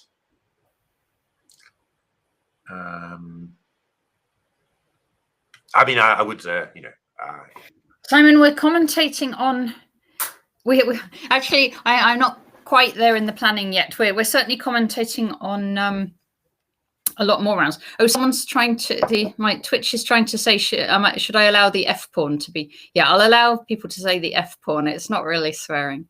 Yeah, we're commentating tomorrow, and probably a lot more rounds too. But we're yet to work out exactly the timetable. Yeah, so let's have a look. So Keith, we're expecting to win this, but Peter Finn putting up a great resistance. Joe McPhillips has actually won now, so that's our third result. Okay, him. No, sorry, that was analysis. Bishop d1. Oh, he's gone c4. Indeed. Okay. So Bishop d1 was played, so he's gone c4. Yeah, this is powerful. Powerful. Yeah, we'll take like this, I think. Check, and we're covering the 7th rank. So e3 will even get this one as well. So pick up a pawn. Or is that no? That's probably not that one. I'm sort of getting a bit carried away. Probably rook a2, king e3. Actually, c3 is very strong here. Actually, isn't it? Yeah, c3 is just winning, actually. Looks like. Is that true? Because king d3, I've got rook d2 check. I'm threatening c2, so you can go bishop e2. That's what you can do. But then I go c2, king d2, c1. Yes. Oh, this is sharp calculation. He's played bishop c4. Okay. Oh, that's also pretty good. I think bc was winning, to be honest. What's the idea? So if rook b4, we're going to take on a2. Yeah, I mean he's stopping for bishop e2. So after king e3, we can probably just go rook h2, and we've just got a clear extra pawn there. Yeah, that is very good as well. I think b takes c4 works, to be honest, but I'm pretty sure this is pretty good. Because bishop e2, I go c3. I don't see how you're stopping me.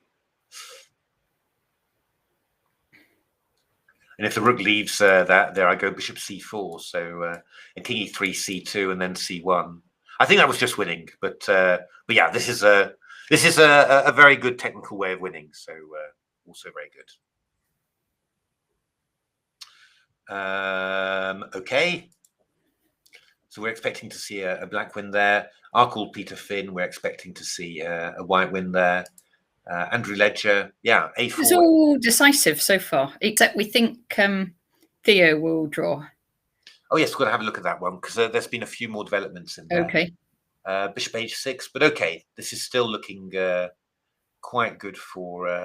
It looks defensible. Question: rook b7 check to c7 at the end. That must be in the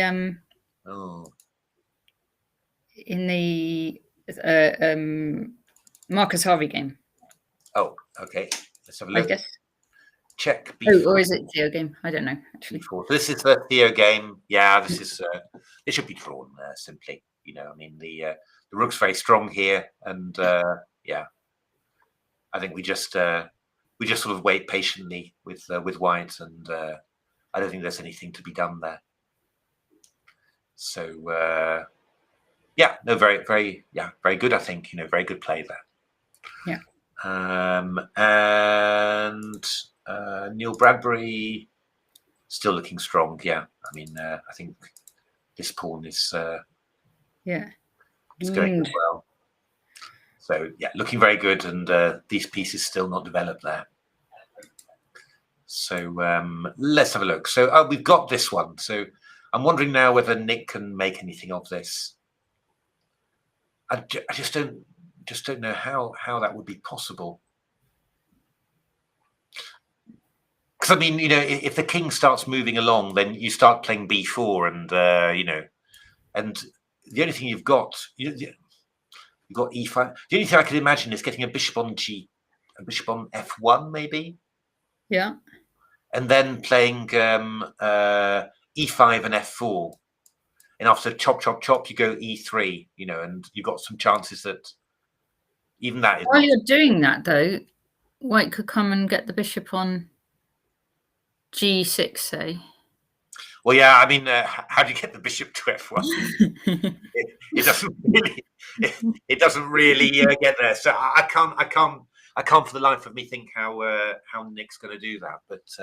But okay, I mean, he's going to have chances, but I guess he'll find some sort of chances. Depends how long he wants to keep playing. Indeed. That's also a very good point. It's only round one, isn't it? Well, that's right. I mean, you've got to think, how long. I mean, you want to always when you're playing, a weaker play, you want to show that, I was on top, So, but you mustn't go bananas either. Just you can also damage yourself, your own objectivity and everything by playing on in positions that have no merit for that. But yeah, okay. I mean, it could well be that Nick's has got some ideas that I haven't seen. I mean, that's always completely possible. So, be interesting to see. But just intuitively, first feeling is I can't think of any way at all in which Black could do anything here, which is why I wanted to keep the rooks on before. Yeah, it was at all possible. Danny. He has won the exchange. We were thinking that. Yeah, and he's given himself a little bit of a queen g3 check possibility now. So yeah, this is winning. I mean, if FE queen g3 check is going to be terminal, I guess. Yeah. Knight e4. And if knight e4, then we take on d4 and threaten rook g7. Yeah, I mean, there's a threat on g7 there, so you don't get to do anything, anything crazy really. So yeah, it takes e4. Just wondering, queen g3.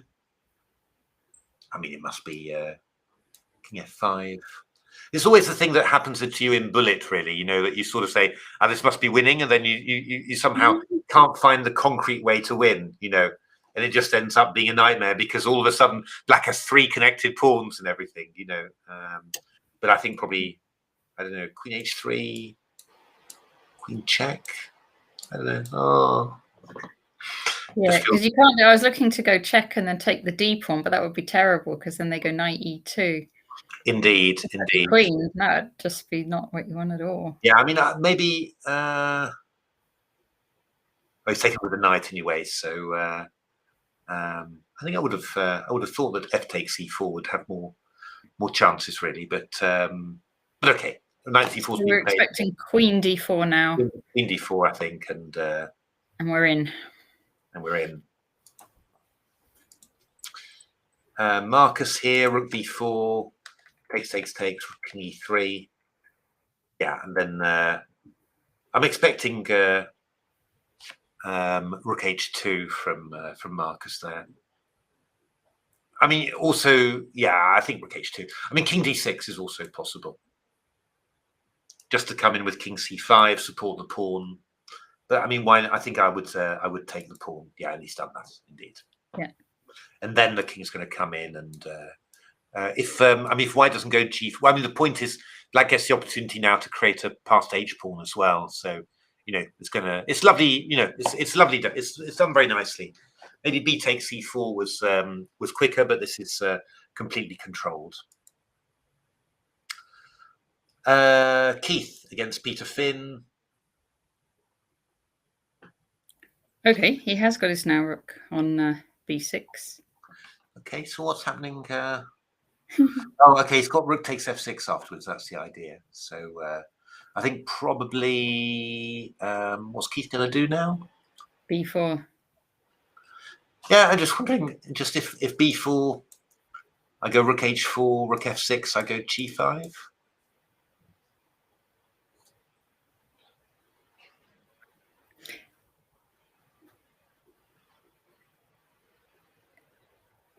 That feels a bit unnecessary. What if you go b5? The king and pawn only must be winning for us, right? For Keith. I'm making this up, of course. I am, of course, making it up. You're just in time. You're just in time. You're just in time. Sorry, I thought if I got my pawn, if my pawn was one move further, then I'd make the draw with a pawn h3. But yeah, that's true. So he has played b4. So yeah, that is probably true.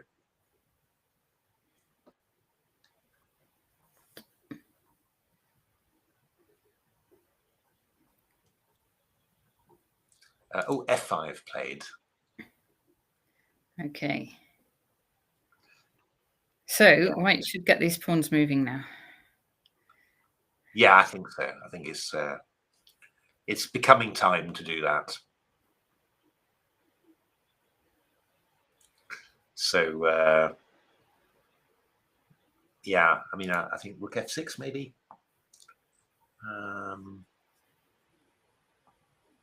Would be an idea. Or maybe even, I don't even need to worry, maybe just go b5 straight away. Yeah. Probably good enough. Yeah, I think that's going to be a win.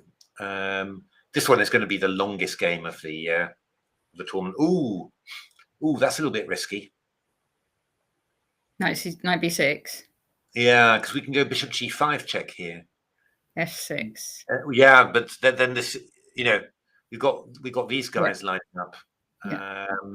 So I mean, I don't think there's anything immediate, but then we just come back to here, for example, and then we've got this target. And if you go e5, I might have f4 or something. Starting to, yeah, you sort of have the feeling the position's just starting to unravel just a tiny little bit, you know. I think you really should have avoided creating that weakness. So yeah, we will see, but it's not easy to defend this position. Theo is looking pretty good still. I think, yeah, I mean, just checking the king. If the king starts moving away, then this pawn's a real runner, you know. And obviously, if the king stays close to the around the g pawn, then yeah, he can't. The black king can't help these. So is that 1 minute left for Theo, or 1 hour? It's just 1 minute. Hour. Isn't it? 1 hour. 1 hour. Yeah. Is it really? Okay. He's played good very fast. He's played very fast. Yeah, this is still pretty difficult here. Okay. Do we have no, we don't have yes, we do. Yeah, we do. Okay, let's have a quick peek at the G. Okay, this is a big match, I think. Harry Bryant against Kai Hanash. So Harry has attacked 1, 2, 3, 4, 5, 6. Pawn down, pawn sack, but obviously got the bishop into d6. But yeah, I don't know. I mean, white position is feels a little bit loose as well. So it's quite a sharp one, this one. h5. I think maybe Kai's thinking of playing something like rook h8, bishop h6, and getting the king across to g7, maybe. A plan like that. I don't know. That feels a bit slow somehow, but yeah, I don't know. There's stuff like, you know, maybe put the king on e2 and play a4, start hitting like that. Knight c5, also very natural. Though, to be honest, I would have thought you might have spent a little bit more time on that. Playing very quickly, and this is an extremely complicated position, but okay, that's how it goes in the under 10s. So a very sharp game there. Then we've got Jan Murawski, who's had some very quick wins, despite blundering a piece in one of them. And yeah, I mean, active position, you know, just knights in the center, rook behind it. What can you say? It's going to be quite interesting. Emil Steiner's. Oh, this is well-known line. This, but somehow, yeah, it's just a pawn sack basically. So there's another French defense. Yeah, it's a French defence, a Milner Barry, this one, but Okay. a little bit passive here from white. Queen c2, bishop c5, and rook e2. So, yeah, I have the feeling that that white's going to run out of attacking steam quite soon. Sian Moore against, now this one's just really started.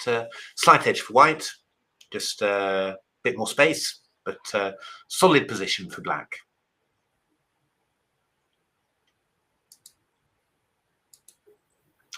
So, Jacob Liu against Alana Ashton. Nice for black, this position. Yeah, nice pressure against the centre. Come with d5 later. Yeah, looking quite nice. Actually, f5 might even be a good idea here. Just ef, bishop f5, get all these pieces attacking. Looks very good. Looks very good. This is looking rather. Ooh, good lord, that was played. Oh, now what is happening here? Can we take on e5 with the knight? We can take on e5, and then we take, and then we're threatening knight f3. We could throw in bishop b5 check though.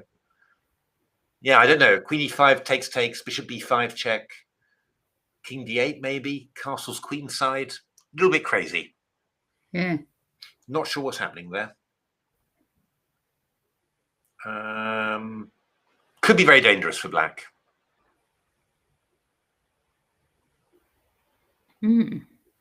So interesting. I mean, I would have expected normally that the black should be able to survive something like this. But why don't black could just castle, right? Black could just castle, indeed, which would probably be better than taking on e5. Yeah, no, they're playing quite nicely, I have to say. The under eights as well. So yeah. Oh, race for the f7 checkmate. I know. Yeah. This is more like it. This is. Arseny. Oh dear me. So a piece is dropping there, I'm afraid. So wow, do you see what Arseny did? So after knight g5. Oh, this is the chat was just talking about attacking f7. So indeed, yep, two knights. We played a move I've never seen before, which is knight takes e4. Okay, you can't do it. Is that right? So if knight takes e4, then d is quite clever. Yes, clever. So clever. Bishop f7. Okay, bishop f7. e7, d4. h6 was played. Knight e4, king f7. But somehow you don't quite seem to survive it. It's the light square. Bishop d6, queen f5. Oh, queen f5. That's a piece gone. That's a piece gone, I'm afraid. Oh, and you're just being creative. You see, that's the it's a tough old thing. And last, Raisin Catabay against Cameron Grover. Quite a sharp Sicilian here, but I think e5 looks quite strong here. That will pick up a piece. And maybe you throw in b3 first, just to be confusing there. Looks like black's got a good version here. Normally you don't want the bishop on g2 with white. A bishop should be on h3, ready to sack itself on e6. So yeah. Okay, that's interesting. Let's have a look at the British under eights. Yes. Oh, what? That didn't happen. Can't have happened. That didn't happen. No. I think the game finished and then someone set it up and started again or something just to show it. Yeah. I don't believe that. No, that seems a bit strange. So Ridvik Deepak Ambatu against George Chen. Yeah, white considerably better here, obviously with two rooks on the 7th. But yeah, I mean, yeah, black does have chances to swap off some of the pawns there. So not 100% clear that it's lost. But yeah, obviously, I would have thought white will end up winning this. Whoa, this is a confusing one. What's happening there? This pawn on c7 is quite dangerous. Yeah. Wow. Just trying to feel like I should have something decisive here for black, but there's no objective reason for thinking that. No, I think White's actually doing quite all right actually. I mean, the move you want to play is rook e2 and knight f3, but there's this whole problem of d8. That is quite, f3 and h3. Yeah, that's possible. That one's possible. It is possible, isn't it? I think that probably didn't happen in the top board on the under 8s. But these guys, it's not impossible. Yeah, these guys are surprised though. Yeah, these guys are way better than this, all of them. So yeah. It's this is Zoe Veslo against Sachin Kumar. 1, 2, 3, 4, 5, 6. So black a pawn up.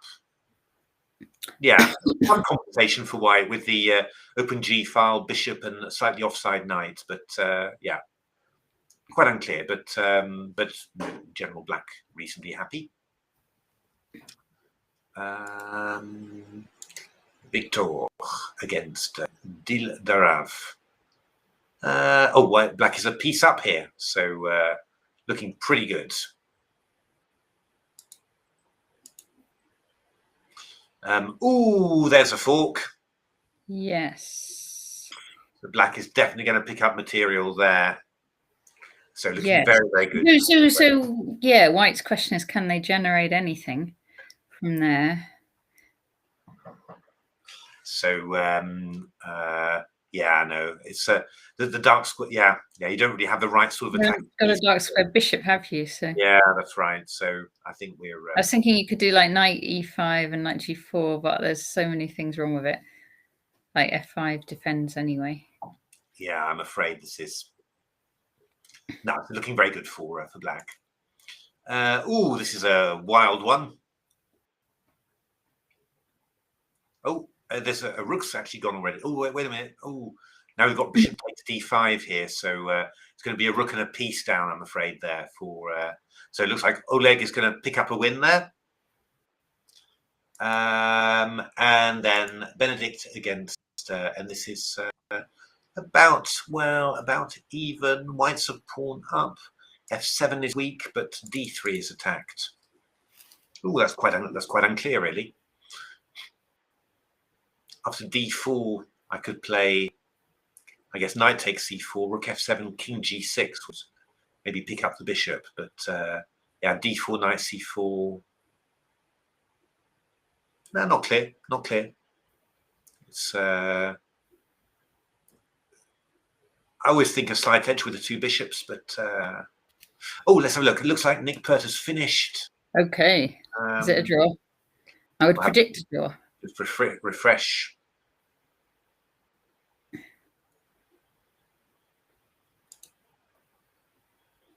Still going. It must be a draw, I think. Yeah, it must be a draw. Yeah. I can't imagine that. Yeah, they're just leaving there. So yeah, I would think that's finished in a draw, but we will see. Theo Cowrie has drawn with. Okay, nice result. Well done, Theo. Very good question. Nice game. Quick question. There you go, Jessica. What's your question? Did that actually happen? We probably did not. We don't know for sure, but probably not. I might email my friends and see if they. That would be nice, just to. No. Oh gosh. There's a lot of emails from the Hull organisation team. Well, wait a minute. They seem to be playing. Yeah, you're right. There was a draw up there, but. Oh. Yeah, Theo still seems to be playing. A draw. Oh, okay. I think they put it on the wrong one. So it was Phil Brooks against Nick Pert. That has been a draw. It is a draw indeed. Danny's still playing against Lawrence. Lawrence putting up a hell of a fight. Jesus. I would have thought he would have, resigned years ago somehow, but or would have been forced to resign years ago. But he's still going on, still fighting. So Danny's still got to put it away and find the mate. But yeah, would expect it to appear fairly soon. But yeah, great great rearguard defensive effort from Lawrence. Marcus Harvey has got rook and pawn versus rook. This is going to be,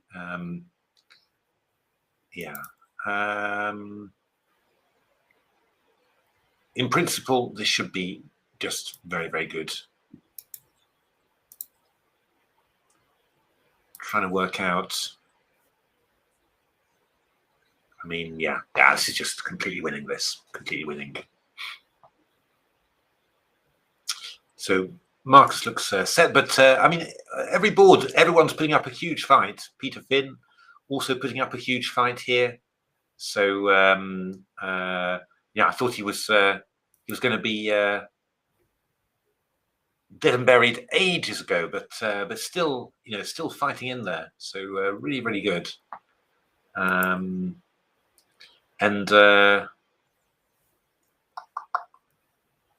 yeah, I mean, what's going to happen there? Are we going to go? Are we going to go King B8? On chess results, it does show that White has won that game on board 1. In the under 8s. Okay. The White has won. The White one. It shows White won. It's saying George Zhao has won against Kushal Han. Okay. 1-0 it's showing. So yeah, I would not think it happened. Yeah, no, I think probably somebody reset the board or something, and yeah, maybe the live game didn't go properly, and yeah, This is quite interesting, this game. So beat rook c6 check. It's not completely finished yet, this one. For sure.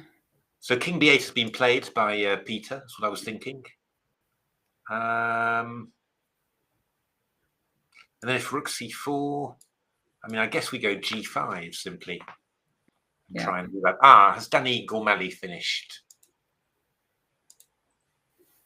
Yeah, that will be mate. So looks like, and look, he's left already. So it looks like Lawrence resigned there. Well, he was mated. So fantastic. Danny, yeah. Very nice game from Danny, but a great rearguard action from Lawrence there. So game's appearing now.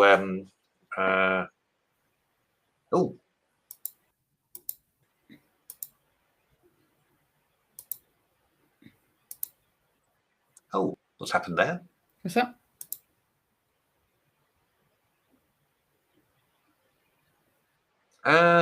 Well, that wasn't necessary, was it?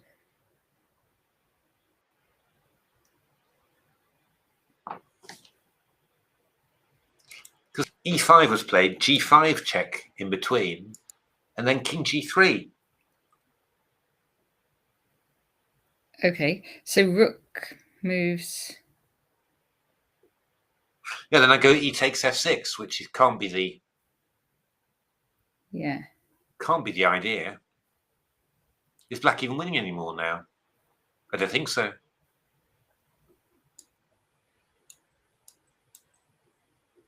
Gosh. Yeah, don't know how you.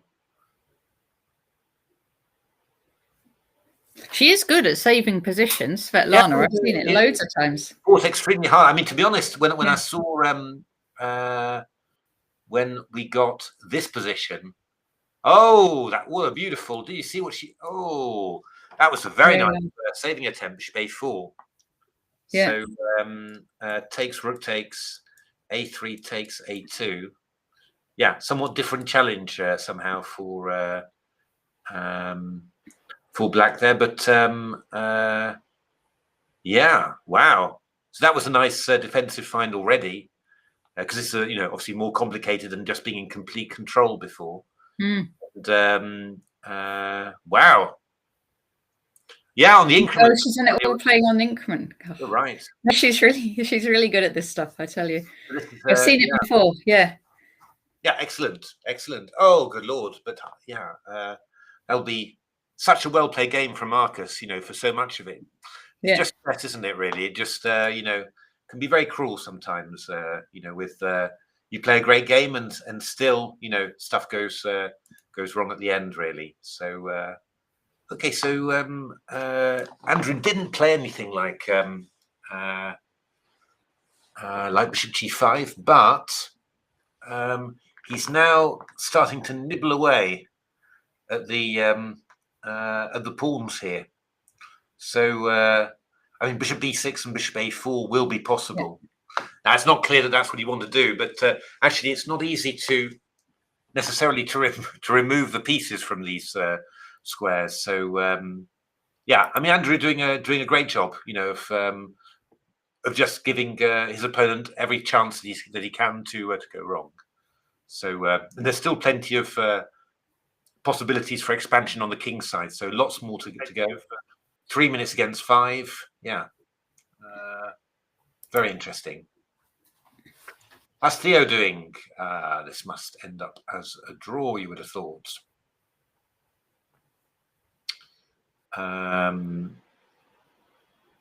Because I can't believe that Black would be brave enough to put his king all the way over to c5. So yeah, I mean, I would expect that this would just be a draw.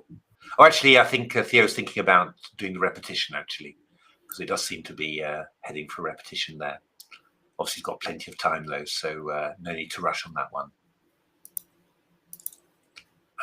And Neil looking very good there. Still no sign of the black rook or bishop, so yeah. Yes, they're pretty stuck. Okay, f4. Oh, we know Amir Abbas. He's a clever player. He's always tricky. So I think it may be a move like gotta watch out because FG and but maybe we can simply FG. Don't we just take back with our king? There's knight f5 check. Knight. Yeah. I think queen f8 is going to work. Takes king g2. Yeah. You go queen h4, and then I go queen f6, and then I go rook h1. That's going to work. That looks good. So if you could play bishop b7, of course, but you're too late. So, but a good attempt there. So, Suksikova, Svetlana. So Marcus still thinking. How's Marcus looking actually? Oh, he's looking a little bit. Just sitting back on the chair, looking a bit. Oh my goodness! What have I done? But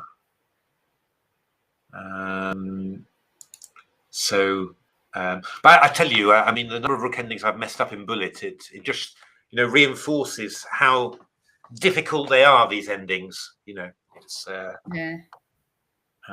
So how's it going? Okay, rook b6 check from Keith.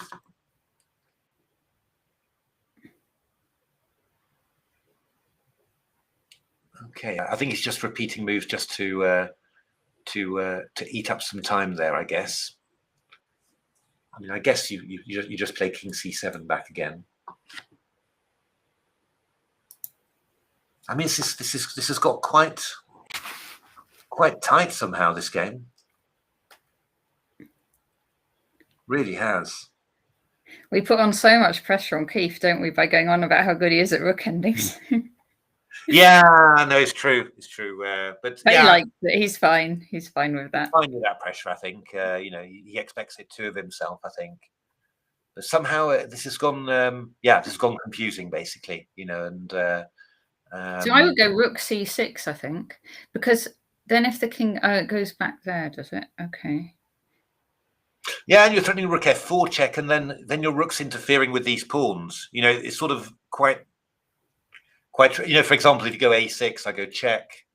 You can go maybe rook a4 or something, and you're just stopping. It hasn't gone quite right for white. It's gone all wrong for white. Gone all wrong. And then you got f4. I mean, who knows? Whether there's some precise way to calculate that you can do it, but it's gone really, really. It should have been so. It was so trivial, for somebody of Keith's strength, and it's just gone really wrong. So yeah, but okay, we'll still, I mean, a fantastic defensive effort from Peter, you know, but he's gone to A7. I wonder about that one. A7. So what can we do about that? Look at. Well, no, actually, what Peter's looking for there is he didn't want to give Keith a chance to go rook c6 to c4 again. Yeah. So he's just come out here now, and then so rook f6 is going to go rook f4 check, and then probably actually just go rook b4 probably. I think this is going to be just going to be a draw. I think we go rook f7, king b8 here, and then rook b5. And if you go rook a7, I just go, you know, f4. You can't do anything like that. So I think I think it's looking odds on to a draw for me. Yeah.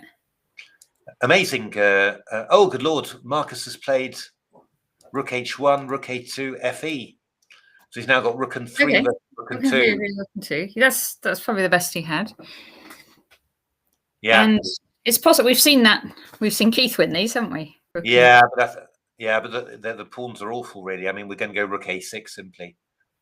And, you know, then we just go. Theo's game's drawn, says Hellraise. Well done, Theo. I mean, that's a great draw against FIDE Master for round 1. Yeah, very well played. And that's, yeah, I mean, that was a very good game. And I think there's just that one. I think it was the inaccuracy knight d5. I think knight b5 and you had a very big advantage. So good prep, but good play. Yeah, against the 2300 FIDE Master, excellent start, and great to get half point. You know, start like that, really good. So and these games are actually rated as well, so they will get a good few rating points, I would hope. Yeah, it's a great achievement. So be disappointed. That's good too, but yeah, you know, I mean, I think yeah. Good to want more, but also good to be realistic as well and say, okay, I played well. I didn't make any, didn't play any blunders there. I kept on playing well all the time. First round, always tricky. It's a long tournament as well. Long tournament. So, yeah. Just got to keep on building on stuff like that. That's just round 1. The wins will come by themselves. That's so no, excellent play, excellent play. So we've got Andrew Ledger now. Andrew has won a pawn, managed to exchange off a pair of rooks, which is quite nice. And rook d3 to f3. Okay, so Oliver's abandoning his c4 pawn, which makes me rather nervous. So I think that's going to be. This has got to be good for white then. Bishop b5, rook f3, bishop c2, bishop f2. 3 connected pawns, and they're faster than. Yeah, I think it's looking very good for Andrew there. I'd expect that to work. I mean, actually, you could also play bishop c6 to be really safe, but I quite fancy just going bishop b5 and dashing for the win there. I think. Suksikova, yeah, rook a6 played. I don't think you're never going to beat white with this, I'm afraid. So that's a shock. That's a shock because I thought Marcus was playing quite beautifully, actually. So, yeah, I mean, excellent. A really tough defensive performance there. So, yeah, no, I think this one is just going to end in a draw now. I think Keith should just repeat, I think. Yeah. I can't think of a single way in which he could get a win here. Yeah. And the same comment applies, actually, for these players. It's just round 1. Yeah, of course. There's lots of rounds to go. Yeah. I think we're. I think both Keith and Marcus were playing quite beautifully, but they've come across some very determined resistance. Yeah, what can you say? Just this time that resistance has paid off. So very well played, Svetlana and Peter. But we've seen Peter, defending very, very well. I mean, he's a his rating is 1959 here, but I mean, on in the online championships, he was 2300 performances. So he's a tough guy. So I think Blue Grey Haze. I think Ketty is playing in the women's. That's what I heard. Okay. So which should be great. Yeah. So. And so Scottish players, is it just Hamish we have? I think so, yeah. I think Hamish so. in this, but we do have her in there. Jonathan Rowson really has retired from chess. And John Shaw, Argard, they're both, John Shaw is, they both work for Quality Chess, so an editor for that. And Jakob Argard is, as well as doing that, he's also a coach, of course. So, but I don't think any of them are playing regularly, or maybe Andrew Greet, who's an IM, who's also works there. He plays a little bit more, plays club league matches and stuff like that. But I think most of those guys have moved on to something else apart from playing. We're forgetting one Scottish player, a very important Scottish player, Matthew. Oh, really? Freddie Gordon. Freddie Gordon! Indeed, we didn't see him today, of course, because he didn't play. He got a bye today, but Freddie's playing. But Freddie, indeed, 1523 rating. But watch this guy. So yeah, I don't know. Maybe they travelled as a group. Sometimes when you've got a group of friends, you go, and then if one stops you, they might all. Don't know. Don't have a good reason. And Matt Turner. Yeah, no, Matt Turner does play for Scotland as well, doesn't he? And he normally does play the British, but I don't see him playing here. He did play the online Britishers. Yeah, I think this is probably. I mean, this is term time, right? Isn't it? And he's. Oh yeah. So. Yeah, he's probably busy. Yeah, I mean, there's been a lot of British championships this year because of all the online ones. So I guess not everyone can play all of them. Yeah, no, it's true. I think, yeah, but I think it's wonderful that this one was organised. Yeah, no, really. But it wasn't the best. It's not the best time for it. So I think you're obviously going to get also with just coming out of COVID. I think you're going to get obviously a lower entry, but it is nice that it's taken place. I think it's really really important there, and yeah, venue looks fine. Looks lovely and spacious, doesn't it? Looks lovely and spacious and all that. So and the chess today has been thrilling, absolutely excellent. So yeah. So we've got 3 games going. Svetlana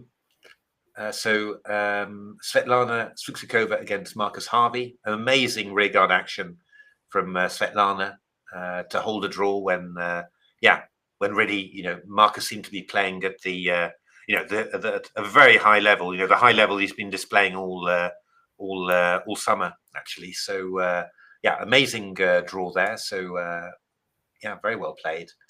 We should check the juniors as well, of course. Yeah. I had a little check whilst you're away. I'll check again. I mean, Peter Finn, that we know very well from online chess, checkmate a lot. Looks like he's going to hold the draw unless something very strange happens. So that's really really amazing, and very well done, Peter. And then we've got this tough game. He played b4. That's also interesting. Between Andrew Ledger and Oliver Stubbs, but it looks like Andrew Ledger is doing his normal stuff, grinding away and making it. So not over yet by any means, but looking quite good for White here so far. Let's have a look at the because the games are still going on here. Wow. Harry Bryant against Kai Hanash is a bit of a wild battle, but we've got a big problem with a knight on h6. Ooh. My goodness. Actually, that's looking like a lost knight on h6. It's out on a limb. Indeed. So that's looking very good for Black. That's really looking very strong. Jan Moravsky, he's not he's won some quick games and had some big attacks, but not managing yet. White's very solidly entrenched in the center there, so that's going to be a tough old game. I think White's definitely better in this position. I think this one. So Emil Steiner. So pawn sacrifice from White early on, but hasn't really got going, and now threat of d4. in principle, black's got a very nice position here. Xian Ward against, yeah, so black's got the 2 bishops now. So I'd say that, that black's doing quite nicely. It's got a sort of position where you've got to be very patient. But yeah, it's Zach Shire playing. Is Zach Shire playing? Zach Shire playing. What I heard was Harriet was playing. Let me just check. I don't know if I can check. Playing. Wow. I heard Harriet's playing, which will make it a very exciting tournament. And Shire, I actually can't remember. I think she might be clashed with University, but I'm not sure. I'm going to just try and research that in the background. So Elena Ashton there, very strong move, rook b1, attacking the bishop on e1. That looks like it's going to be a win for black. This one is looking very, very good for black. Look at all those. Oh, it's good. It's got Harriet, Ketty. It's not Shire, but Kata Toma and Zoe Varney, Neve Bridgman, Lindsay Pune, Swati Singer, Prachi Aurora, Julie O, Shambhavi, Harriet Harron, who we've seen play today. 10 players at the moment. Yeah. Actually here as well. So good tournament. Excellent. Yes. Then Alfred Arseni is still a piece down, I'm afraid. So not looking good. And Racing Katabai. Well, White's done pretty well, really. But still a big advantage there. This White King is very weak indeed. So going to be difficult for the black player there. Let's have a quick look at the British under-8s. Oh, there we are. That was game reconstructed to move 23 due to players moving pieces before start of the round. Okay. Oh, dear me. So, okay, so got to this position and White won eventually. Yes, there's a fork happening on the c6 here. Indeed. So, okay, this one. Oh, good Lord. What is that rook ending? That should be drawn, I think, really. You can check, get your pawn running well. Matthew, are you confident about what you've just said? Not amazingly. Mm-hmm. I think it should be drawn. This one. So we will see how that goes. Oh, good Lord. Ooh, that's a lot of things lined up on the 7th. Yes, that's looking quite good, that one. Zoe, oh, we've just seen in time. We said that there was some compensation for the on the old G file. So how did that attack go? Oh, rook d6, fg. Oh, that powered through, didn't it? Well done, Zoe Veselo. Good luck, Sachin. We've just seen a mate as well. Right. Oh gosh, we've just seen a back rank mate. Then we've got Oleg Verbitsky, who's a lot of material up. So that's going to be a win very soon. And we've got this game where black's doing very nicely here. Pawn on e4 is probably going. Actually, knight e6 would also be quite unpleasant. So, looking very good for black here. Now let's have a look. What have we've still got 3 games going. Marcus Svetlana against Marcus. Keith against Checkmate. So, okay. So that's strange. Peter gave this tempo somehow. But okay, still should be. Is Keith playing for a win? That is the question. I mean, the point is rook b5 is happening next. So, yeah. I mean, king d3, rook b5, rook a7. That's the only, that would be the way to try and do it. I go f4, king c4. The thing is, you've given white a tempo, which is really strange. You could have this with a tempo there. So now I'm slightly wondering. Okay, you can kind of see potential here, can't you? You can definitely see potential here, indeed. Yeah, maybe rook f5, a6, f3. Take on Potential. h7. Rook b7 check, king a8, rook to h7, rook to f8. King somewhere. How are we going to do this? b7, king a7, king b5, king c5, f2. Unfortunately, I think we're quicker simply. b7, we've got king a7 anyway. Whatever. I mean, I don't know. It feels risky. Yeah. I mean, this is really, this would be really risky to try this. I wouldn't have thought it would work. I said just a bit strange that an extra tempo was used there. I think, but yeah. But it still looks drawn to me. And Andrew Ledger. Okay, so Andrew's gone bishop b5, so he's going for the old. Going for the pawn now. If king d5, I'm guessing that we've got. Oh no, it's not strictly true. Well, actually, I mean, we could try there. Oh yes, with the fork. You go rook d5, and then I go f3, and I do this. I don't know. I'm not sure. I mean, Magnus Carlsen famously in a blitz match went for one of these and just assessed it perfectly that it was winning. But I'm not 100% sure. I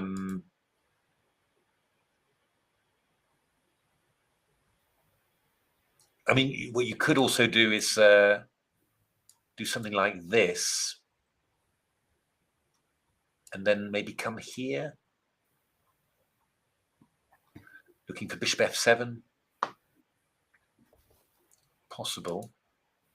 I mean, it looks really stretched. You could also just play a move like bishop a6 here, because then if you go rook f3, I've got bishop b7.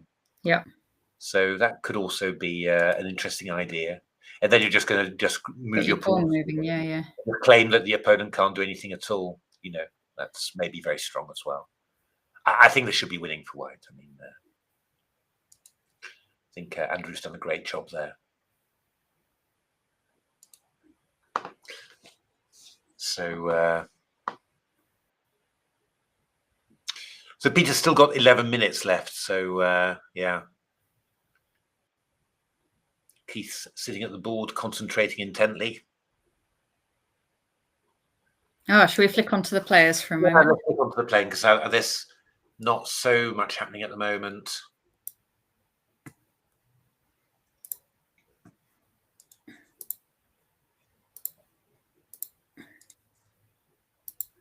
Has that done it? Yeah. So we got it'd be nice to the whole could you go full screen? Side of the room's opened out, emptied off completely. Could you go full screen actually, Natasha? Just yes. There we go. Oh, there we are. So we've got Keith. Actually, where are the other people? Actually, they're all gone. We're missing some there players. Should be 3 games going, shouldn't there? Yeah, actually, I think maybe Marcus drawn now. Actually, it looks like it's over. Yeah, that one's drawn. That one's drawn. It's true. Okay, so just 2 games going. Yeah, just 2 games going. Okay. So Andrew Ledger, who I guess is behind. I think the person with the camera is maybe watching. The person with the camera, can we get a closer in of these people? Do you think? I don't know. You might be on a tripod. I have a feeling you might be on a tripod. Or zoom in or something would be fun. So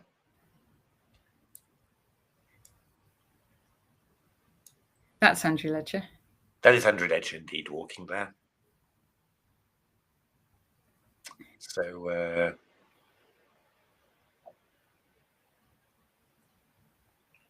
yeah. Oh, that's true. That's really true, Blue Grey Haze.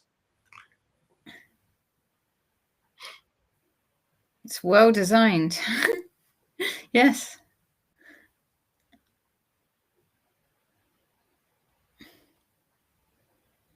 I think that guy, who's that playing there in the jumper? Oliver Stubbs. Oliver Stubbs is having a bit of a yawn. Oh, is he playing against Keith? No. No, that's Peter Finn there playing against Keith. Yeah, I think he's feeling tired. Peter Finn. Not surprised. Keith just exhausts his opponent. Indeed. I mean, Peter's a lot younger than Keith. So, it doesn't matter. Doesn't matter.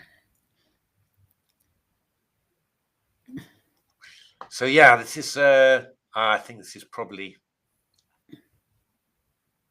I mean, you can try. Hey, I tell you what, Matthew. Just look at our Twitch at the moment. You can actually. We can look at the chess, but I can keep this. Looks like I can keep this picture on in the background. Oh, okay, go for it. Let's do that. So I'm going to make. So if so how do we do that? How do I make my one?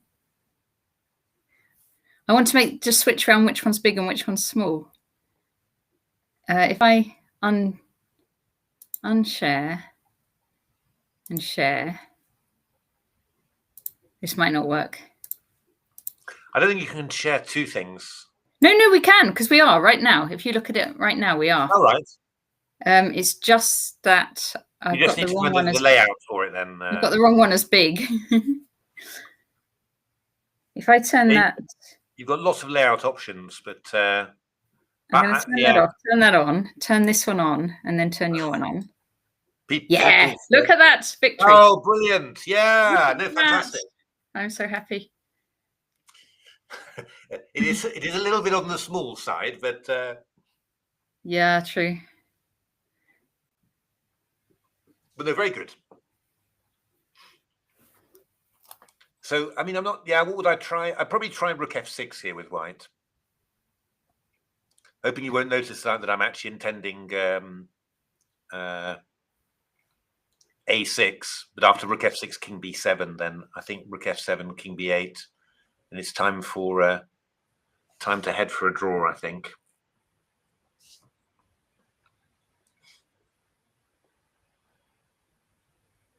I can't really imagine that that you can make anything of this. Yeah, you can try. You can try. You know, I mean, you could. I suppose you could. Yeah, grab the pawn on H7, bring the king to the. Keep the king close to Black's kingside pawns, and then just try and fiddle around. It's possible. Yeah, Rook takes H7. I think this is what Keith is going to do. He's done it. So I'd expect Rook B5 probably here. And then Rook A7 is necessary. And then F4 probably, I guess. You see, we're at the stage where Black could make a mistake. Because he was definitely sort of yawning and stuff. Yeah, no. I mean, it's always possible. I mean, it's not. This is not. This is never trivial or anything. But I think, yeah, I don't know. I think that you know, I think what's going to happen is I go Rook B5, you go Rook there, I go F4, and then you could try, you know, with Keith just to do something like this and see. But then I go King C8 simply. Yeah. And there's just nothing for you to do. A6, I've got Rook B6, Rook C7 check. I go King here, and then this one's still hanging. You know, so I think, you know, as long as you're nice and patient and you relax like that, then yeah. Well, what we could do is adjudicate this game drawn and the other one a win for Andrew, and end the stream if you want, if you feel like it's clear. It is pretty clear, yeah. So let's do that, because we have been going 5 hours. So yeah, that's fair enough. That's right. So, and that was that, and this is our second stream of the day. So okay, cool, excellent. Thank you, everyone, very much for watching and for all your comments in the chat. Hope you've enjoyed this round one of the British, and we are going to be back 10 a.m. tomorrow for the next round of the junior event, and so we'll see who becomes the junior champions I think it's again of the under 8s and the under 10s. What we could do actually is just look at how the results are going in the under 12s, 14s, and 16s. Let's have a look at that. Because that will be thrilling as well. If I'll stop sharing and then you can. Yeah, I better stop sharing actually because I need to share this other thing. I can only share one at a time, I think. Right. If I do chess results, let me actually do that better. Chess results, British Championship. And so, okay, let's look at progress in those. So under 12s, we have, can you see this? We have round 3.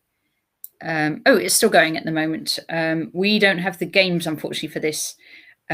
What we can see is board 1 was a draw. Board 2, we've got Jude Shearsby against Dennis Dupuis. Lots of familiar names here. Board 3, Kenneth Hobson against Max Pert. And board 4, Tamnay against May Catterby. And Stanley Badiccioni has won on board 5 against Sebastian. And we've got Rowan Powell against Harry Zheng. And Avik Gut against Aditya. And Anusha with the bye. On the under 14s, round 3, we have at the top of the tournament Arjun Kalani against Sanjith Madhavan, who Sanjith often comes into our chat, doesn't he? He was playing on the Online British. And we have chess kids, because James Merriman is the son of John Merriman and Nina Pert is the daughter of Richard Pert, playing on board 2. We have Yongyi Wang against Shivam Agarwal. Demetrius Zakaran, another chess kid. I'm surmising the son of, now I've forgotten. It's David, isn't it? Zakarian. David Zakarian, yeah, against Raghav Vaja. Lucian Cox against Alex Royal. Josh Sharma against Emily Mayton. And Arman Fahari Far against Satyam Kumar. And, okay, and the under 18s. Now these are merged. It's under 18s and under 16s that are merged. We have, okay, on top board, we have Chavez Ali against Ayan Ismail Mohammed, who is Diamonaut, who we interviewed actually. And it's on the, if you want to see that interview, it's on the ECF YouTube channel. We have Stanbad's brother, Frankie Badiccioni against Edward Jackson, Magnus Borisov against Timur Kutulev, Adam Sikowski against Jake Barry, Aditya Pai against Jonathan Mackay, and Toby Can against Toby Cox. So let's see the ranking list won't be there yet because the games are still in progress. But good luck to all of those, and we'll just keep track of the results tomorrow. So we'll let you know who wins the championships. Yeah. And we'll follow. I think we've got the live boards again for the under 10s and the under 8s, so we'll follow those, and also the championships. So looking forward to seeing you all tomorrow, and thank you very much for watching. Thanks for watching.